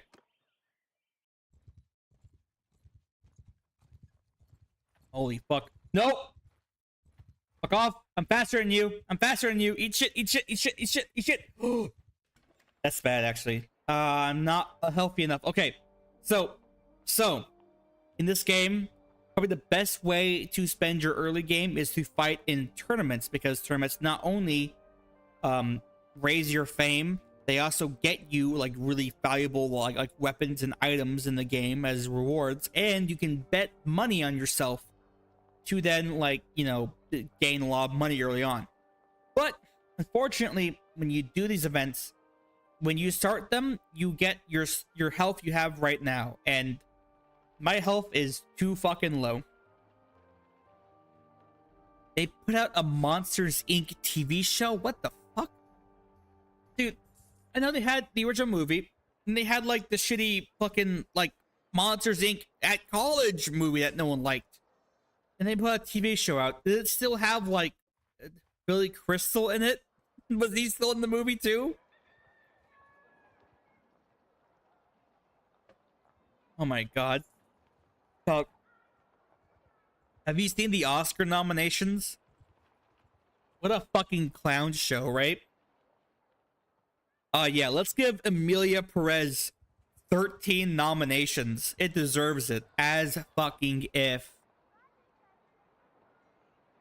Everything I've seen about that fucking movie is embarrassing. Today I saw a great movie for the first time. I saw Old Boy, the Korean Old Boy, not the fucking Spike Lee Old Boy, the Korean Old Boy for the first time. That's a fantastic movie. Are you kidding me? That movie's fucking great. Oh, I loved it. I wish I could forget about that movie and then watch it again for the first time again. It was awesome. Know about the Spike Lee Old Boy from the YMS video about it, which is very good. That movie looks embarrassing.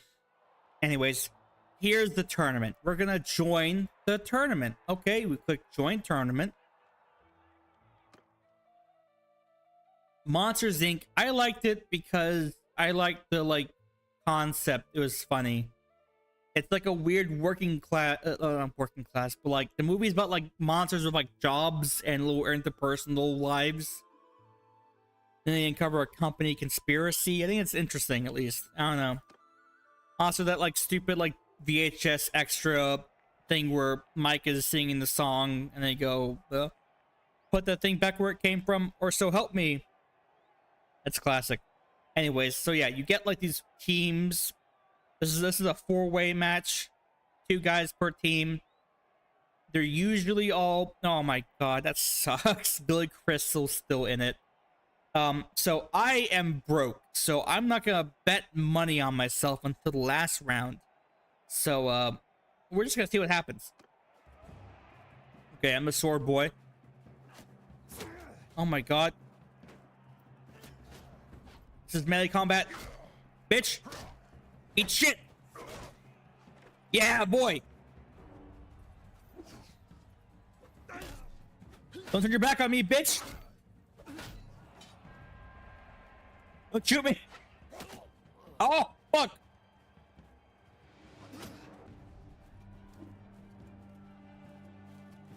Shield bash!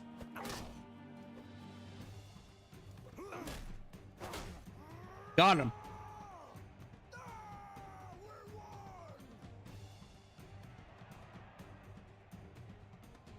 I guess so, yeah. Next round, 4v4. Let's go.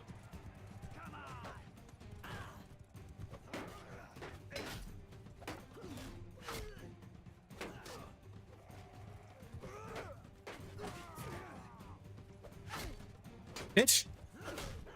Get off my boy. Get off him. He ain't doing nothing. Get fuck off him.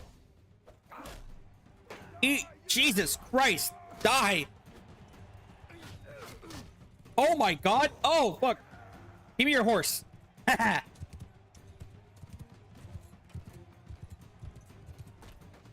Monsters Inc. is kind of funny. I think it's more like an older kid's show. If you're not like interested in like action scenes, it's a bit funnier. I don't know. It's back when Pixar had at least some sauce. Now Pixar has no sauce. Now they're adding their videos and their movies to not have woke in them anymore. You see that shit?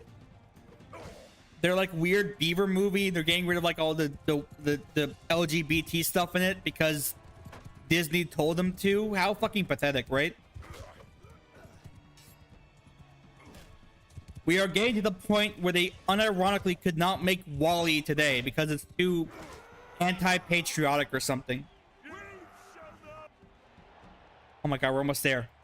Next round. 2v2, let's go.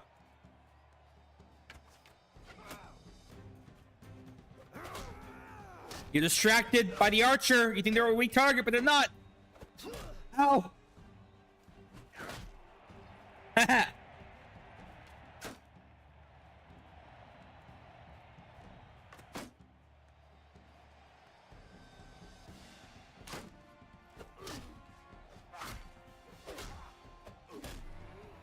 Bitch. This game, yeah, you should get really good at switching between the POVs in this game because first-person sword combat is jank as fuck. Anyways, this is the last round. Should be very easy. It's a 1v1, mano a mano. Bring it on. I will bet against myself for this one. Oh!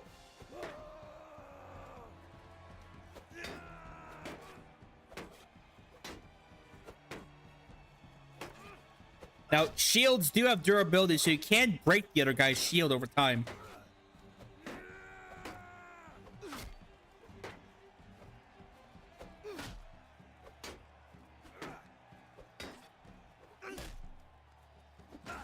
Ah! Bastard.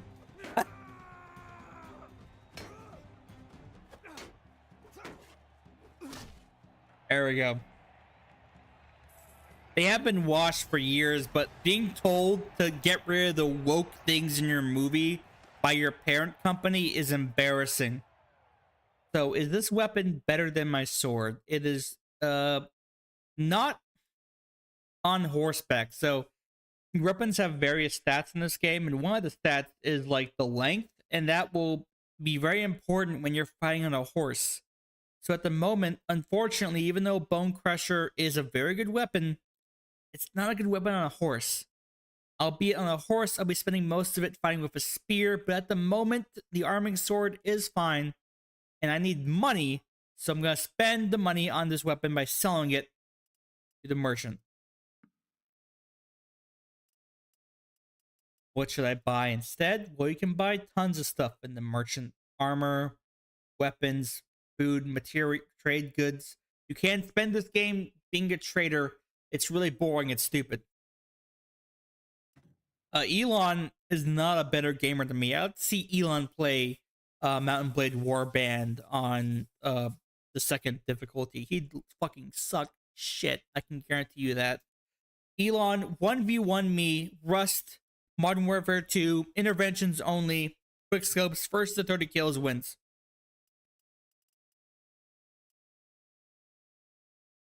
Shitty hats, shitty pauldrons, shitty armor. I mean, that's actually pretty decent. I'll wear the toga. I'm dripped out now. Nice. And the gloves. That looks awful. And then do we have a better gear? Light cavalry lance.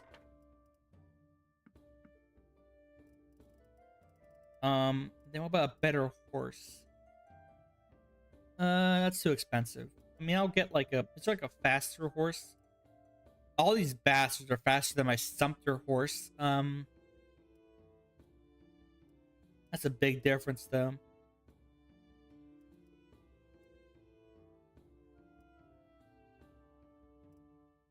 Nah, I'll be frugal. Not even near our destination yet. We still have a lot more ground to cover. We're almost there. We'll go to Charles first. Let's go. Oh wait. Scouting is always a useful tool. So troops from here. Some more boys for our hobo gang. And all of them. Fuck it. And we will need to buy some more food for them because we only got 2 units of grain that will not last that long. It'll last 2 days down here.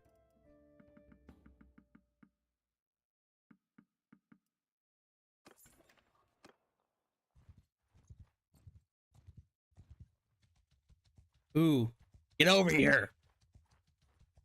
Yes. Not so tough now, huh? The fuck are you going?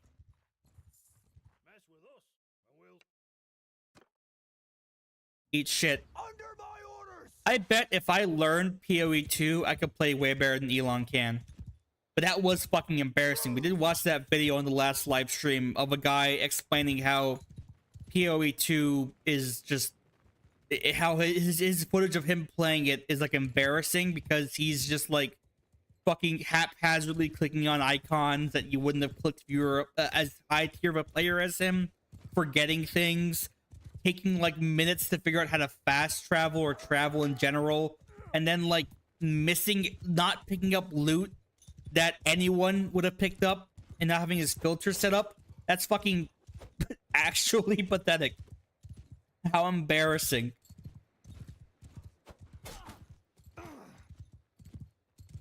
course Elon plays PoE too, man. Of course he wants to be known for playing that fucking game and Diablo 4, like the lamest video games ever made by mankind, man.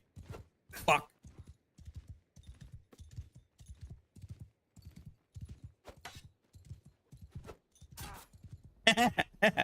Bastards. Come on. Come on. It's funny. Sound effects make it funny, trust me. Oh, I don't want to know about Elon's diet, dude. So, the mace... So, in this game, if you hit guys with, like, blunt weapons, they don't die. They get knocked out, and you can sell their bodies off as slaves. Or as prisoners, not slaves. Basically as slaves. It's really funny. Oh my god.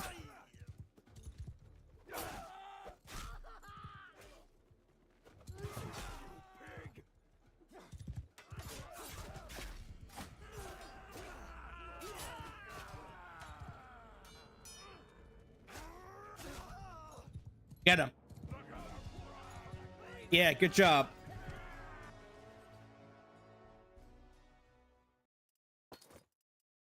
I have not seen that movie, Ross the Joker, but I've heard it's good. So now, okay, so when your hobos have been sufficiently leveled up, you then can specialize them as you upgrade them. There's little trees, right? Like here, this is the Imperial Recruit tree. They can go down various paths, but it's usually 2 branching paths for infantry. It's like better, it's like infantry and then archers, and then they can sub-specialize, right? At the moment, I just need guys that don't die when they're touched, right? And that will just be Imperial infantrymen, which, you know, you got this peasant fuck here. You go down to this boy, and he at least has like a shield, which is definitely an upgrade. Plus several Final Fantasy belts on his body. And look at all this loot, including fish and grapes. And the boys will love that because it means their food will have variety for once. Which is actually a factor in this game. On here, the party morale. Food variety is actually like a factor of that.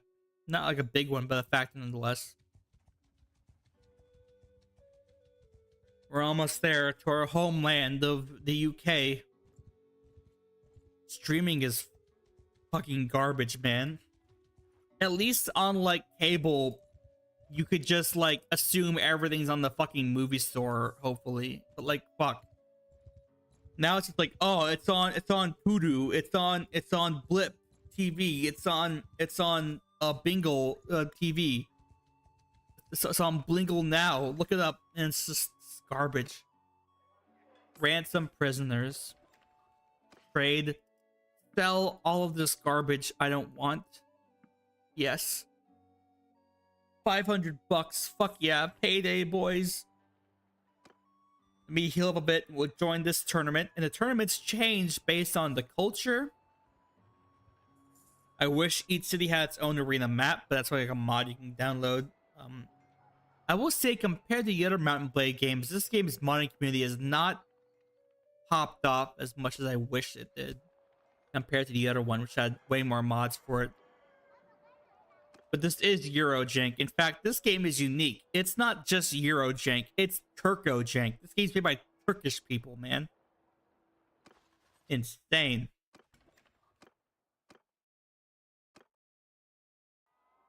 Alright. Ooh, fuck. Go. Crossbows. Scary.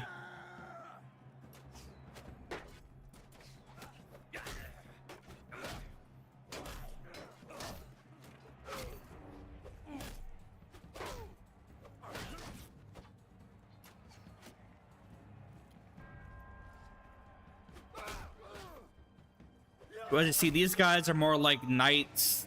They're more like traditional medieval shit, not like Roman shit we had out east, right? Ooh, horseback fight. Oh, I missed.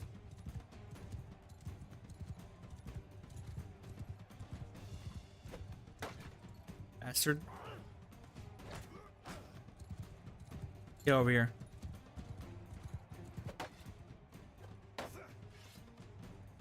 Same thought, huh? Get over here, you bastard, you Luigi-looking motherfucker.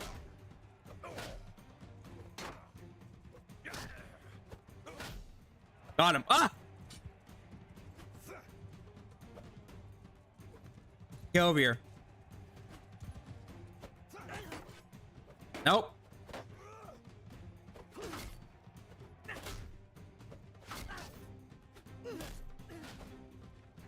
Hell yeah.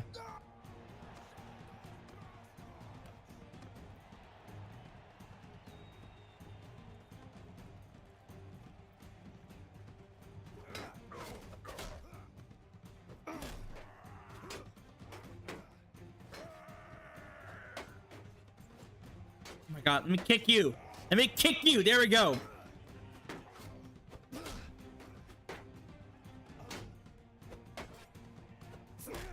Ow. Oh my god. That was close. A 2v1 is not easy.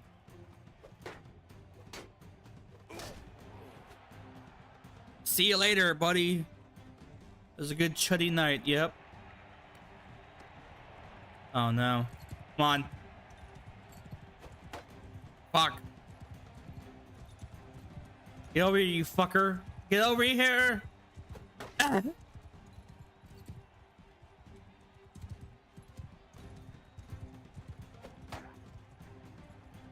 So in these tournaments, the worst one is when you both have the bill hooks, because they're super lethal and it's really fun, but also very dangerous because it can be a lot of wasted progress.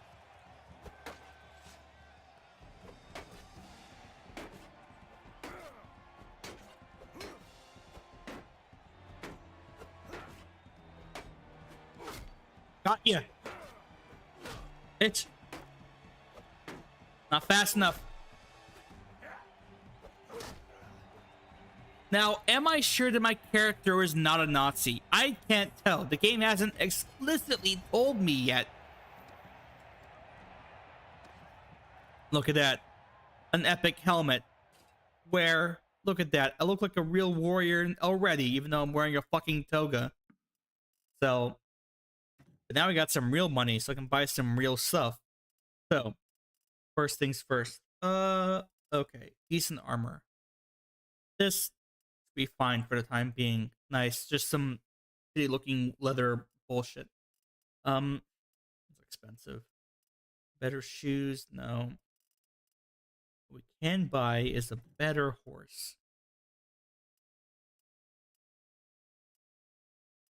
We'll get the Revel Chaser. It's fast. It's got like the little hair and the hooves like a Scottish horse does. Very nice. And a better saddle. Look at that. A saddle with some metal bits on it. See, you can rotate to the horse. The horse has little eye covers so it doesn't get stabbed in the fucking eyeballs. How adorable. Oh, really? He is a Nazi? Fuck! The game didn't tell me. How should I know? God damn it. That's horrible. I feel so bad. I've been playing a Nazi the whole time. Jesus Christ.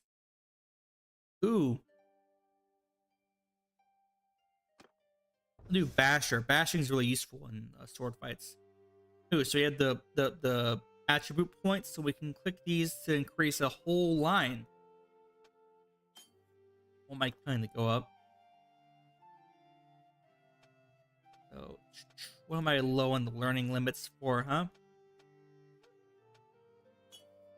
Raise up medicine a bit.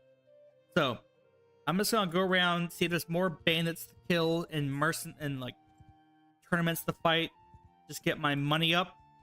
And then we can join do quests, right? Because quests can be actually a bit too high level for us, trust me. Is many a fool who plays this game doesn't realize that the quests can be a bit over aha! Here we go. The keep, the bribe again, the keep, as if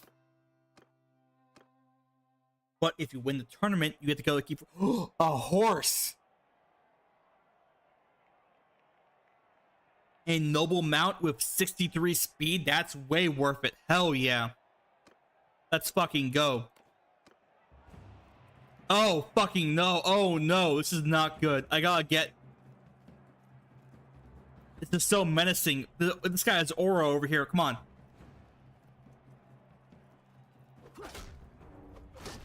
Okay, we're good.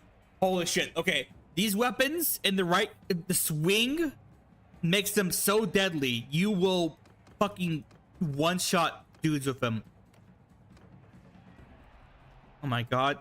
Crossbow. There we go. Get him. Nice. Reload the crossbow.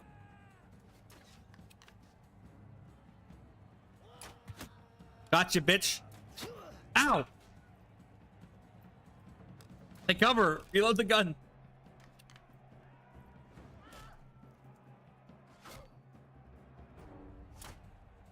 Fuck. Give me this. No, kill each other.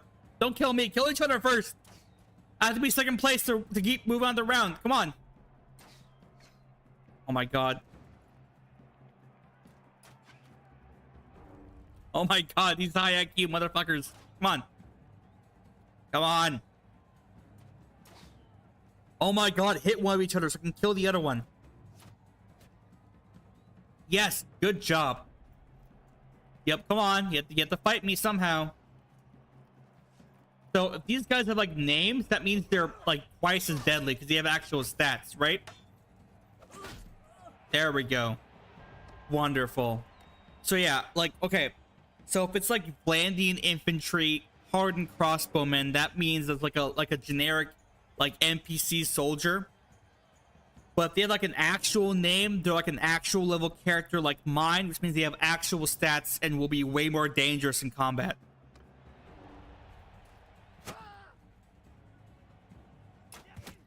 Bitch.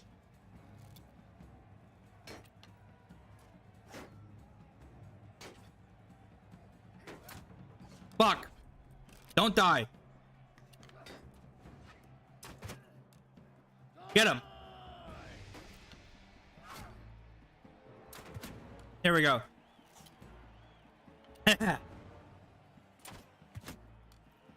Oh my god. Jesus Christ, you're a menace.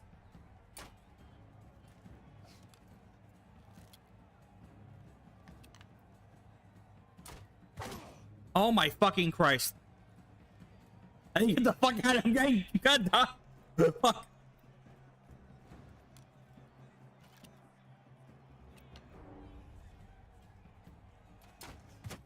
Bitch. Ah, gotcha, bitch. It's like a gunfight. It's awesome. Finally.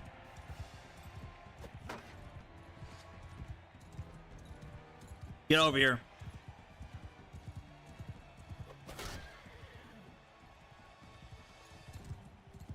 You hit my horse. You hit my horse, you bastard. Oh my god, you pushover. I mean, I was carrying that guy. That's how the game works. Like, that was... I got the awesome horse. And I can't go to keep. It's fine. And I can't ride it. But I could sell it. I could sell this $14,000 horse. Make a lot of money. And it wouldn't really affect much. Because I can't even ride it myself. So I'm gonna do that. Goodbye. So when you have horses in your inventory, they do like lighten the load. Because presumably when you're walking around the planet, you have like one guy with a horse, or you have the horse. Oh fuck. You have the horse like laden with stuff, you know? But you ain't worth it. Sell. Look at that fucking money. Jesus Christ, I should not have that much money this early in the game. Yeah, we'll get a bit of an upgrade here. We'll get a nice tight shield. Look at that. Wonderful. Better than this piece of shit. A better sword. Swords are expensive, but see a lower tier sword than what I have now. So what I usually like to do, and it's the best way to do it, is like a two-handed polearm that swings. That factoring in the momentum means that's just like a one-hit KO when done properly. So I'd have to wait until we get like a bill hook somewhere, but those would be really expensive. So at the moment, let's do a cavalry lance, which you can couch, which we'll show later on. At the moment, I'll just buy some like even better armor. This padded shirt here, nice. These nice boots, with chainmail. Oh, lovely. And then I'm still insanely rich from that, so let's get like some shoulder armor with this padded leather shoulders. Look at that, all nice and brown as we like it. Got plenty of food still. No, the spears are better. These are shitty fucking spears. And no, How about the horse? The horse is fine. Yeah, at this moment, no one's here. So I think a couple more tournaments, we will be very well off. What the fuck? What would you... Let's go to Gallon. In fact, you know what? This next town, I'm going to take a walk around and show you how the maps function. Those guys are not worth it.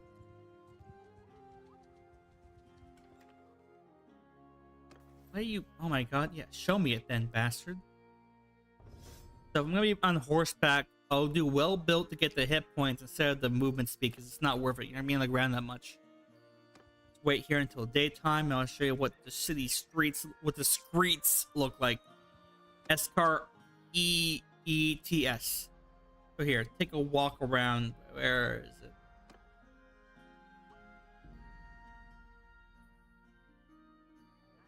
Look, we're here.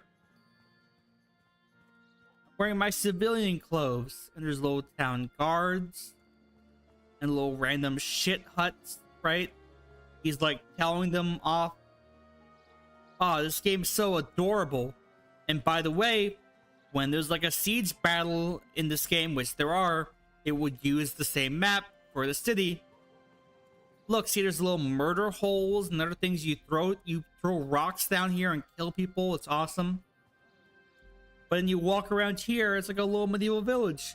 Now, this is the most, like, fucking nonsensical way of playing the game possible. But for role-playing, like, you can talk to the fucking random hobos, like, what's up? Random gossip.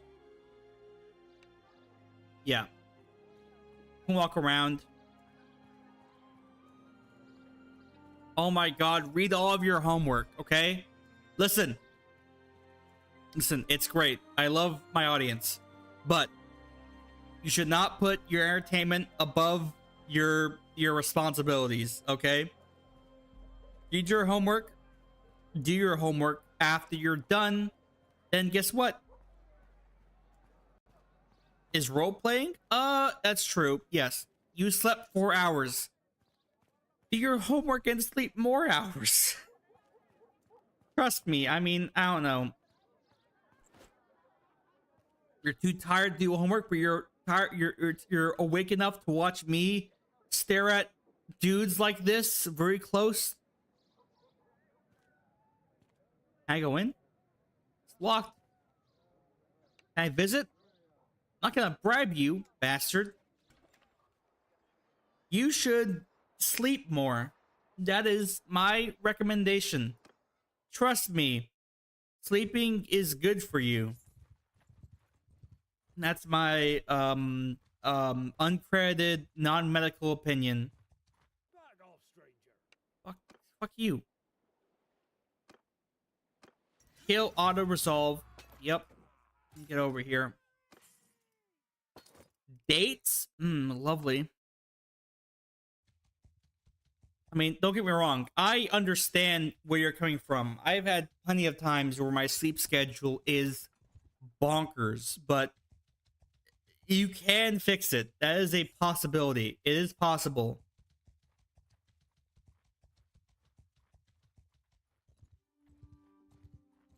I probably am a bit insomniac. Trust me. Hmm.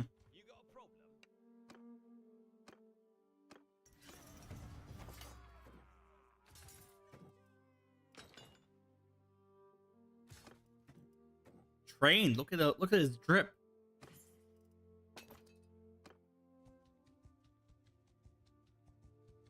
Oh, we're going to Pravin next. Go. Mush. Giddy up, horsey. Faster, you bastard. For IKEA. Tournament. More tournaments. Hooray. Forever. Oh, it's nighttime. Really? You have to go all the way fucking around? Ugh, stupid. Another helmet? Gay. Yeah, see ya. Play Terraria. Don't sleep. You should sleep.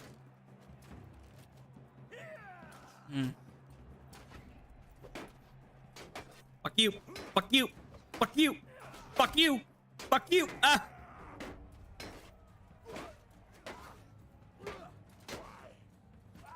Holy shit.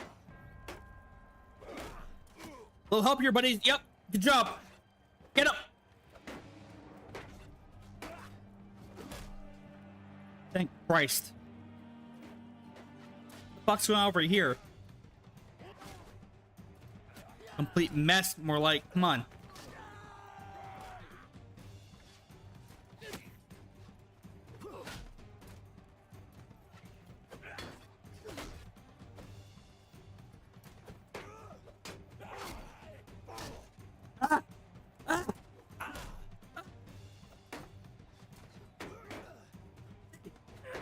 Ah, no! You two. No! Fuck! What are you doing? Oh my god, we lost.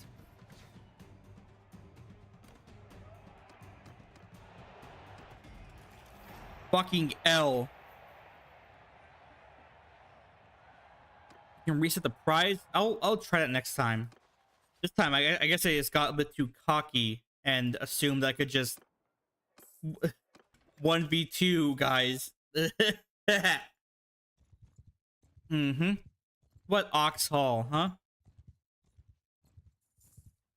Yeah, you gotta do that fame grind early on because it makes you money, and that's the entire goal of the early game, is just to get a shit ton of money so you can support as big of an experienced army as possible and recruit characters.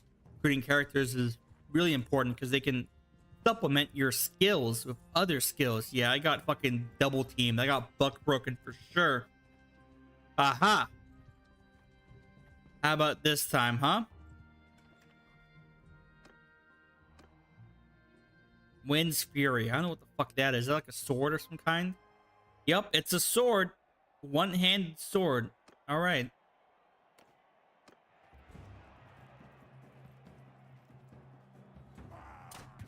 Gotcha.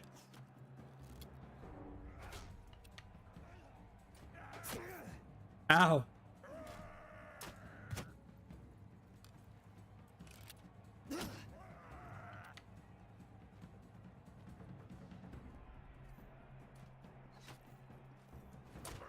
Oh my god. Fuck my sword! No! Pathetic. Oh my god. I have brought shame to my ancestors. I should commit seppuku for that offense.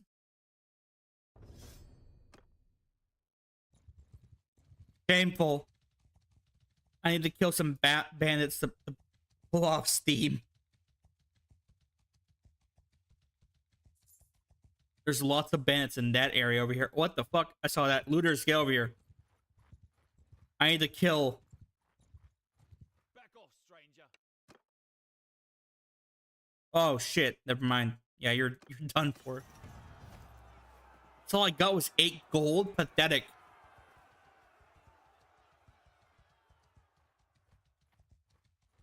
Yeah, life goes fucking. Life blows you by out here in Landia, that's for sure.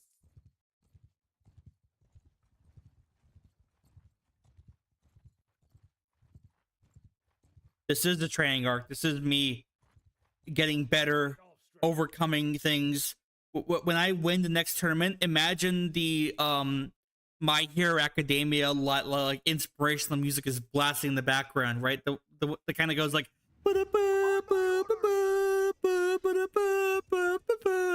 right. You'll hear that when I'm winning the next tournament. Trust me. It's like that. You ever seen that video of It's like King of the Hill, and I forgot the fucking name of the guys. It's the fat one. He's in the back of the truck. They're maneuvering the pickup truck, like the big rig truck, like backwards on the hill, and he's like gonna save his friend from like moving furniture in the like the box that they're in. And like before he does it, he's like a fucking MHA flashback with the music, and it's the funniest shit ever. I love it. King of the Hill is a great anime. Bobber? Oh my god, come on.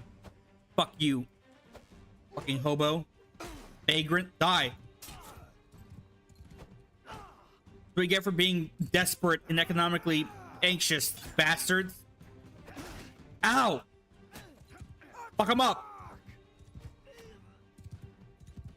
Kill.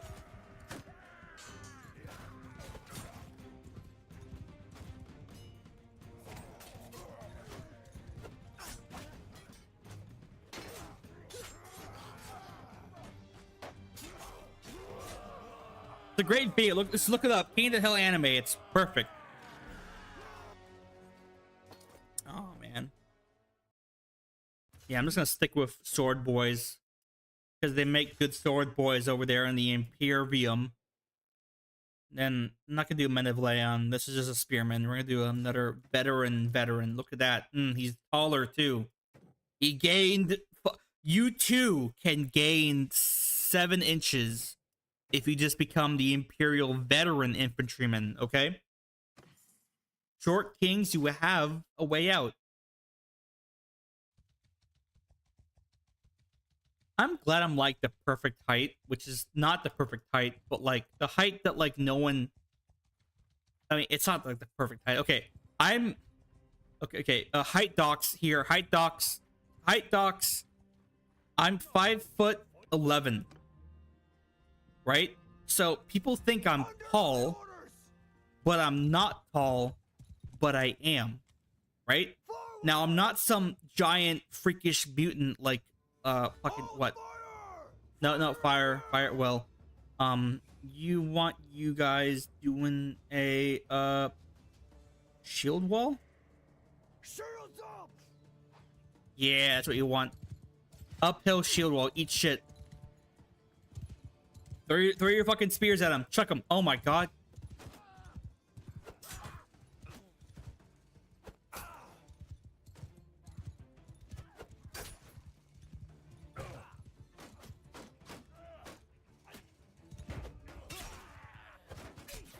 Eat shit. What the fuck?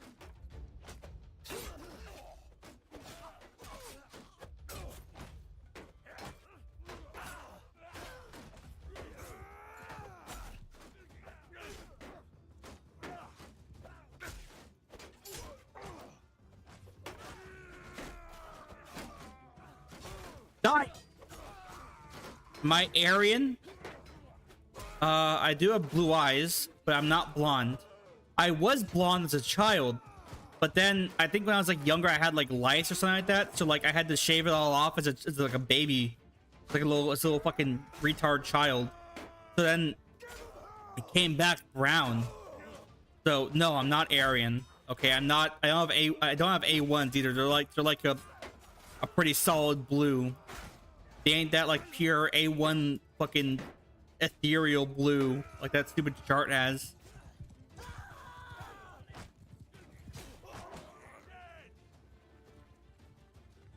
Where's the horse guy at? Did he run away? He ran away. Get the fuck over here. You're not done yet. Fuck my horse. Don't hit my horse. Yeah, 5'11", like people will be like, people will like post that meme where it's like 6 foot versus 5'11. It's like a massive difference, but it's not. You can just lie. It's easy. Say like, I'm 6 foot, and people will believe you because they don't know what they don't really know anyways, right?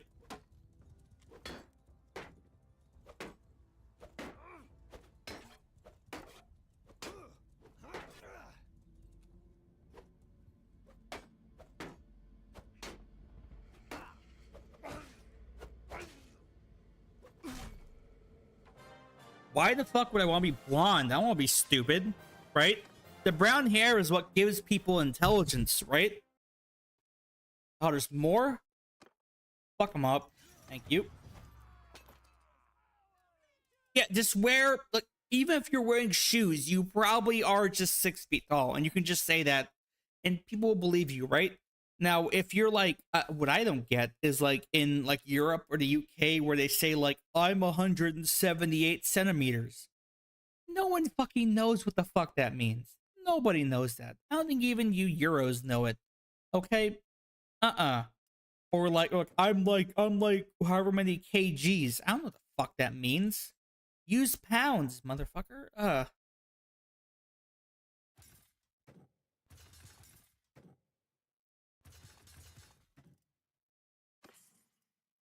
I only agree if the metric system when it's used for like height, I think. Not height, sorry, with the temperature. All the other shit's stupid. Height, stupid. Weight, that's okay, but like it's still stupid. At least for people, you know? I don't know. I do like Fahrenheit though, because it's more like, I wouldn't say, I mean it's not any more accurate than Celsius. But it's like you can describe the vibes of a temperature far more effectively using Fahrenheit, right? Like if I say like it's 95 degrees out, you know, fuck, that's hot. If they say, oh, it's 30 degrees Celsius out, it's like, what? I don't care. Shut up. But if we say like, oh yeah, it's like a solid 48 degrees, you know what that weather is like. You know, it's different. This may just be my American talking though, so you might have to deal with that, okay?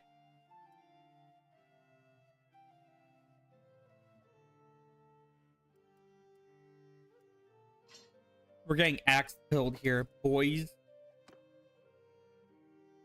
You're next. You're next.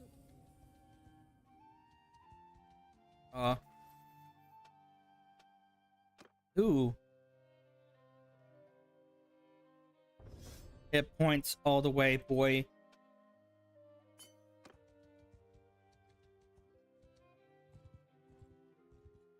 Time for some dead bandits.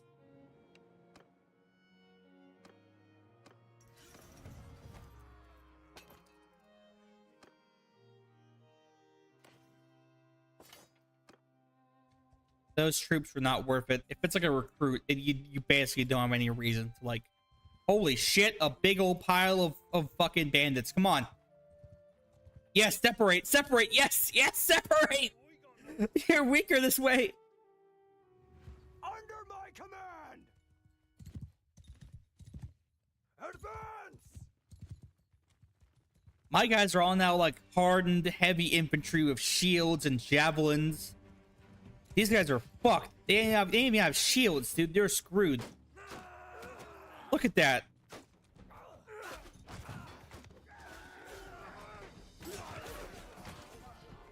They got one Imperial recruit. That's fine. You can have him.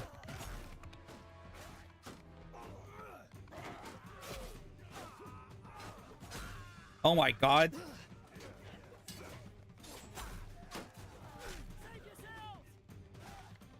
They're running. They're running away.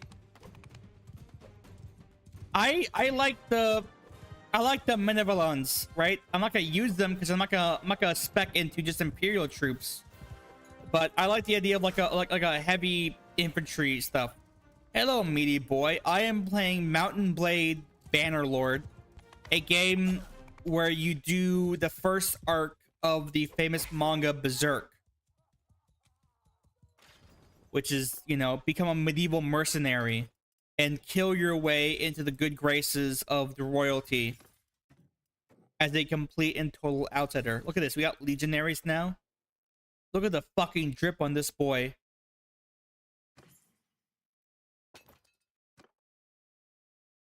We've came into some really good money as of late because we sold a really, really nice horse, which is really funny. Oh, what that got? That got sold. Okay. Right now, I want to go farm some tournaments, get my fame up. I'm not really like low on money at the moment, and then get my troops some experience with some bandit battles, which I know there's a fuck ton of bandits here, right? So, same time, we're gonna have to use ain't got no tournaments here. What people? What are you good at? You are good at trade and roguery. I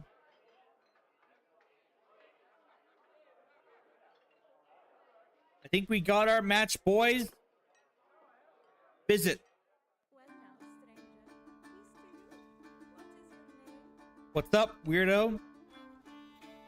Yeah, it's your fucking dumb story. I don't care. We have now had our first companion, folks. What are these? Well, in your party, right here, party, you will have these people with health bars. These are characters, and they have like their own stats, and usually come with certain specialties when they're like in taverns and such, right? So what you should do is not hire combat guys unless you yourself are a complete weakling as a character. You should hire guys who are good at things you're not good at, right? Like medicine, engineering, trade. This character here, Isna, is really good at trade. So I hired her. She's in my party now. I had to pay her a salary, but that's fine at the initial cost. But I'm also going to get her dripped out. So here, let's solve our fucking garbage. Jesus Christ.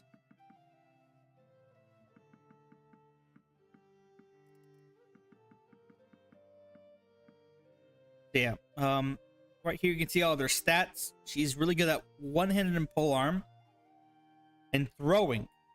She has good trade and roguery, but no riding, so she's gonna be stuck on foot, which is fine.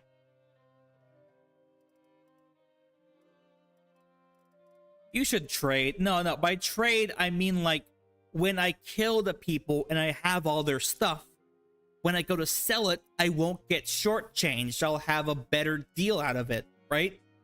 Because it's kind of like how Skyrim works, where if you don't level up like the speech, you'll get lower prices than you normally would for the stuff you sell. The same thing. In this game, money is fucking everything. You can't, you can choose to be a dieable character or a killable character. For the most part, you don't die that often, so money is what you really base yourself off of, right? First we'll look at ourselves here and see if there's anything decent we can give ourselves, and we'll give the hand-me-downs back to her.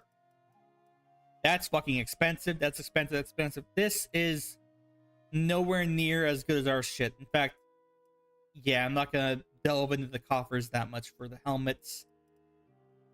It's not as important. See, my IRL stinginess is bleeding into the game, but this is overall a trade-off here because it's leg plus arm is 14, leg plus arm, and this one is 12, so it's actually a win, even though it's more fucking leather brown shit. Good band braces, nice, more leather. I'm just covered in brown leather. I don't make any leaps for half barding yet. What about weapons? Do you have a good spear anywhere or a better shield? So you have a kite shield, 300 hit points. These are the same, but just slightly different. We'll go for the bracketed reinforced. Look at that. Nice looking. And then the spears, they have some variety here.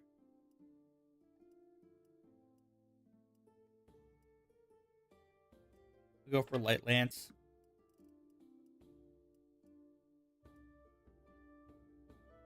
And the axe is still pretty good. What about the horse? Rifle tracer. I prefer speed more than anything else, so 57. No one beats it. Okay. Well, now. Oh, I didn't give her the hand-me-downs. That's fine.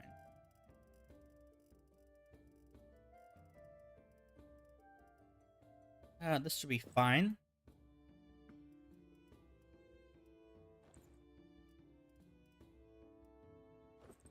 Look at that. Drip. Keep your scarf, and then we'll buy the nice lace coif. Perfect. You're ready for the IKEA shelves.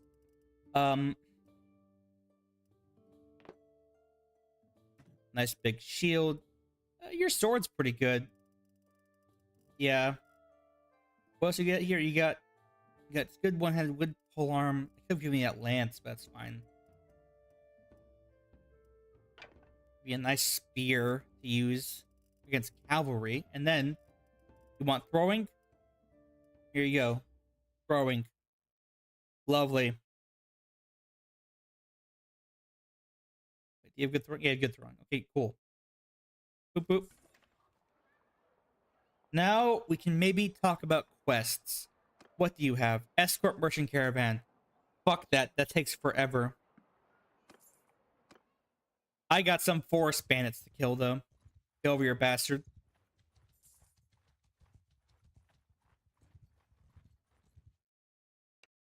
Why are you wearing a fucking bear?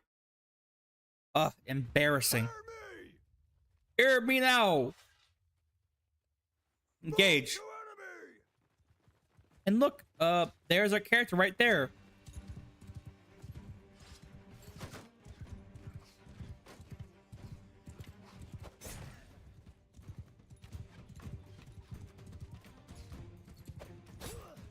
These guys are mainly archers. They're like Robin Hood, basically. We're in Sherwood Forest. Bushwhackers, like they're in Australia or something. Kill the guy with the bear outfit. He's the leader. Fuck him up. There we go. They had no fucking chance. We have like legionaries on our side, dude.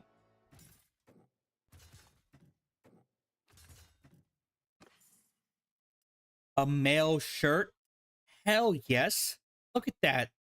Proper chainmail. That's what I'm talking about. And then we can give the hand-me-downs to her. Look at that. Nice. And level. Let's get anything. Steward's not really good for a main character. Party size, never mind. That's actually very worthwhile. Oh yeah. So in the party, nope. In the clan, in the party tab of the clan, you can get members. You. Oh my god, how do I get? Jesus Christ. Okay, yeah, right here, here. You have assignees. These are very important. Everyone fucks them up. Trust me. Okay. Quartermaster should be the guy with the best trade skill. So you. Or best steward skill. Fuck. I'm stupid and should be mocked. He's not good at any of these things. Well, that's my fault. He's literally worse than everything else I am at, except for engineering. So you're the engineer, useless ass skill line. For real.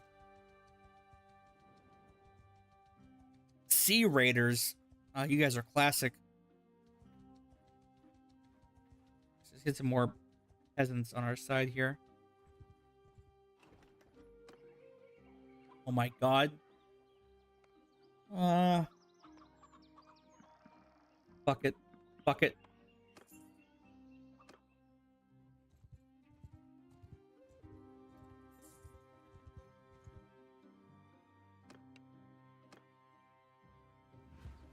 Under my orders.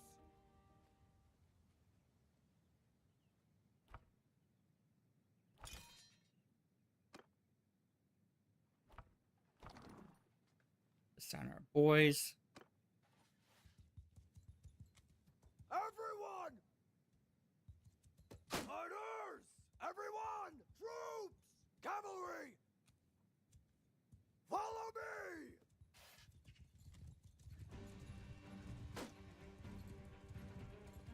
Infantry!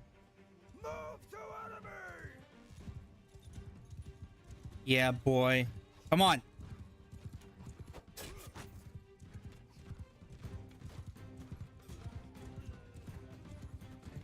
Good job, squires. Okay.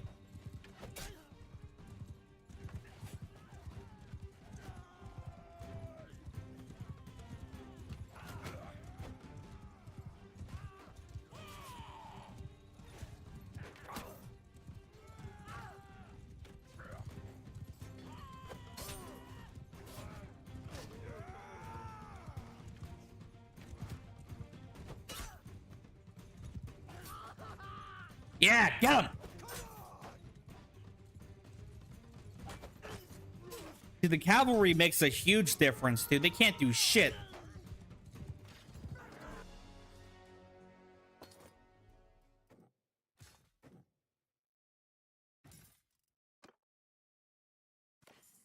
Yeah, I don't need their troops, man. They ain't worth it. Next.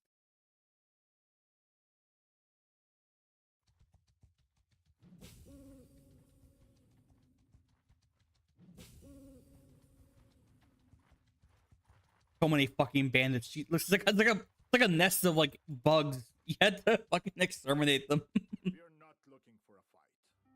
I don't care. You're gonna get a fight.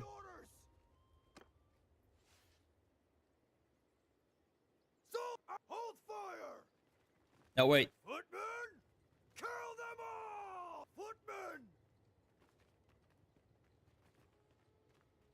Fire at will! Cavalry on my flank! Follow me. Once you get the keybinds down, the game's really fun. Kill him!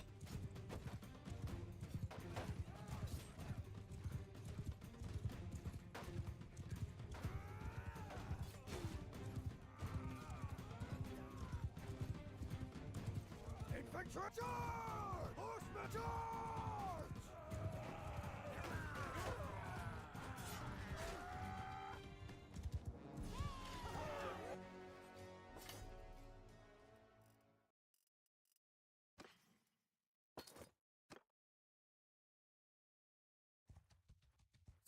So as any good politician would say, when you have a recurring problem that doesn't directly threaten you but is very easy to take advantage of, you don't solve it. So in this case, I'm not going to get rid of those bandit hideouts because those limit the amount of bandits you see in the game, and they're very useful for money and fame and training. Oh my god, they're fucking everywhere. You guys are pathetic. Kill. 2 deaths? 2 died. Well, the guys I don't care about anymore. I don't know how the fuck a bandits kill legionary or anything. Anyways. So now... Oh my god. Yeah, see, we got some... Oh, it's the story. Yeah, I don't care about the fucking story. Yep, cool. Ransom prisoners, trade. This shit. Out of my fucking life. It's all garbage. Bear pelt, stupid. Here, have a bear pelt there. Lovely. No, wait, no, I need the grain still. Fuck.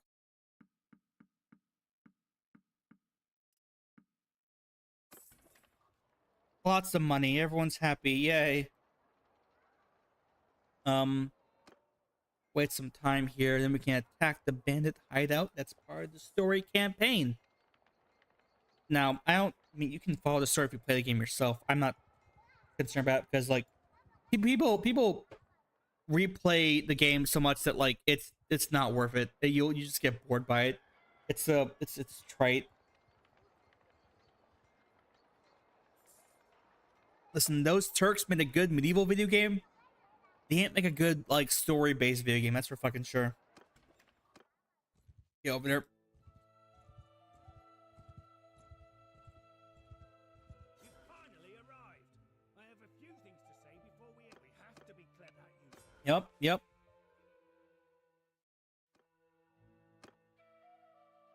So when you attack a place like this, you get to choose who goes with you. Usually characters are the best because they have like better combat traits and AI. And like your most experienced troops. Like these guys will be super good at the melee combat route through Endure here. Everyone follow me. It's gonna be close and personal, so clearing encampments, you just walk through and you kill everything you see.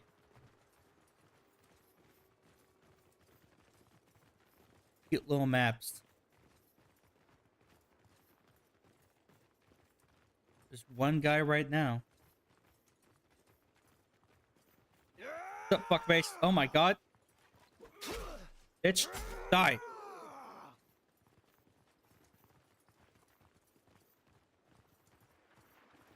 You see raiders have this whole little village they've burnt up and taken over for themselves. Holy shit. Hell yeah, this is a fucking proper fight. Hang on, everyone. Fuck them up.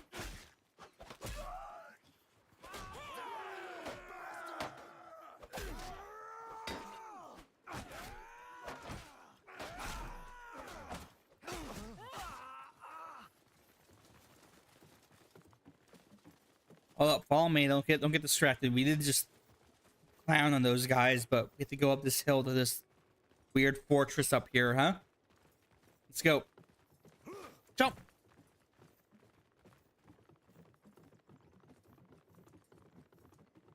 Jump.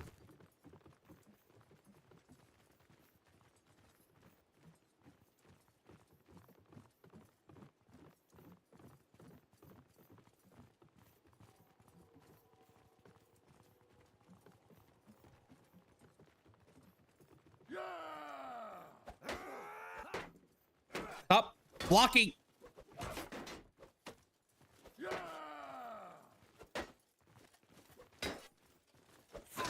There we go. Wonderful. Jump. Jump.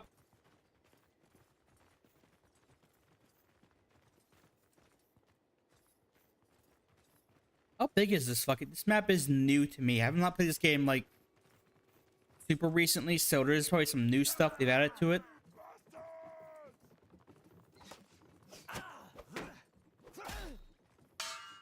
Oh my god, that's cool. Reclaimed weapons here. There we go.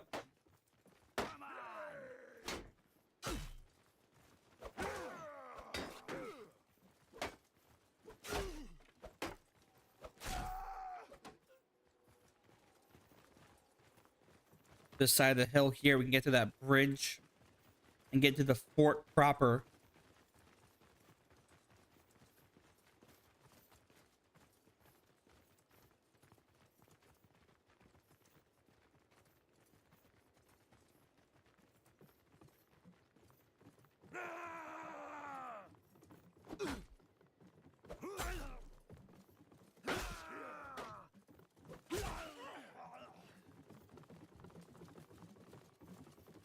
Oh, here he comes.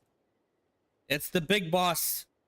He's gonna challenge me to single combat, honorable duel type shit.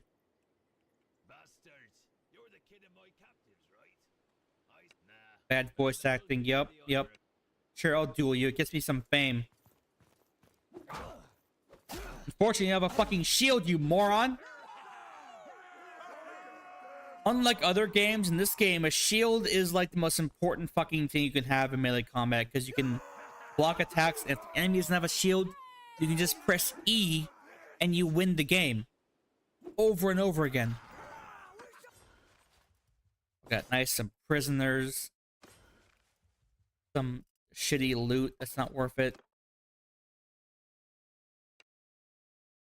Radagos is gonna fucking murk this guy.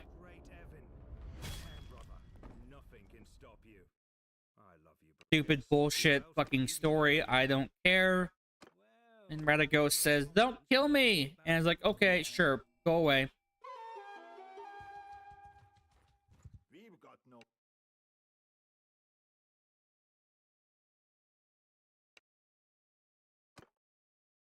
Kill him. Thank you. All right, now let's go sell all this crap we got now again.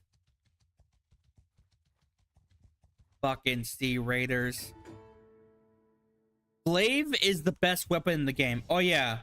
So when you do that, you get your family back, and then your family has like stats and shit too. You cite their background. So what are you good at, huh? You have a good bow, horse, and running. So you're a horse archer, huh? We'll focus on that horse stuff first, huh?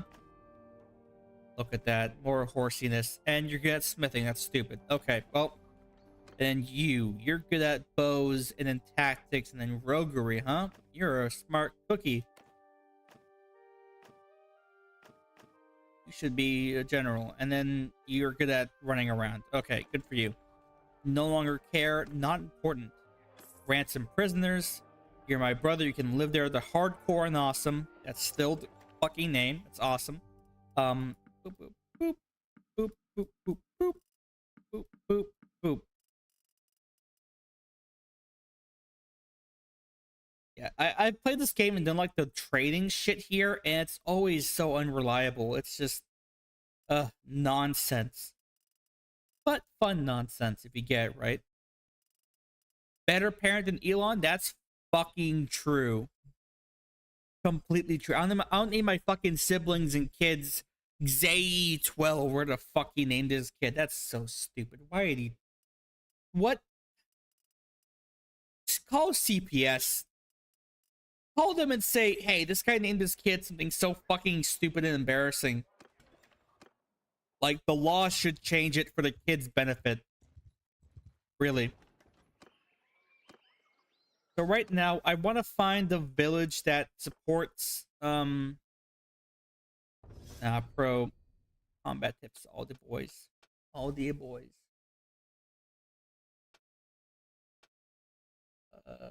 Netflix ain't that important, man. So is all this shit. Not that important.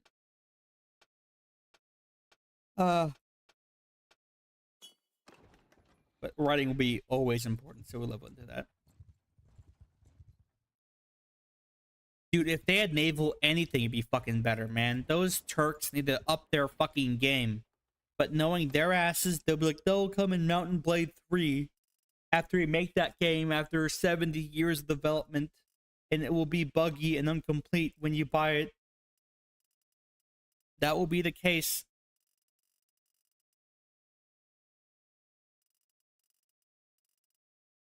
They had boats, that'd be fun, but they ain't got no boats. The islands just exist for nothing. Kind of clown show stuff. Anyone good in district? No. Alright. We can head south.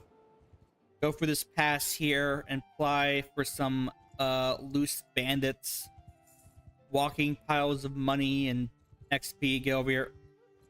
It's bigger, but this one's more convenient. I'll attack just to make sure these guys don't fucking die. Hear me now. Everyone, engage. Don't care. Kill. I might play more mods for this game. I know there's some mods. Dude, Mountain Blade Banner is a fucking killer Lord of the Rings mod that's really fun. You can play as low, like, it's like book accurate too, so it's not like the movies. Oh my god, did you just fucking die? Buddy. Oh, you pathetic excuse for a horseman. You died to a bushwhacker. Pathetic.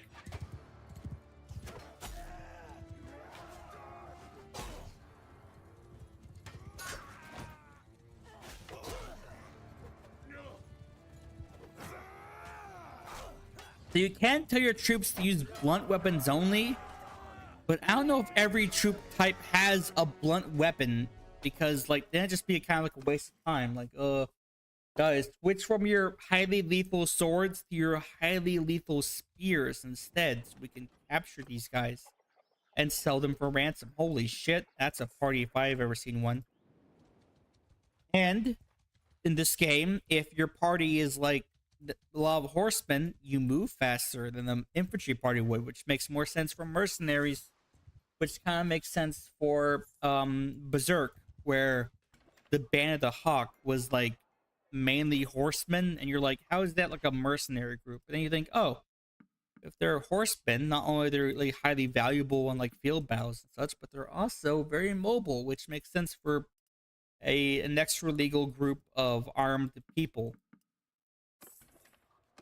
The boys deserve some better slop than usual. No one in the tavern district, of course. Come on. Anything decent, you bastards? What about Jacqueline? What do you got? More like Jack Offulin, you know what I'm saying? You know what's a fucking shame? The Durok the Fatherless. That's why I want to be fucking named. Holy shit. I feel bad for this guy already. You're not good. You're just good at fighting. I don't care. You're not worth it. Imagine being named the Fatherless. Jesus Christ. Oh my god. But you cow thief? There you are. You're good at steward, but you're cruel. I don't care. What's up?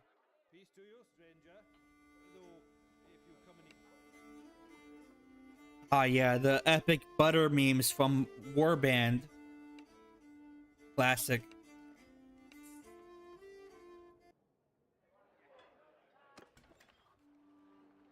Warband was fun because like Pathfinder, you can just like find all these various clues and tracks.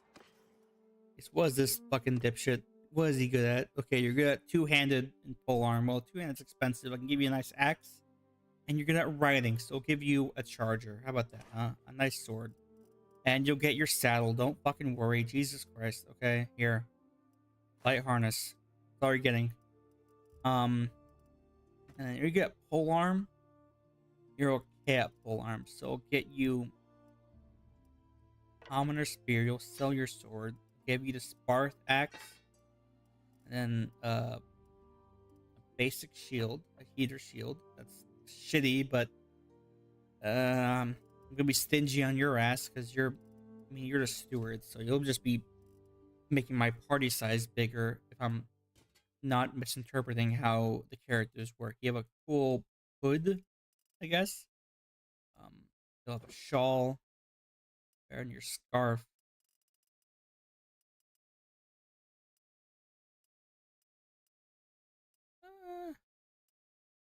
Yeah, leather vest, and then nope, that's expensive. And you'll get strapped boots. How about that, huh? Lovely. Everyone's happy. Cities tend not to have the like epic cavalry troops. They tend to have just lots and lots of normal peasant troops. Now your speed's based on like your party size, cavalry composition, and then like I think it's like that. Like the fastest you are is just a dude by himself on a horse, not encumbered by much. Flint van braces. Oh boy. Yes.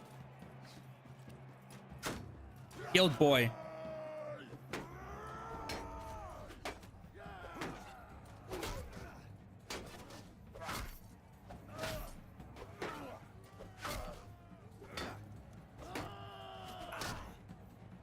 Fuck.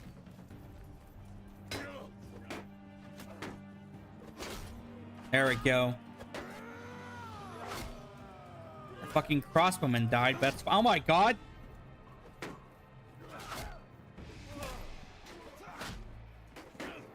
I love when they have to extend their arm around their fucking head to swing the same direction because of the player inputs. Our sharpshooter is really good at melee combat. Good job, buddy.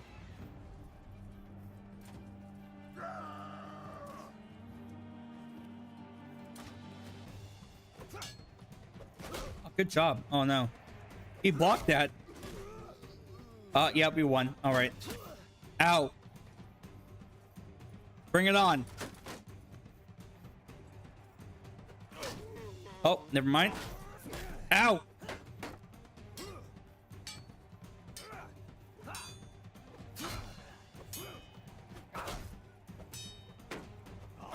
Ah, they got me, but I advanced, so it's fine. I qualified. Next, second place always wins until the final 2 rounds or so.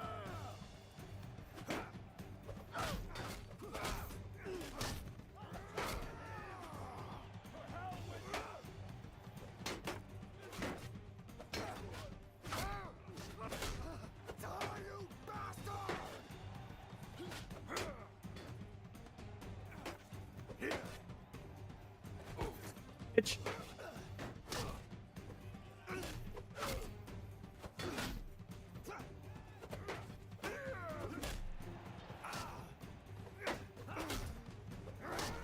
You and me, sharpshooter, against the fucking world. Okay, now I'm fighting the sharpshooter. Never mind. Now we're enemies. Oh, no. Again, when you do this, you want to get close to a thing that can block their swing, you know? Like this. And they just do... like that. I love how they spin when they get hit like that because of the physics, the ragdoll. Okay, very simple sword fight. Come on, buddy. Bring it on. Dude, the worst tournaments in this game are like the Kuzdates. Because like you'll have mono fights and you're both just like square shields and spears, and in close combat that ain't fun. That ain't fun. It's really janky and boring. Anyways, wonderful van braces. Look at that metal. All of human armor is just, how can I cover my body in as much metal as economically reasonable? And still ain't no swinging weapons, no glaives or bill hooks anywhere. Pathetic. That's fine. I like my axe well enough. How about decent economical armor choices? The helmet's not gonna get caught by any of this shit, but what about the shoulders?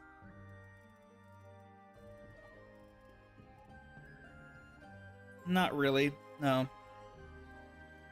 Nope. That's fine. What about quests? What's up?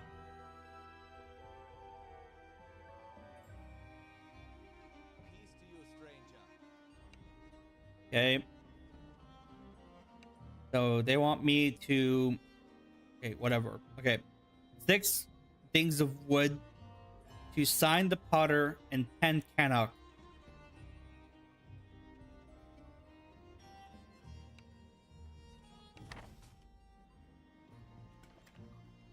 Oh. And he's gonna come up here and he's gonna be like, you're trading goods illegally.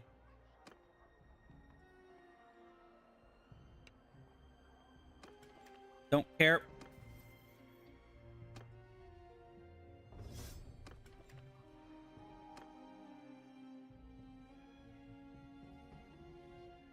Well, you only get whatever loot the game lets you loot, and I think there's like stats that can help you effectively get better loot when you beat enemies and such.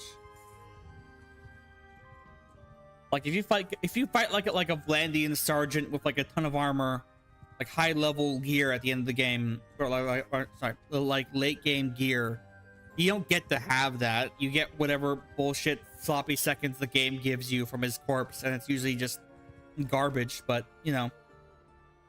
You.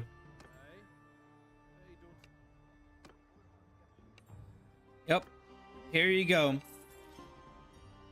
I got 671 bucks. Huzzah! And look at that. I've gotten better scouting skills. Hang on. Sorry. Ah, the flute. I love the flute. So, what do you get at? Scouting. Just what I needed. What's up? There you are. A cheap scout, too. Fucking awesome.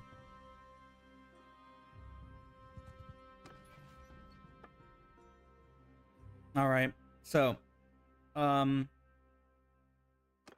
should be this guy, since he's very good. Look at that. He has Night Runner, Water Diviner, Desertborn, Force March. Oh, fuck yeah, dude. Better detecting radius. Track difficulty. Spotting distance. Oh, awesome.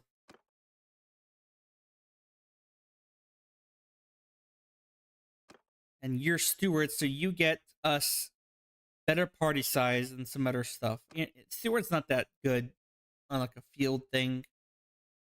And then I'm still the best medicine man. And then you can just be a shitty fucking engineer no one cares about.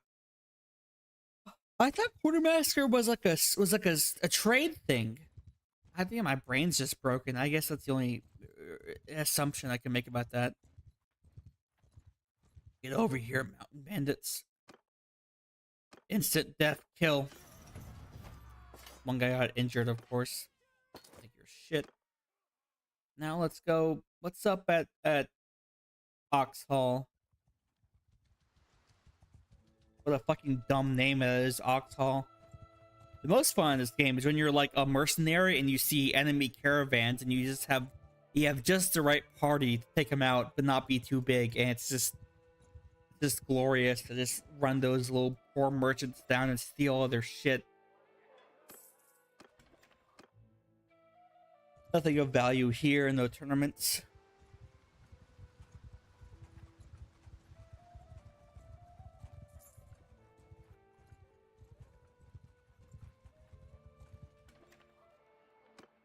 What was I thinking about when it came to... Oh, here's an actual engineer. Can I hire you? Do you have enough space in my party for an extra... I don't care about the story. I do. Understandably awesome. Alright. So, with that said... let me get my shit back from this woman here. You. Give me that. Give me that. Give me that. Give me that. Give me that. Give me that, give me that, give me that, give me that, give me that. Alright, now...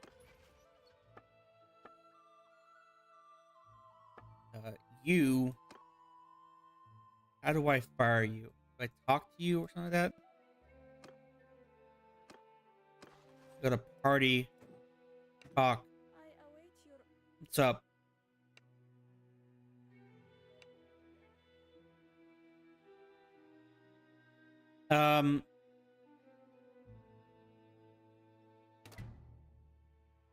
Get out of here.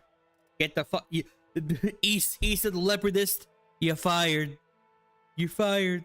I looked her in her big fat ugly face and I said, Issa, you're fired. What am I doing? Like the trade screen, sorry. Hey, new people, you have shit gear. I shall fix this. Who's good at throwing? You're good at throwing. You're not good at throwing, so you get the javelins and you'll get the shield. Are you good at... What about weapons? You're not good at weapons for the most part, so you'll keep the sword and I'll get you a second throwing thingy to throw at people with. To throw more jagged javelins, which is alliterative and weird because of that. There we go. Added band braces. And then I guess I didn't take your shoes, but that's whatever. I'll sell these fucking shit weapons here. Rusty spears and all that. I will need more food. Party. Okay, and then we have boots that have any armor. That's not like ridiculously expensive like these. Yeah, there you go. Awesome.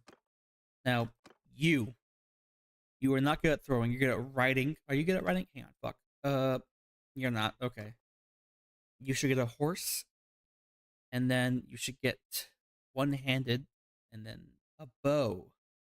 This is Mountain Blade Bannerlord, a medieval sandbox RPG where you play as a dude and you can be a mercenary for various factions and then become like an actual fief landlord and then become like a leader is essentially what it is.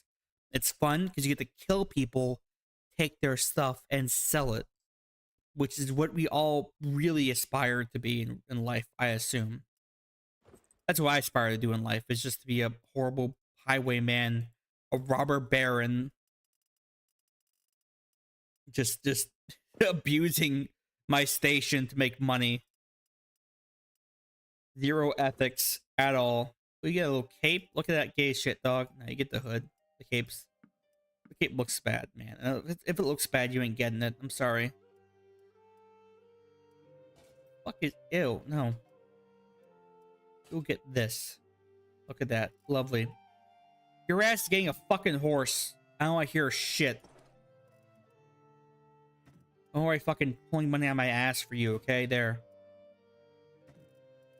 The worst part is if you get these guys a horse, they still count as infantry, which is lame. But he is a very good scout, so I'll give him a polearm sucks. So he just have a. He needs a bow. He'll be a horse archer, really? You're like a Nord. What do you need a horse archer for? Okay. Nice little kite shield. You can't use this bow on a horse. That bow is fucking expensive. So we'll just wait on your whole archer era, okay? And your sword, it's okay, I guess. Yeah, you're good enough for now. Just don't get killed, please, and track things for us. That's all I need you to do, frankly, in my party here. The engineer is you. Look at that. Awesome. We got a surgeon, which is me. So we need... So the last guy we need... We have all the good shit. We need one more guy who's good at healing. And then we have a full party, as far as I'm concerned, that can weather any conflict. And we have a tournament right here so we can make some fucking money and get some cool stuff. Just in time. A royal destrier. That means horse, and horse means money. Because horses are very expensive in this game, so I like that. Speaking of horse, this round's gonna take a while because the horse battles are usually fucking jank as hell.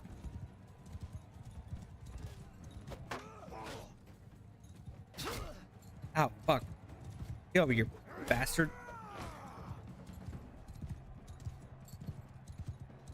Okay. Alright, gaming. Okay. Get over here, gaming. Oh my fucking god. Oh, fuck.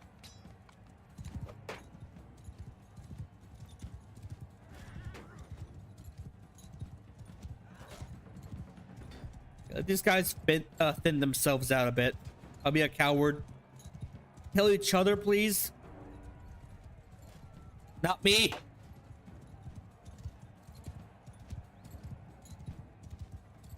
Just have it be me and the blue team with that. Oh, eat shit.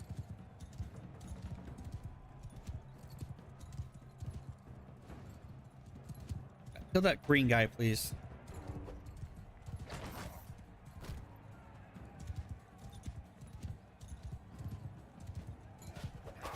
Ow.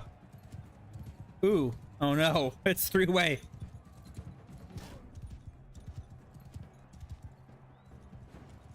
Come on, get each other. Come on. Come on. Do it. Damn it. They're evenly matched.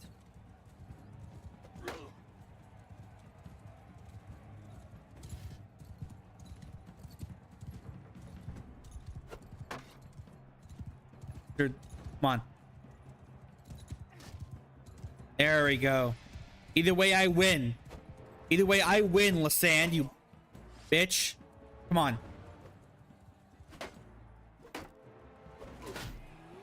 Gotcha.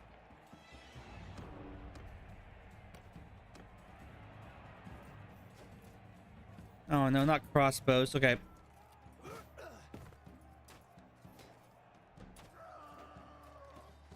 He's wide open. Come on. Bitch.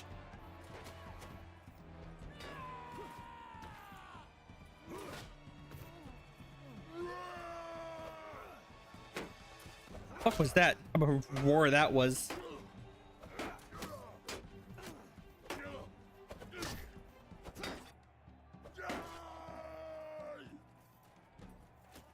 He's trying to aim me towards the enemy archer. Fuck you. Bitch. Oh, yeah.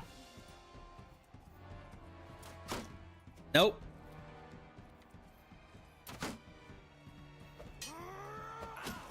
Ow!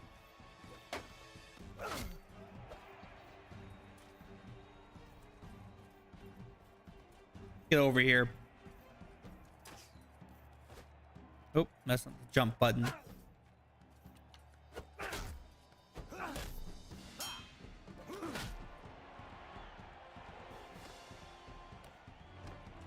Oh, yay. More horses. Could just dehorse these guys, be easier that way. Or dismount. Fuck you. Nope.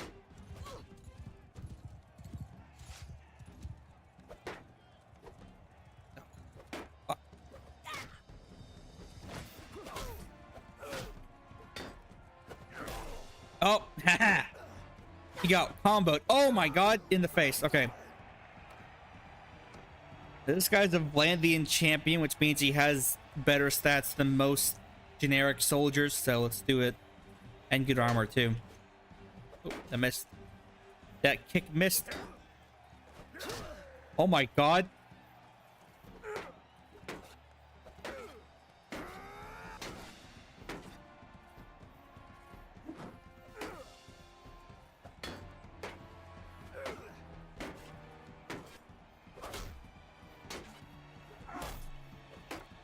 You can't hit faster than I can click. That's out.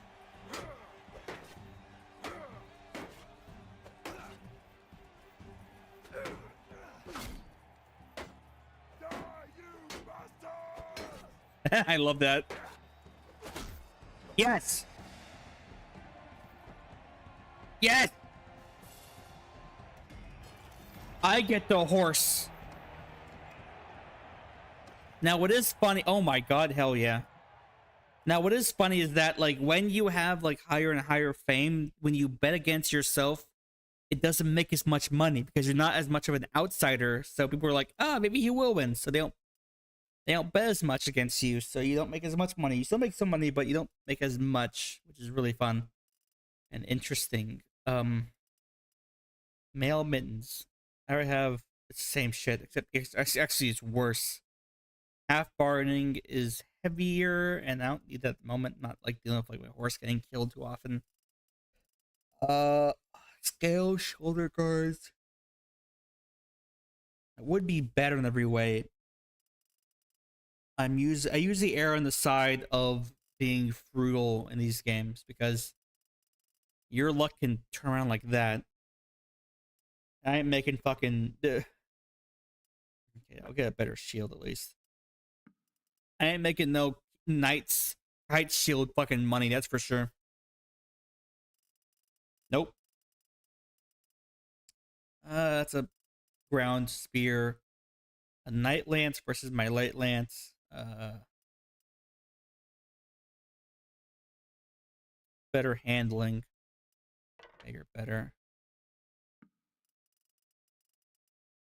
And we have some decent swords here compared to my axe. I won't compare properly, but nah. All right. Still a lot of money for me. Ain't got zero fucking quests over here. What about these people? They have a horse village, so that might mean that they have horse recruits, which are the best recruits, but they don't, so that's cool. Trained troops. Yeah, we'll do this one. Talk. I don't think I know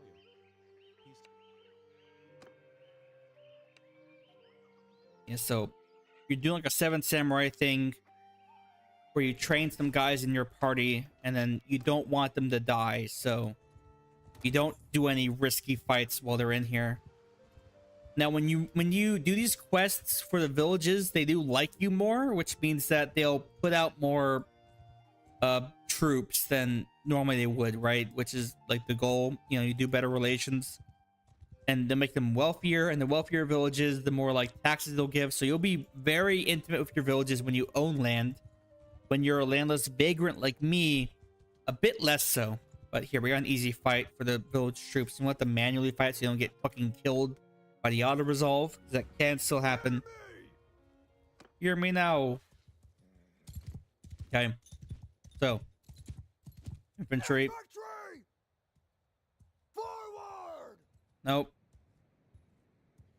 Shield wall. Form a shield wall! Move! Cavalry. Follow me. A lot of you fuckers.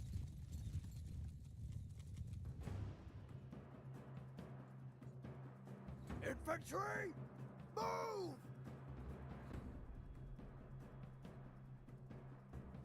Move! Infantry! Hold our own! Advance!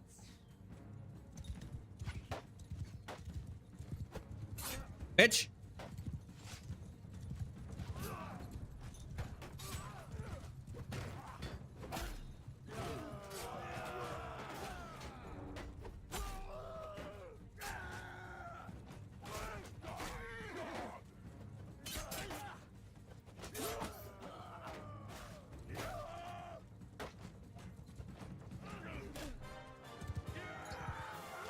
Yeah, that's nothing, dude.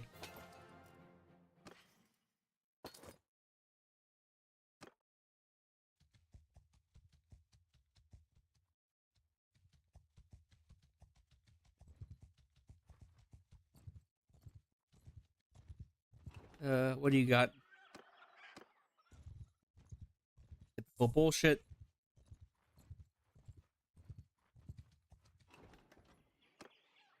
Oh, wait, sorry. So when you do quests for villages and they get like more prosperous, because they'll tell you right here, the village is going through hard times. That means that they'll just give you shit troops. Now, they do give you good troops anyways, because I think it's just how it's coded into the game. Like X or Y village will just have the better kinds of like elite troops that you can hire, which have their own drawbacks for being like expensive, but like, you know,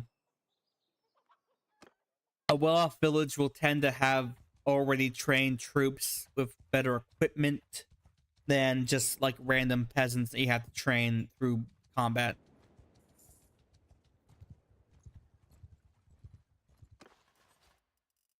I don't care about these guys. But you got have these guys go for the XP grind until they get to be trained troop for the quest. All right.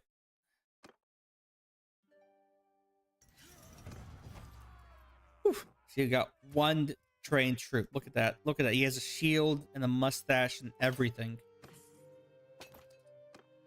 How epic. And we have another tournament. Let's hope it's another horse or a Bardite, or like not Bardite, fuck. A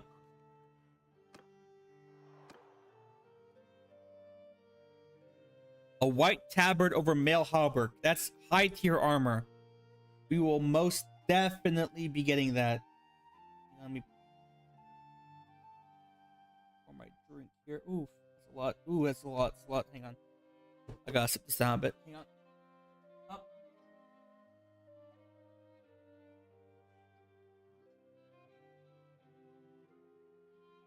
Okay. High tier armor. Look at that. 34. Defo worth it.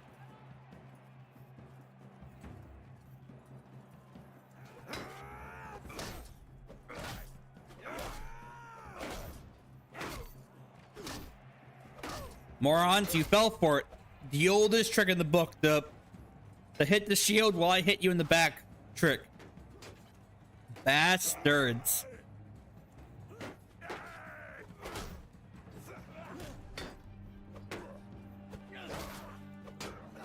Fuck you. Die.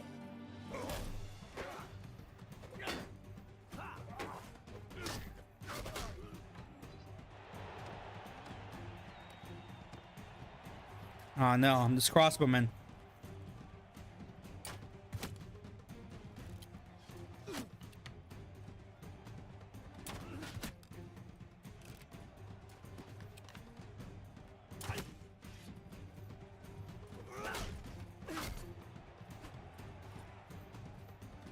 Oh, that was close.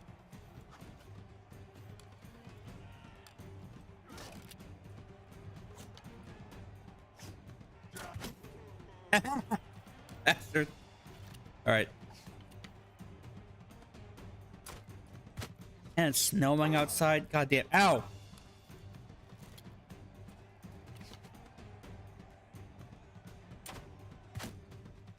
Crossbows are cool because it's kind of authentic, because like crossbows were like the peasant range weapon.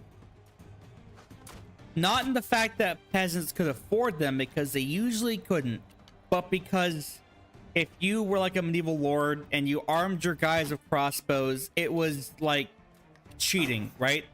Because they were simple to use and train in. Unlike a bow, you don't need to have the highly developed like muscle memory to effectively use it.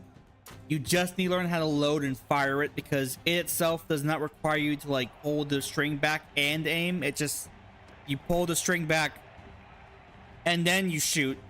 It's not separate. So like in general, it was just like an easier weapon to train random people to use.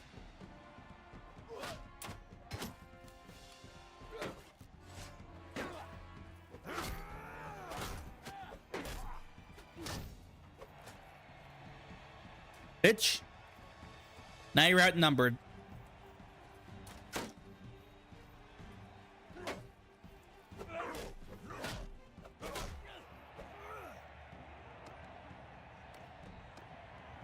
Oh no.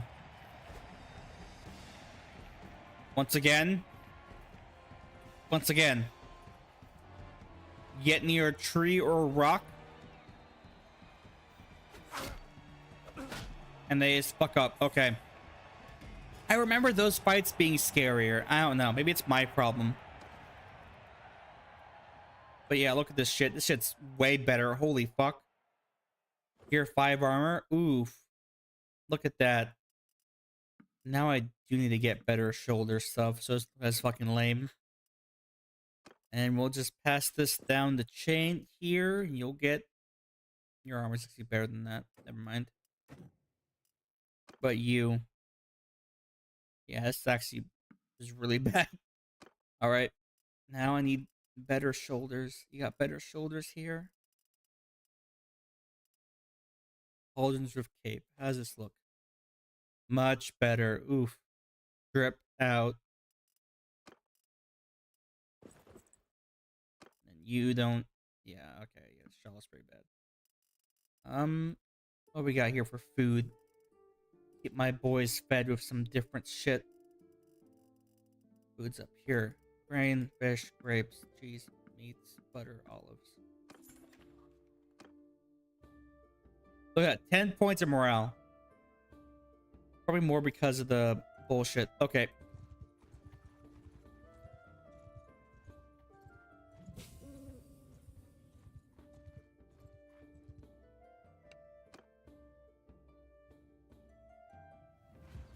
On my command! Infantry. Forward! Forward! Infantry, make a shield wall! Cavalry, follow me! Look at that. Our cape flows in the wind. Infantry, close in! Moving up the shield wall.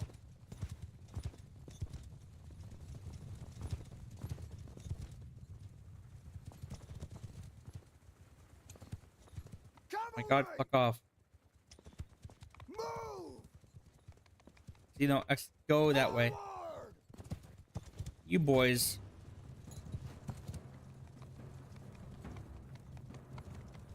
Actually, hang on. They're all archers. Fuck them up. Archers and cavalry, no mix.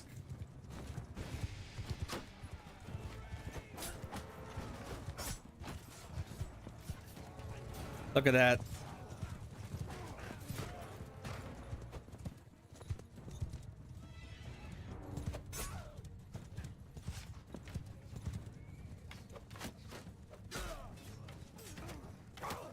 So many of them. Fuck. There we go. Fuck you. Ow. Oh my god.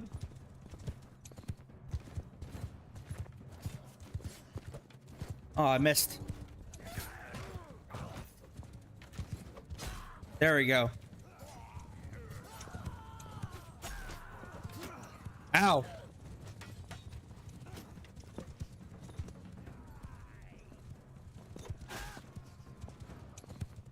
Come on.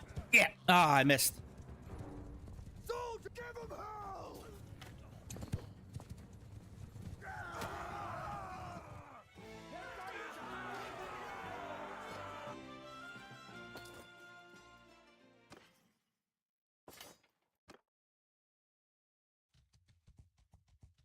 Then these guys are auto resolve on because peasants at this point, looters ain't worth shit. This is gonna be the real toughers, but you know.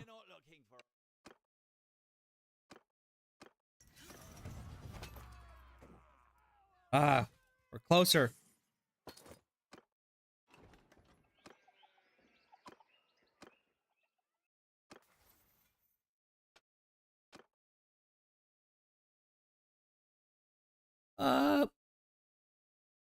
Yeah.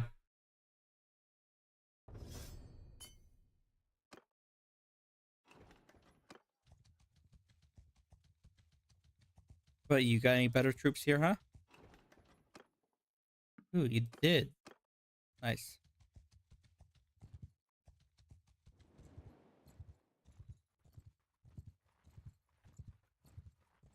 We're not looking for. Don't care. Die. I cast Biden Blast! Blows in the smithereens, folks.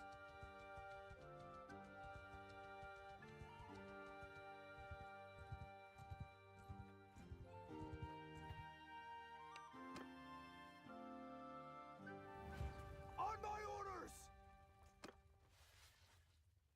Hell yeah. We'll just wait him out. Want everyone. Infantry! Hold arrows! Infantry! Fire! Some get close.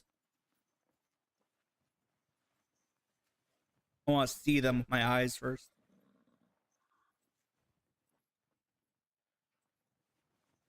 Where are they? Cavalry! Get into a scene. Gain formation! Chevron's actually pretty good for cavalry. Some more actively penetrate battle lines, albeit this is not much of a battle as it will be a slaughter. Horsemen! Go that direction. Footmen! I need you to loose. Stand apart! Be less of a big target for their arrows and such. Oh shit. Infantry! Move to enemy! Cavalry! Go this way. Move!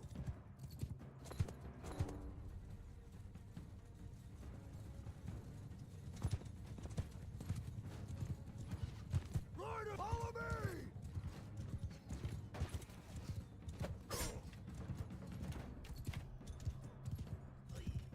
Cavalry, kill them all!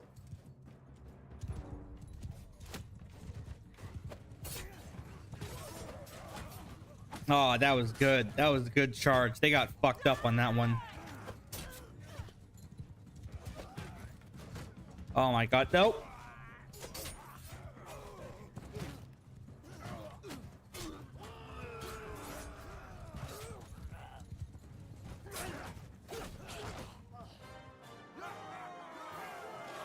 Nice. Nice. Okay. Yes. Halfway there. Who we got here? Yeah, okay. Ooh, male chassis. Holy shit. That's good, actually. How the fuck do they have that on them? Now we can give someone else better boots. There you go. Huzzah. Now. Hell yeah.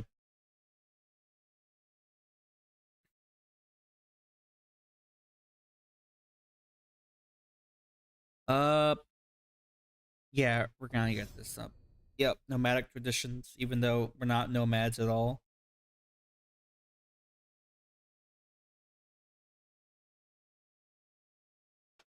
Yeah, we'll get some social up here.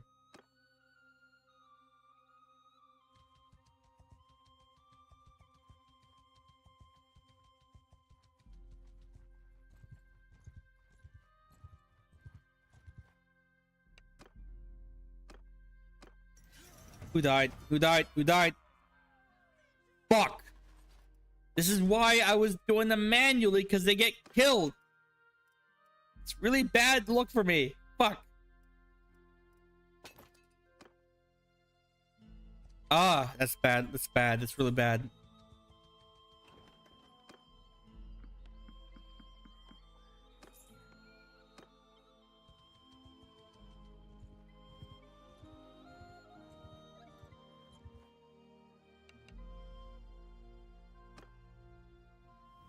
Under my command! Everyone charge! Fuck them up. Just fuck them up. I don't care anymore. I'm mad now.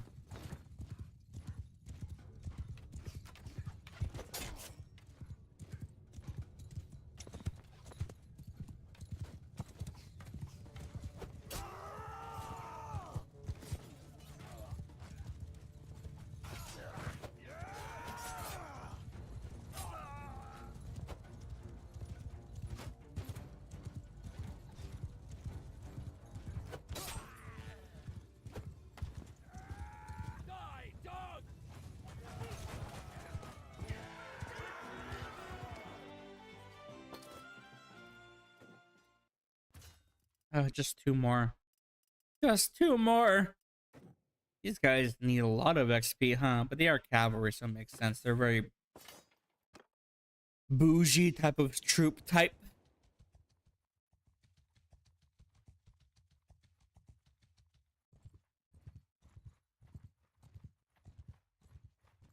Mess with them. On my command! Footmen! Everyone, charge! Just fuck them up. Kill them all. Let God sort of. Let God will sort of zone out. Okay.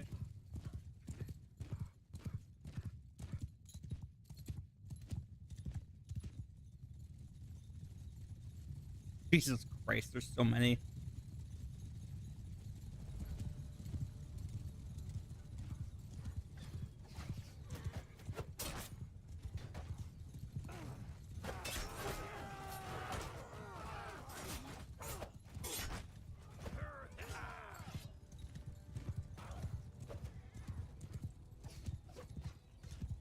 Keep missing.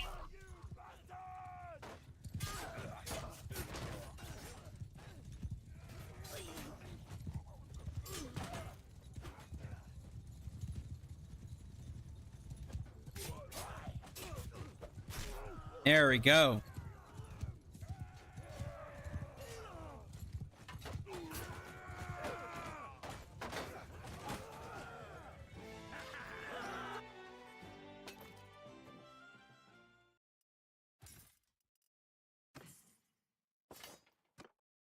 All right.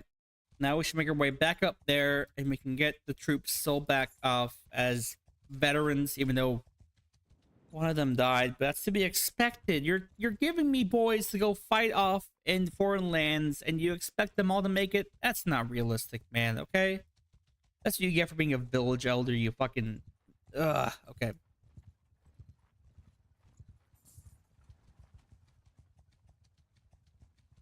Alright, there should be some bandits somewhere in this shithole. Come on. Frozen shitscape.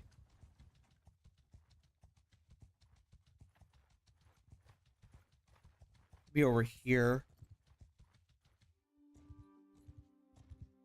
Middle of fucking nowhere, huh? No? Nothing? Alright.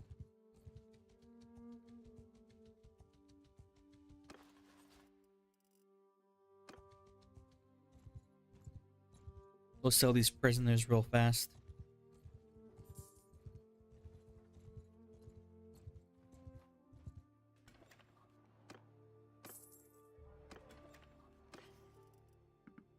All this garbage we got from them.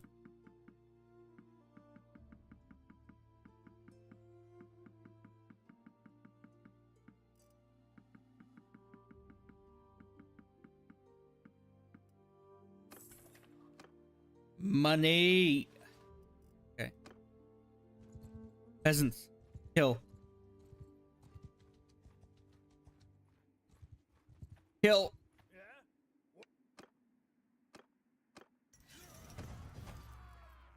Nope.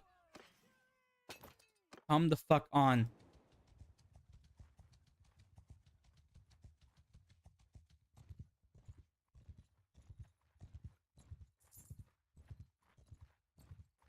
You got to. Oh my god, please. This is all I need right now. It's just to get this one dipshit at my party so it's no longer a danger to have him around. And auto resolve because he's not of high quality.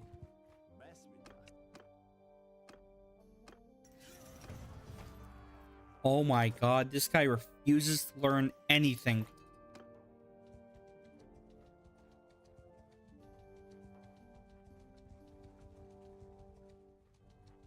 So close. Come on.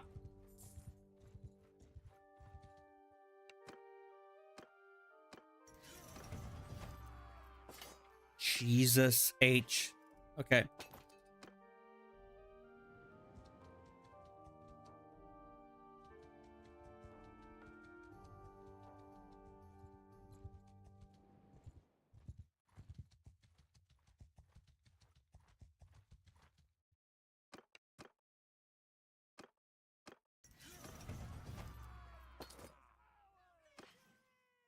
Bitch.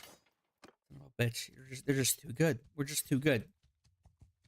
They don't learn anything because they're already dead when they get to them. Because they're walking. They're foot sloggers. Come on.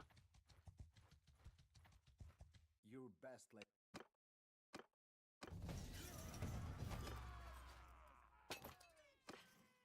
lane. Mm-mm. Mm-mm.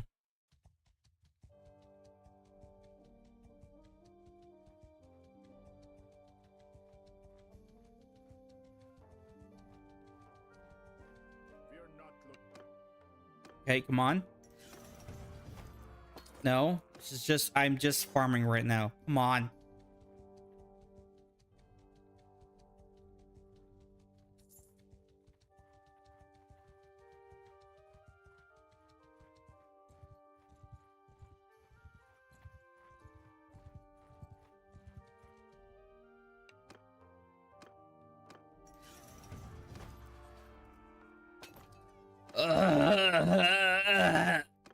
Sucks. This fucking blows. Now I'm full of prisoners that will escape if I stick around too long, not doing much about selling them.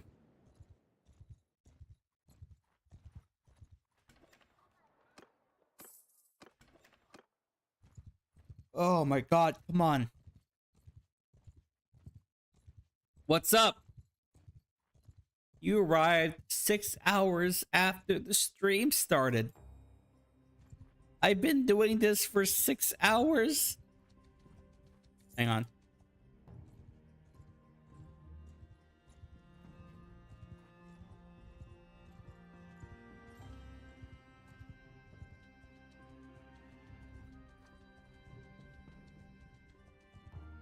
What's up? I need just one more group of shit bandits to die. But not too far from the quest village because I don't want to travel too fucking much. Okay, come on. I guess not. I guess there's no problems over here. I guess this area, that area is just all fucking happiness and rainbows, and there's no bandits to stab indiscriminately.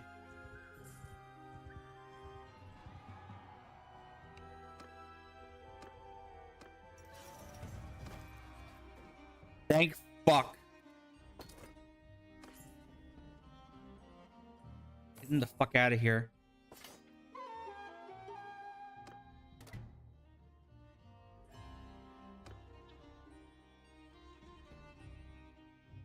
What the fuck? Me, my brother and this bitch? Who is this?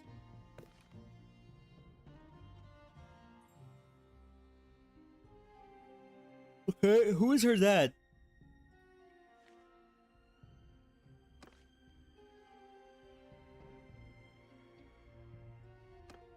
The answer is no. Fuck off. He will marry into whatever family I decide. But yes, I have given my opinion about the Orange Man. But at the same time, unfortunately, this is the end of the stream, folks. I have done this for 6 hours and 15 minutes. I am now exhausted. Thank you for watching. See you all next time. Watch the VOD if you want to see me talk about epic chuds and cover videos. Thank you for watching. Bye.